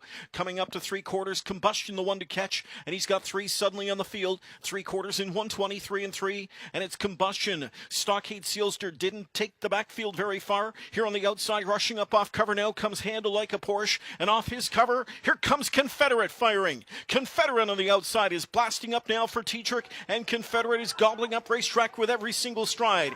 Ammo got an opening up the inside. Ammo looking for a monstrous upset. Confederate on the outside is going to fall just short. Ammo with a Breeders' Crown blockbuster score as he upsets in 150-4. Sweet Lou is the stakes record holder back with his 2011 victory, and now he sires the top 2 finishers. And it was not Confederate. Great late stretch drive by him. Jody's horse started to kind of let loose a bit on the last turn. That, gapped a couple of those favorites in behind him.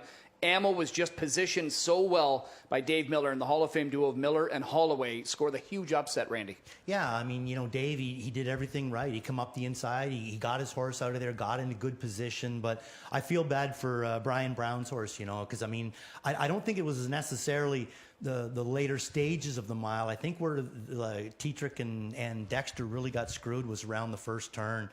It just seemed like Stockade was just laying out there going nowhere, but yet they couldn't get around him, and it just really took the 2 favorites right out of the race. Yeah, it definitely did. But Ammo, you know what? He was third last time, but he raced a bit of a tough trip. He got the trip here tonight, able to save the ground. And, this is suddenly a colt that this is only his 5th lifetime start, Randy, that is serving notice. You know what? Hey, I'm a player on the big stage. True, but, I just do not see Tetrick's horse getting beat if he doesn't have a blocker out in the middle there going nowhere because... Yeah. I mean, they were at the half in 56. They went a second quarter in 28-4. You know, and I mean, he couldn't have been any closer to the half than 58 seconds. Yeah. So he basically just went, he was at the half in 58 and probably paced a mile in 51 and 1. Yeah. You know, I mean, he paced the back half in 53 seconds. He started looking like Captain Treacherous to me when he made that big closing move, you know, back in the day, and I thought he is going to reach. Yeah, but he didn't. You know, Dave gave his horse a better trip. It worked out better for Dave, but I still think the Confederate went a bigger trip than anybody in that race. Yeah, Combustion, solid effort there. Stockade Sealster, all in all, I mean, it's been a tough season. He's, as you mentioned, raced tough. He hasn't really had an easy trip. No. He seems to thrive on it. Tonight, first over off those fractions. The whole mile. And still hung around to be fourth. Certainly no shame in that for the Doc Moore trainee, and we'll get excited to see what he can offer as the 3-year-old season will be upon us, just around the corner. But Ammo, he's got bragging rights for now. It's the Sweet Lou Colt out of Beach Gal. We knew her around these parts as well. Dave Miller gets his 30th Breeders' Crown trophy. Joe Holloway gets his 10th. Did Kenny have that one? Kenny, did you have that one? No, unfortunately I did not. I would love to have. The biggest upset in this 2-year-old Colt Pace division in Breeders' Crown history. I was at Pompano Park to enjoy the biggest upset prior to tonight. That was, of course, Village Jiffy. Set by a man near and dear to the heart, sitting next to Chad tonight at the desk. Win price on Village Jiffy was $60.60. It'll pale in comparison to what Ammo is going to serve up here in tonight's 9th race as he pulled off the 52-1 stunner. And what a drive by David Miller to do it. Defeating 3 Confederate, 6 Combustion, and 7 Stockade Sealster. Diane Lewis, the caretaker of Ammo, escorts him back to the infield, where he'll make his way to the Winback Farm winner's circle. Capturing this Breeders' Crown Championship is the son of Sweet Lou out of the Some Beach Somewhere mare, Beach Gal, bred by Sargent Stables of Blairsville, Pennsylvania. This colt owned by Valdor Farms of Spring Lake, New Jersey, and Ted Gewirtz of New York. Joe Holloway with a long list of Breeders' Crown success. And Dave Miller with a masterpiece here tonight as he joins Ammo trackside. Second victory in 5 starts for this lightly raced colt, who showed up tonight in a big way.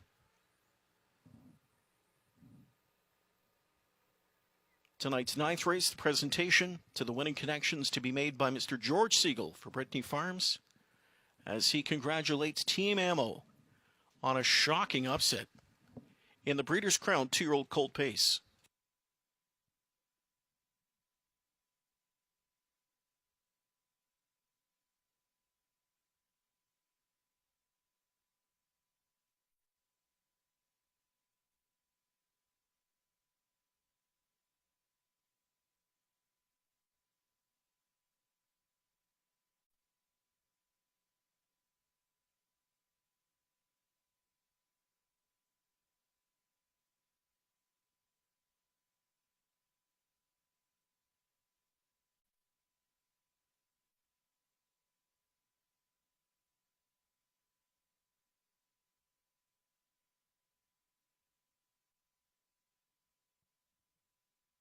We've got some prices. 9 Ammo paid $106 with that upset score. $2 Exacta paid $272. $2 Daily Double $162.20. $1 Trifecta $726.30. That $1 Superfecta kickback $3,260.25. The $1 Pick 3 completed paid $204.85. 9th race tonight started the late Pick 4. Almost $46,000 in pool money, and just over $560 in live money moving on after Ammo's startling upset.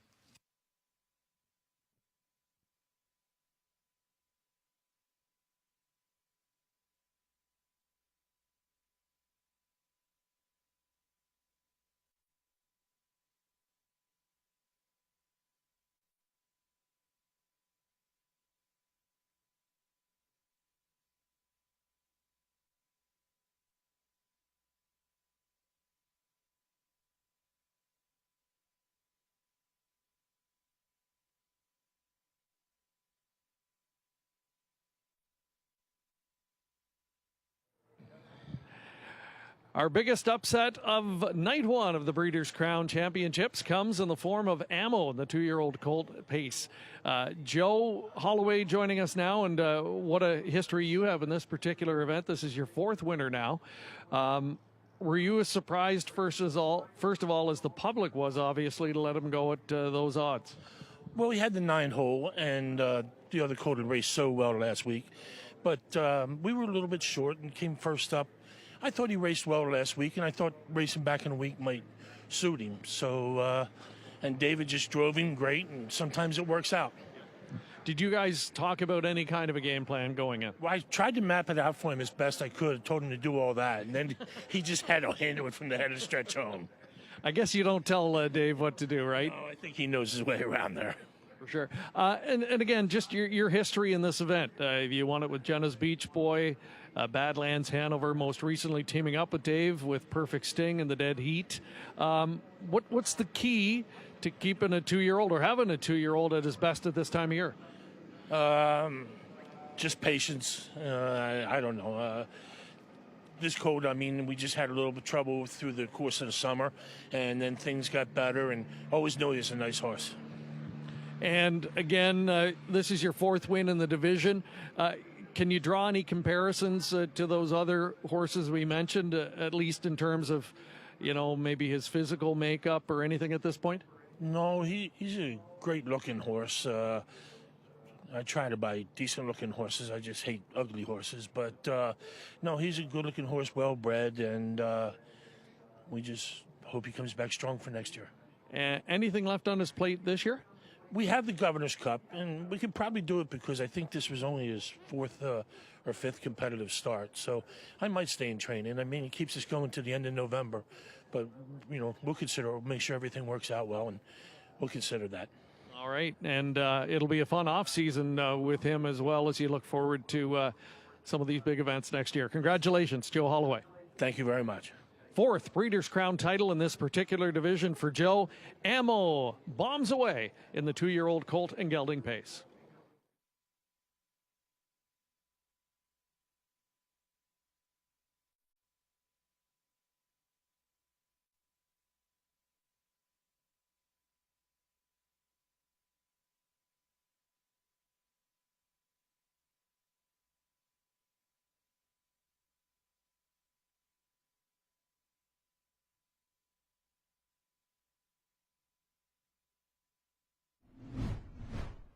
The freshman class of 2022 on the pace. Here are the Colts and Geldings.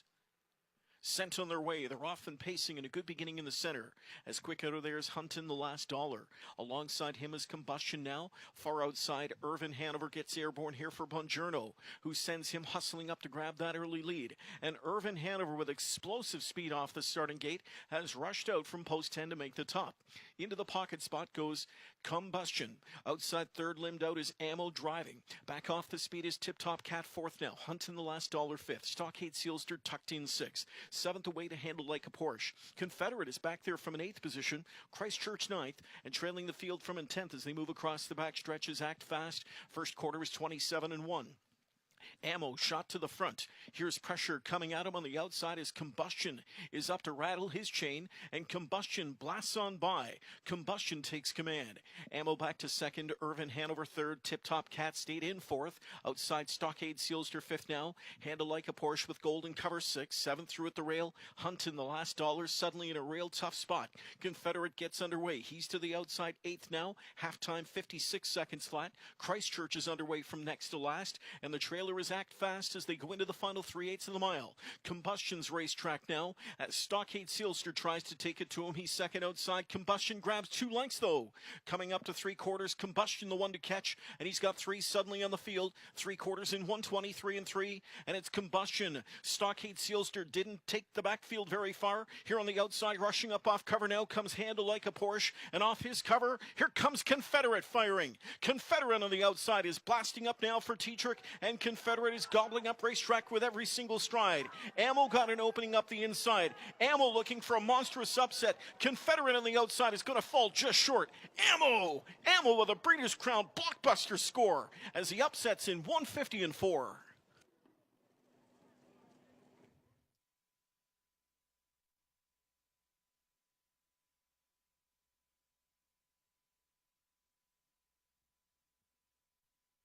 Here's a rundown of tonight's 9th race. Tip Top Cat 7th, Handle Like a Porsche 10th, Confederate 2nd, Christchurch 8th, Hunton the Last Dollar 6th, Combustion 3rd, Stockade Sealster 4th, Act Fast 9th, Ammo the winner, Irvin Hanover finished 5th. 10th race is coming up next. It starts the final pick 3, no changes, post time in about 12 minutes.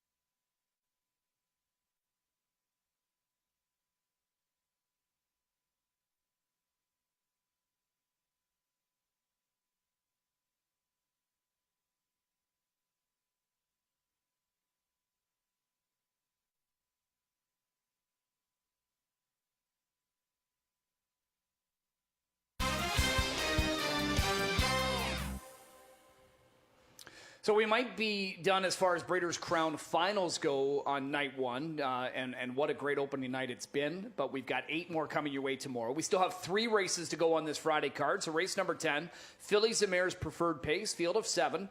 They all get to dodge the likes of Test of Faith, Grace Hill, and then the local stars so much more, as obviously those ones are preparing for their Breeders' Crown finals tomorrow, Randy. So who will take full advantage of the opportunity? Will it be Vols Delight? Right now, the public thinks so. She's the 2-1 favorite. It's the way I went. Okay. You know, I really like this filly. She never really got into the race last week, unfortunately for her. But all of her other starts, she seems like she's been out there going, and she's been racing Mares Open pretty well all year. Like you said, there's a couple in there that she just can't handle them. Mm-hmm. She can't handle so much more. She can't handle a Test of Faith. She can't handle a Grace Hill. But the rest of them she can handle. So I think she fits in here pretty good. Yeah, and we'll see if she gets back to her speed game. It's been a few starts since we've seen her, involved early, because she's got gate speed big time.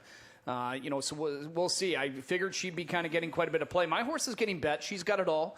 10-1 morning line, 3-1. She, to me, was so live in that latest. Travis Cullen driving. She was looking for room late. She was able to kind of, weave her way through. 25-2 on the end of it, Randy, to be third. I think she might be kind of working her way back. And, she's put in some good effort. Doesn't need much improving. I think maybe she just meets the right group. And then to help things out, Rick says, Scott's in town. Let's put him aboard. Well, that's not going to hurt her. No. For sure. And I thought Travis did a real good job driving her for Rick. He got checks with her every week, and she was having to race against so much more. And she certainly didn't disgrace herself in any way. This is a really tough, it's a compact little field, but it's tough. You can't really look at it and say, Vols Delight stands out. I think that she's, got a real good chance in here. I think if she gets the right trip, she'll be the best horse at the wire. But you can't say that she's a standout. The Barn Dogs watch, and, I thought Louis did a nice job with her in the elimination. She just didn't do enough in the lane. She made up some ground, but wasn't able to improve her position, and for that, doesn't go into the final. She kind of flattened out last week, didn't you think?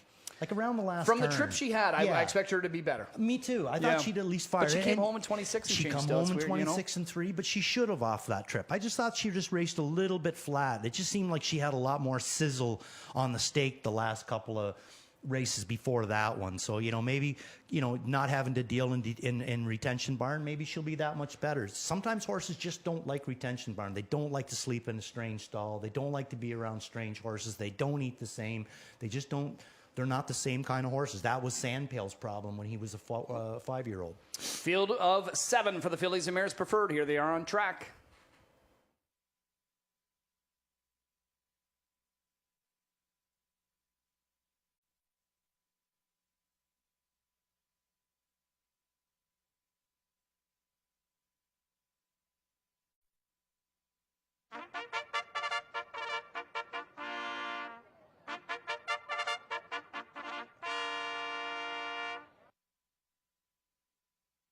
The horses are on the track for tonight's 10th race, starting our final pick 3, introducing number 1, Heaven's Showgirl, Bob McClure, for trainer-owner Don Lindsay, partners Paul Klein-Paste, Will Alampievich, and Garth Bechtel.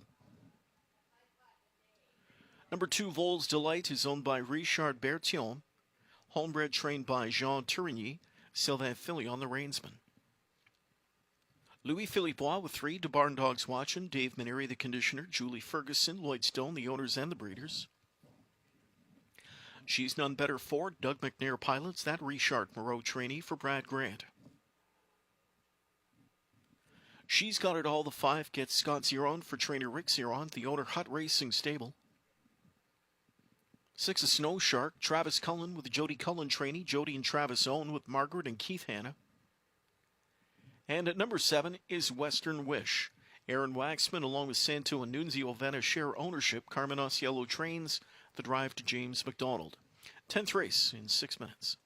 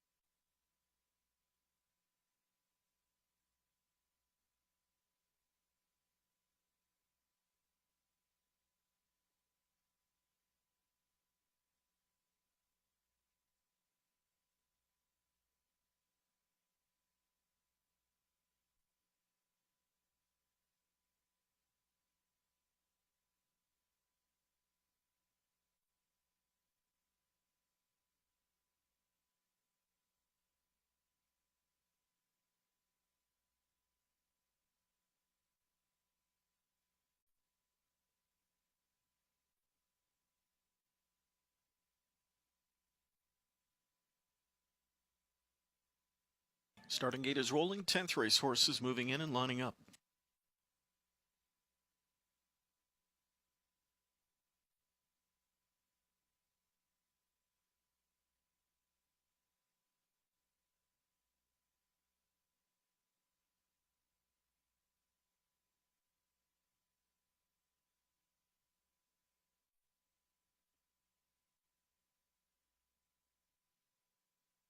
Tenth race swings into the stretch. Here they come.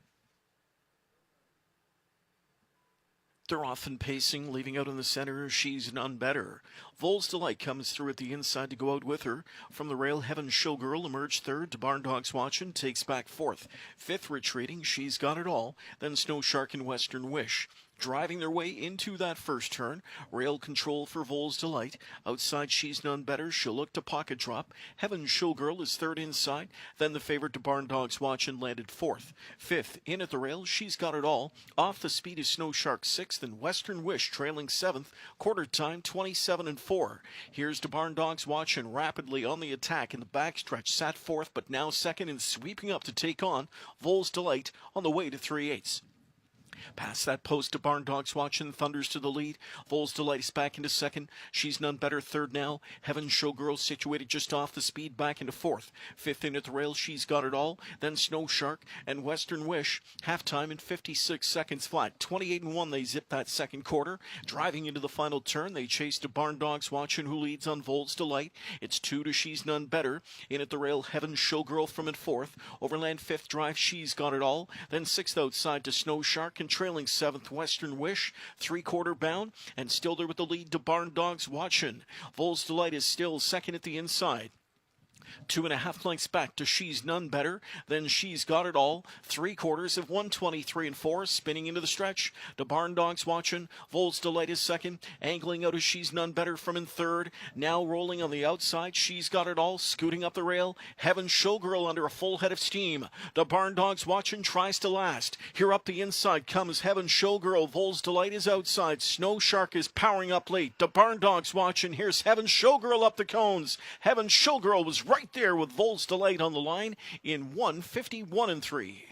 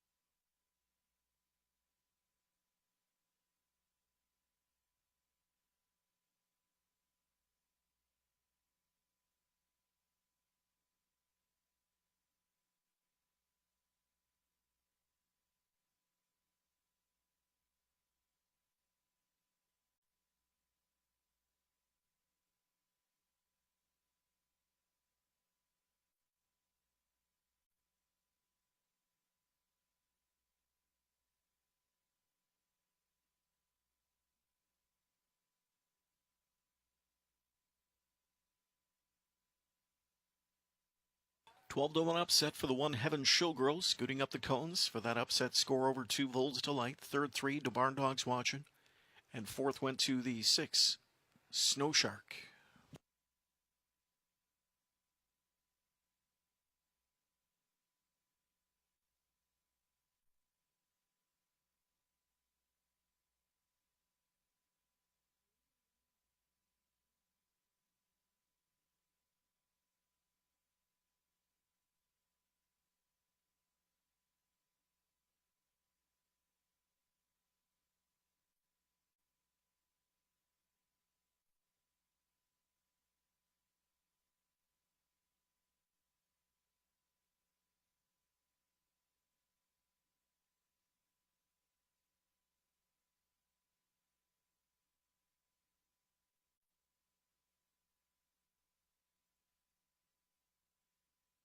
Back to victory lane returns number 1 Heaven Showgirl. 7-year-old Rock and Roll Heaven Bay mare out of the D.M. Dillinger Dam, Miss DeVille. Don Lindsay, Paul Kleinpaste, Will Alampievich, and Garth Bechtel share ownership.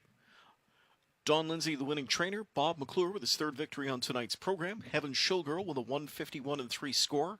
7th win of the year, 19th of her career. Pacing a mile, 151-3.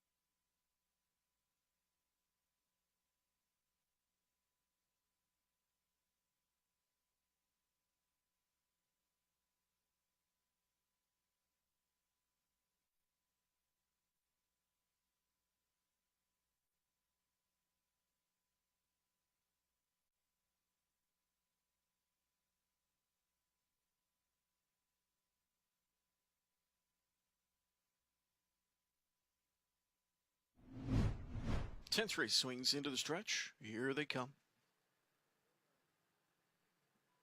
They're off and pacing, leaving out in the center. She's None Better. Vols Delight comes through at the inside to go out with her. From the rail, Heaven Showgirl emerged third. To Barn Dogs Watchin' takes back fourth. Fifth retreating, She's Got It All. Then Snow Shark and Western Wish. Driving their way into that first turn. Rail control for Vols Delight. Outside, She's None Better. She'll look to pocket drop. Heaven Showgirl is third inside. Then the favorite To Barn Dogs Watchin' landed fourth. Fifth, in at the rail, She's Got It All. Off the speed is Snow Shark sixth and Western Wish trailing seventh. Quarter time, 27-4. Here's To Barn Dogs Watchin' rapidly on the attack in the backstretch. Sat fourth, but now second and sweeping up to take on Vols Delight on the way to 3/8. Past that post, To Barn Dogs Watchin' thunders to the lead. Vols Delight is back into second. She's None Better third now. Heaven Showgirl situated just off the speed back into fourth. Fifth in at the rail, She's Got It All. Then Snow Shark and Western Wish. Halftime in 56 seconds flat. 28-1 they zip that second quarter. Driving into the final turn, they chase To Barn Dogs Watchin', who leads on Vols Delight. It's 2 to She's None Better. In at the rail, Heaven Showgirl from in fourth. Overland fifth drive, She's Got It All. Then sixth outside to Snow Shark and trailing seventh, Western Wish, three-quarter bound, and still there with the lead To Barn Dogs Watchin'. Vols Delight is still second at the inside. 2.5 lengths back to She's None Better. Then She's Got It All. 3/4 of 123-4. Spinning into the stretch. To Barn Dogs Watchin'. Vols Delight is second. Angling out of She's None Better from in third. Now rolling on the outside. She's Got It All. Scooting up the rail. Heaven Showgirl under a full head of steam. To Barn Dogs Watchin' tries to last. Here up the inside comes Heaven Showgirl. Vols Delight is outside. Snow Shark is powering up late. To Barn Dogs Watchin'. Here's Heaven Showgirl up the cones. Heaven Showgirl was right there with Vols Delight on the line in 151-3.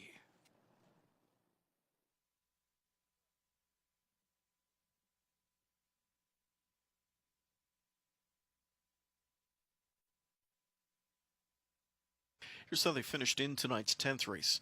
Heaven Showgirl, the winner, Vols Delight second. To Barn Dogs Watchin' third. She's None Better fifth. She's Got It All sixth. Snow Shark fourth. Western Wish seventh.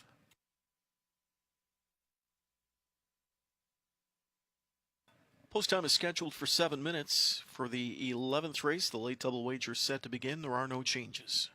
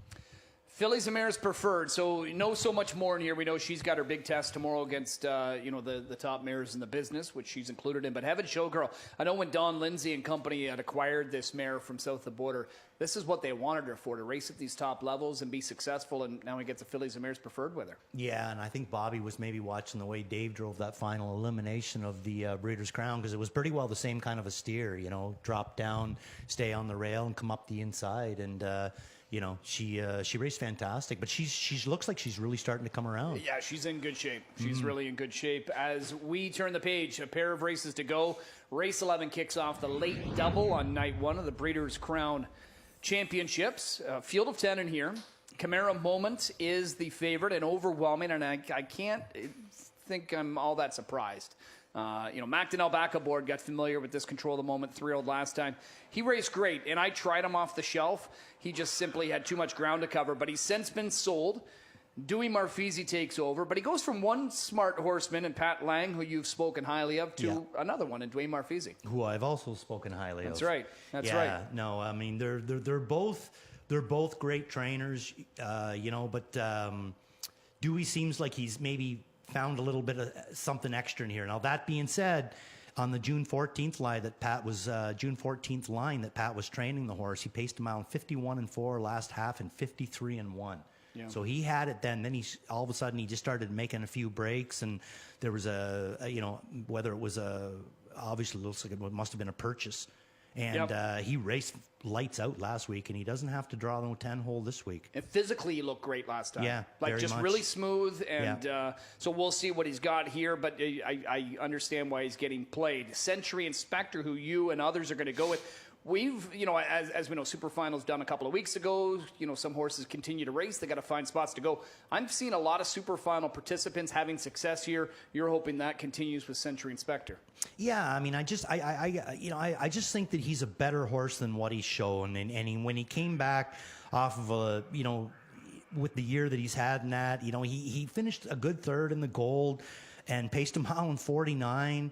And then his Super Final, the trip just did not work for him whatsoever, and he was caught into some really fast fractions, and I don't think it worked for him whatsoever. But, he's got to fit in with these ones a lot better. But I'll tell you one that I just seen there, too. What's your thoughts on the 4, Delicate Sound? What a mile that was last week in Rito. Deserves to see what he's made of. He's 12 for 12 in the top 2, racing against, easier as we own the nation's capital, but why not give him a shot here? I think Jack Panic, the same kind of thing. Those are some good miles at Three Rivers. Oh, huge. 56, 57. And I've seen horses come from Three Rivers and drop several seconds, yes. and I'm curious to see what this guy can do. So a couple other possibilities to have a look at. Chimera Moment, the heavy favorite. I'll back him. Randy's trying Century Inspector. He is a generous 10-1 currently on the board as we get set to introduce the field.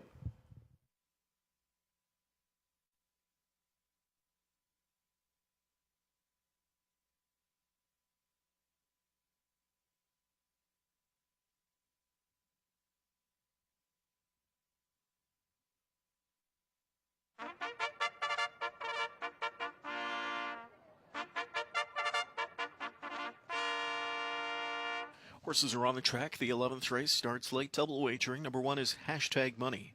Phil Houdon with the Gabby Sasso trainee for owner-breeder Joe Tonelli.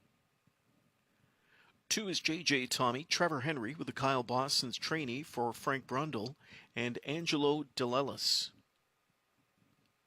Chimera Moment is number 3, in rein to Paul McDonnell, trainer Dwayne Marfisi, owners Bert Harris, Mickey Sudar, and Green and Gold Limited. Here now 4 is Delicate Sound, Sylvain Filion for Marc-Andre Simoneau, owned by Aurel RVA Fils Incorporated. Lions Pride 5, driven by James McDonald, trainer Anthony Beaton, the owner 3 Lions Racing. The 6 is Jack Panic, Louis-Philippe Roy for trainer Meg Crone, owner-breeder is Brian Paquette. Century Inspector 7, Bob McClure for trainer John Pentland, owner Eric Rosine. 8 is Night Shadow, Scott Young with the Ben Wallace trainee for his Wallace Standardbreds Incorporated and JMR Racing. Brookdale Mickey 9, Jody Jameson with that Ben Hollingsworth trainee for Douglas and Douglas Polly. And outside to number 10, full disclosure, Andre Goish, training and driving Gino Toscani owns. the 11th race in 7 minutes.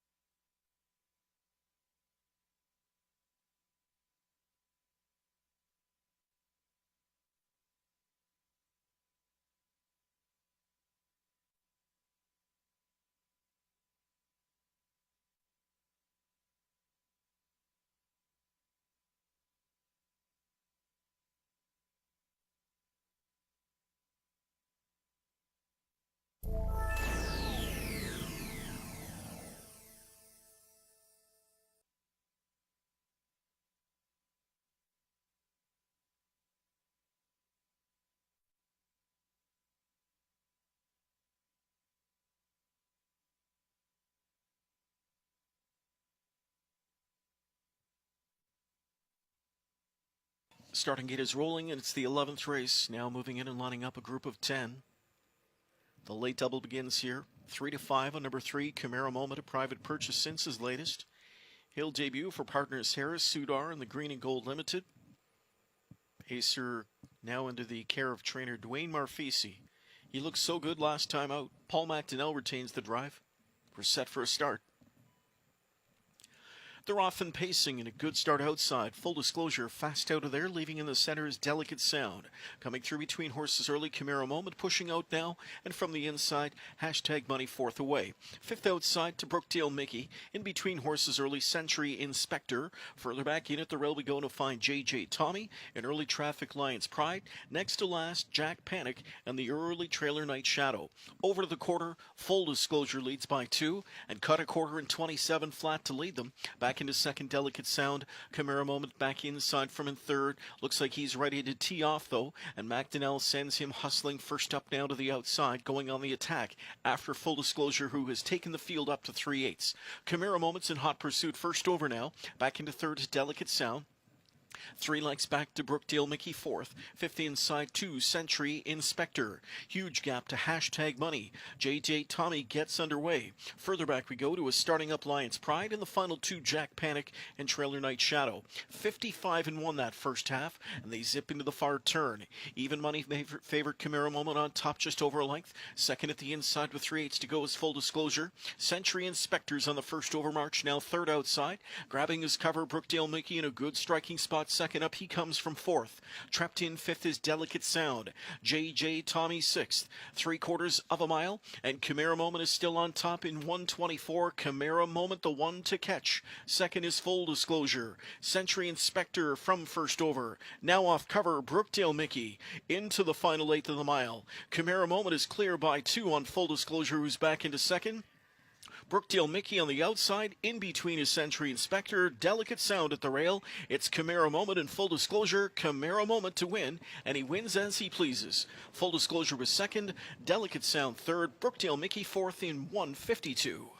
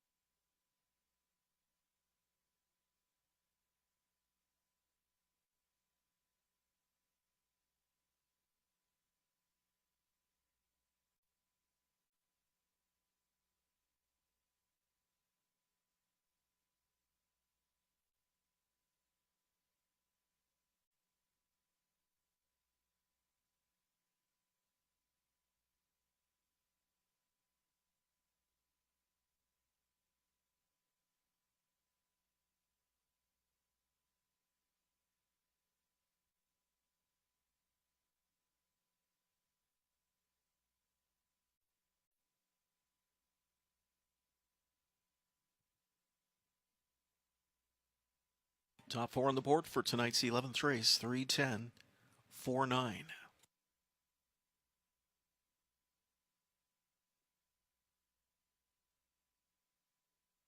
Back to victory lane returns number 3, Camaro Moment, a 3-year-old son of Control the Moment out of the Liz Marimare Utica by Emma.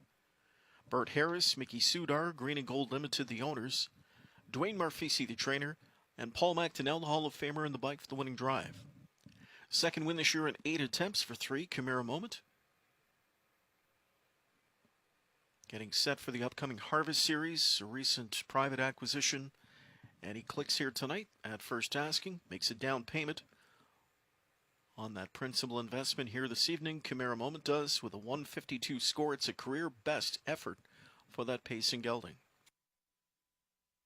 Even money winner paid $4, $2 exact to $247.90, $2 daily double $66.80, dollar trifecta $1,283.80. Dollar superfecta off that even money winner paid just shy of $5,000, $4,997.50. And the $1 pick 3 completed. Onto that chalky winner, $3,614.35.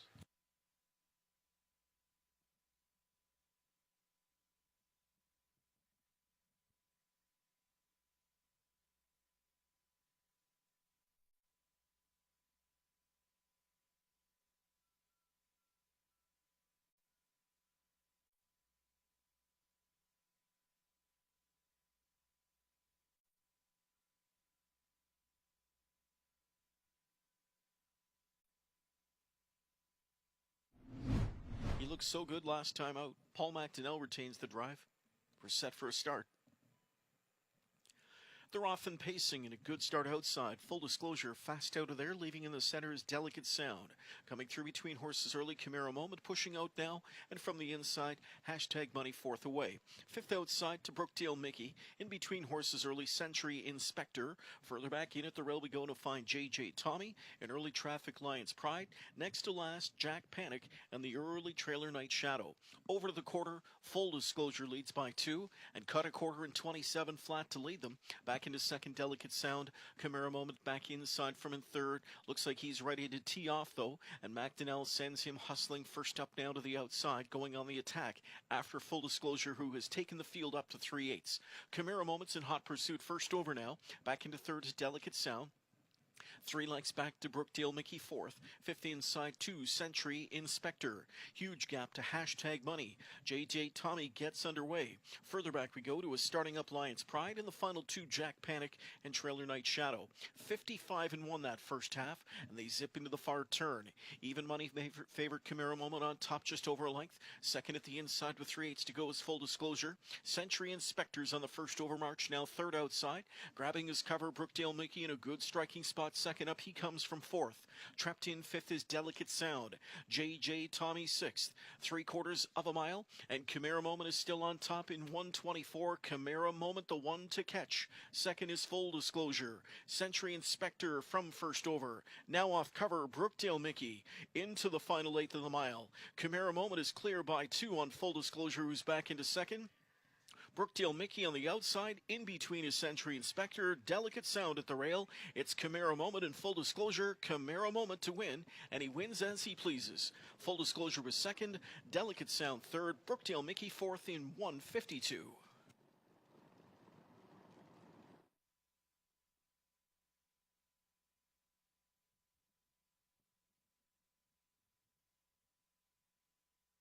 Here's how they finished in tonight's 11th. Hashtag Money 10th, JJ Tommy 6th, Chimera Moment your winner, Delicate Sound 3rd, Lions Pride 8th, Jack Panic 7th, Century Inspector 5th, Night Shadow 9th, Brookdale Mickey 4th, and Full Disclosure was 2nd. 12th and final, 13 minutes away, note 10, Chelsea's Choice goes blinkers to Pelling Pacifier. Post time coming your way in 6 minutes.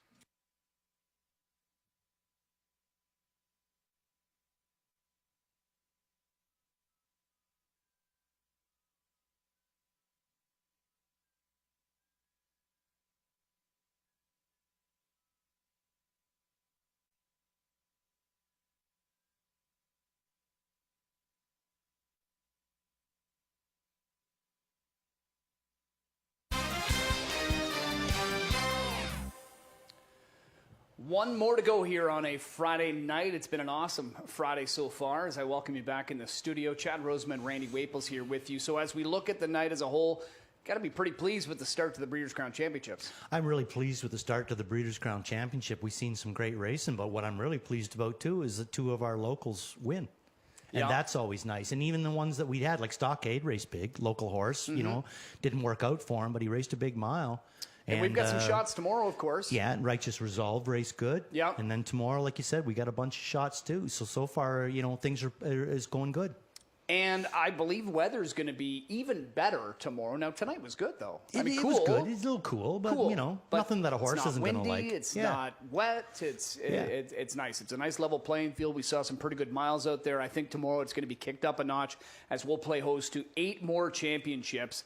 We've got the 3-year-olds, of course, and then the older horses. And we get final Canadian starts, maybe for even more, but some of the, a couple that are the best ever looked through a bridle. Atlanta, Bulldog, Hanover. Yeah. It's the last time we're going to see them race on Canadian soil tomorrow night, and we just need to appreciate that. Yeah, I mean, it would be nice to see them both go out winners. Yeah.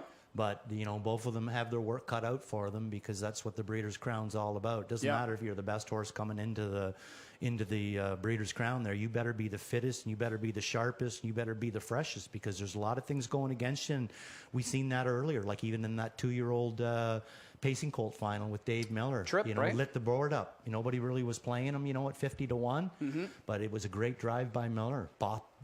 Busted him out of there, went to the front, sat him, come up the inside. My father would be proud. That he would be. But happy to have you along for sure. We're going to wrap things up here with our Jackpot High Five, couple night carryover. Too bad we didn't have it growing to a huge number. This would have been a fun weekend, obviously, to kind of do a payout. But nonetheless, it's there for you to play along. It's been great handle throughout, start to finish, and appreciate everybody that joined us on track or via simulcast to play along. You've got one more to go with here. Randy's going to go 3 Got Sexy Scars, a mare that is always right there, Randy, and you feel tonight she's maybe just in that right spot? I think that she's maybe looking at a little bit cheaper class. I mean, there's some nice fillies in here too, but the filly of Phil's, that Into My Mystic Moon there, that she raced tonight and raced fantastic again, and she's been almost unbeatable in that class. So I think that Got Sexy Stars, she's got a good draw to work with, and I think James is just about due for one. Yeah, and I'm going to go Sylvain Filion, taking over on setting a precedent in here. She's got a great late kick. Let's just hope that she is turning for home somewhere within range. A couple of us going with that one on top, a couple others kind of mixing that one through there. But a few different opinions here to wrap things up. Thank you to all of our sponsors, presenting sponsors, everybody that helped make the Breeders' Crown possible. What a great start to night one. Again, as mentioned, we're back tomorrow. 12 races again, 7 o'clock, first race post time, 6 o'clock. It's an early pregame show. Make sure you're here on time, Randy. Oh, that's tomorrow? Yeah. What do we got on for tomorrow? We got 8 Breeders' Crown championships to go on the 12 race card. Right. Yeah. Yes. You're here earlier than I am. But yeah, here. 6 o'clock for the pregame show. Doors open at 5 if you want to join us on track, but a lot of different outlets for you to check us out. Live streaming, HPI Bet, FS2. South of the border as well, and FanDuel TV. So a lot of great stuff. But come on out and enjoy the 39th edition of the Breeders' Crown Championships tomorrow. And before we go, I got to give a big shout out to a girl that's producing right now, filling in the chair. It's her last shift with us, Shannon McGonigal. Oh, the lovely Shannon. Yeah, she is. She's heading out. She's heading to a new career or a new venture, and I want to wish her all the best. She was one of my first producers when I started here 15 years ago. We've had a lot of fun over the years. She will be sorely missed by so many of us here.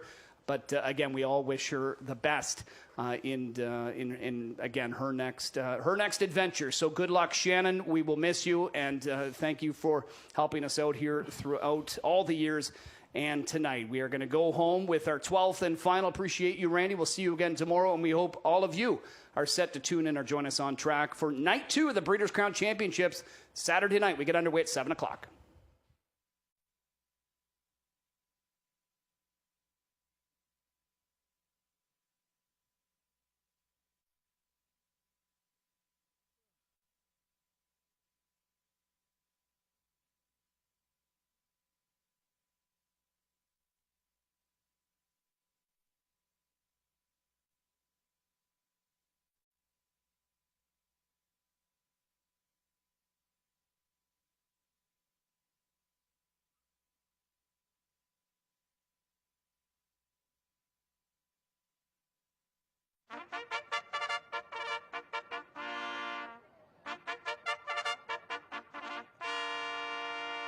Twelfth race field parades, 1 My Mother Pearl, Jody Jamieson for trainer-owner Ben Hollingsworth. Number 2, Twin Bee tipster Travis Cullen with Jody Cullen trainee Travis owns. James McDonald with 3, Got Sexy Scars, Dr. Ian Moore training for Let It Ride Stables and Robert Cooper Stables. Here's 4, Goodnight Irene Louis Philippois with Gord Remen, owned and trained pacing mare. Scott Young with 5, Charmbeau Breed, Jack Ryer, the breeder, owner, trainer. Casimir Swamp Girl 6, Trevor Henry with Kyle Boston's pupil for William Pendleton. Austin Sorry on 7, My Baby Girl, breeder, owner, trainer, Gaetan Hébert. Sunshine at the Beach, the 8, in rain to Paul McDonnell, trainer Gabby Sasso, owners Martwest Racing Stable and Jeff Corshane. Sylvain Filion with the 9, Setting a Precedent, Jonathan Panos is the owner and the trainer. And 10-horse Chelsea's Choice, handled by Bob McClure, trainer Ricky Montgomery, the owner Chelsea Hughes. 6 minutes to race 12.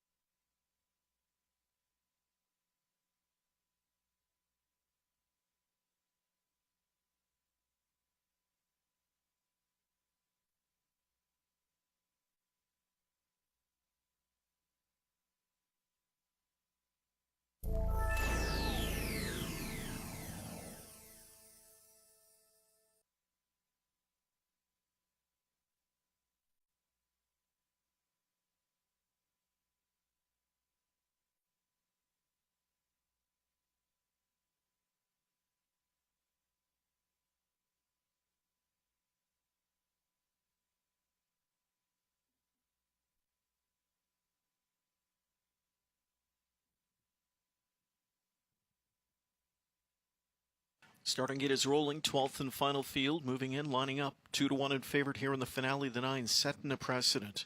Class Chopper picks up Sylvain Filion here this evening, 3 wins from 19 on the year. Here they come. They're often pacing. Casimir's Swamp Girl fires from the inside, leaving up with her outside. My Baby Girl, way out wide, set and precedent. Up into the mix has got Sexy Scars. Through at the rail, left out My Mother Pearl. Then it's taken back to find Twinbee Tipster. 2 more to Goodnight Irene. Further back, Charmbeau Brie. Final 2 in the field. Sunshine at the Beach. And Chelsea's Choice can see them all. So they drive their way to that quarter marker. And up front, Casimir's Swamp Girl leads. Got Sexy Scars planted in the pocket spot through a 27-2 opening quarter. My Mother Pearl pushed on through. She's third inside. Then My Baby Girl tracked by Twinbee Tipster. Setting a precedent in the backfield. 2 more to Goodnight Irene. Charmbeau Brie races 8th inside. Sunshine at the Beach with 1 rival beaten at 3/8, and that is Chelsea's Choice. So single file as they move up towards the midway point. Casimir's Swamp Girl and Henry lead the charge. Back into second got Sexy Scars. My Mother Pearl continues third. Now a first over My Baby Girl on the March 4th. Halftime 57 flat. Into the final turn they go. They're chasing Casimir's Swamp Girl. Pressure from My Baby Girl. Got Sexy Scars. Rides the pocket trip.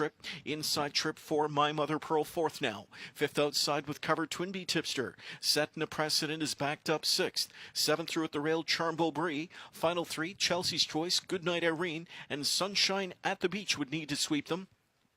3 quarters in 125-2, and it's Casimir's Swamp Girl who swings them into the stretch. From second got Sexy Scars. My Mother Pearl up the inside into third. Rushing off cover comes Setting a Precedent, 4th now, deep stretch. Casimir's Swamp Girl got Sexy Scars. Setting a Precedent, and My Mother Pearl a 4 cross drive to the line. Got Sexy Scars. Down the center, My Mother Pearl. It's got Sexy Scars. Got Sexy Scars to win on My Mother Pearl in 152-3.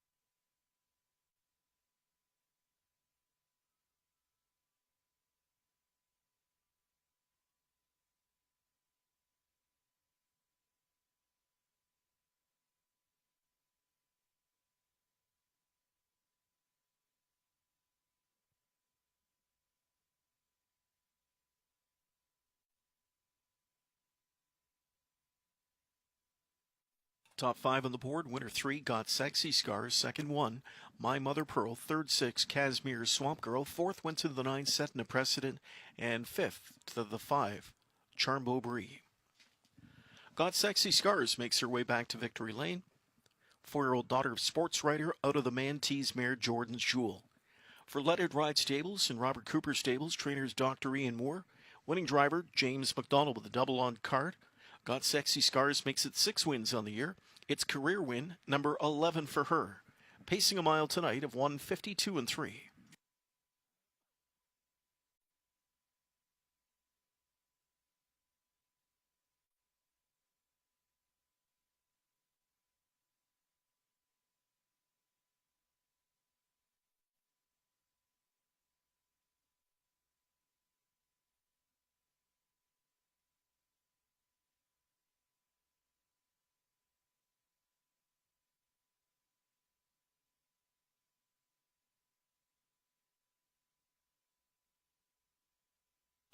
Three got Sexy Scars, paid $7.90 to win. $2 exacta, $53.30. $2 late double, $13.60.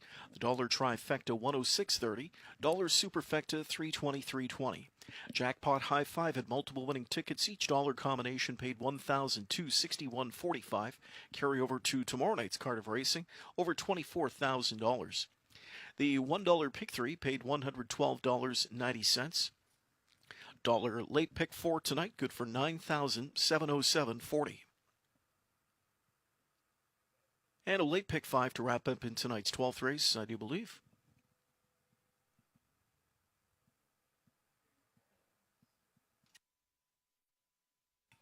Good payoff there. Dollar combination worth $16,444.35. A nice parting gift on night one of the Breeders' Crown Championships. Thanks for joining us tonight for the freshman class. Tomorrow night, the sophomores and the older divisions on tap as part of an explosive Saturday night you won't want to miss. First race post time tomorrow evening set for 7 o'clock. We'll kick off our pregame show good and early tomorrow night. 6 o'clock is start time. Just before that, program change information to share with you. We'll see you tomorrow night, everybody, and thanks for joining us for night one of the Breeders' Crown 2022.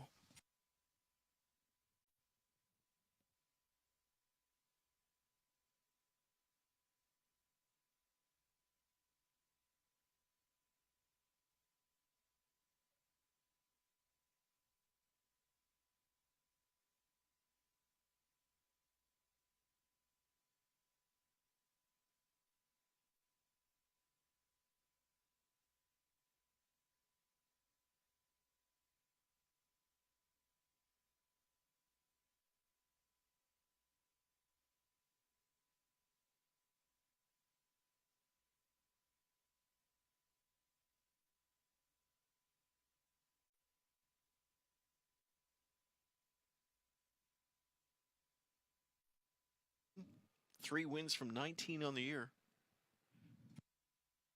Here they come.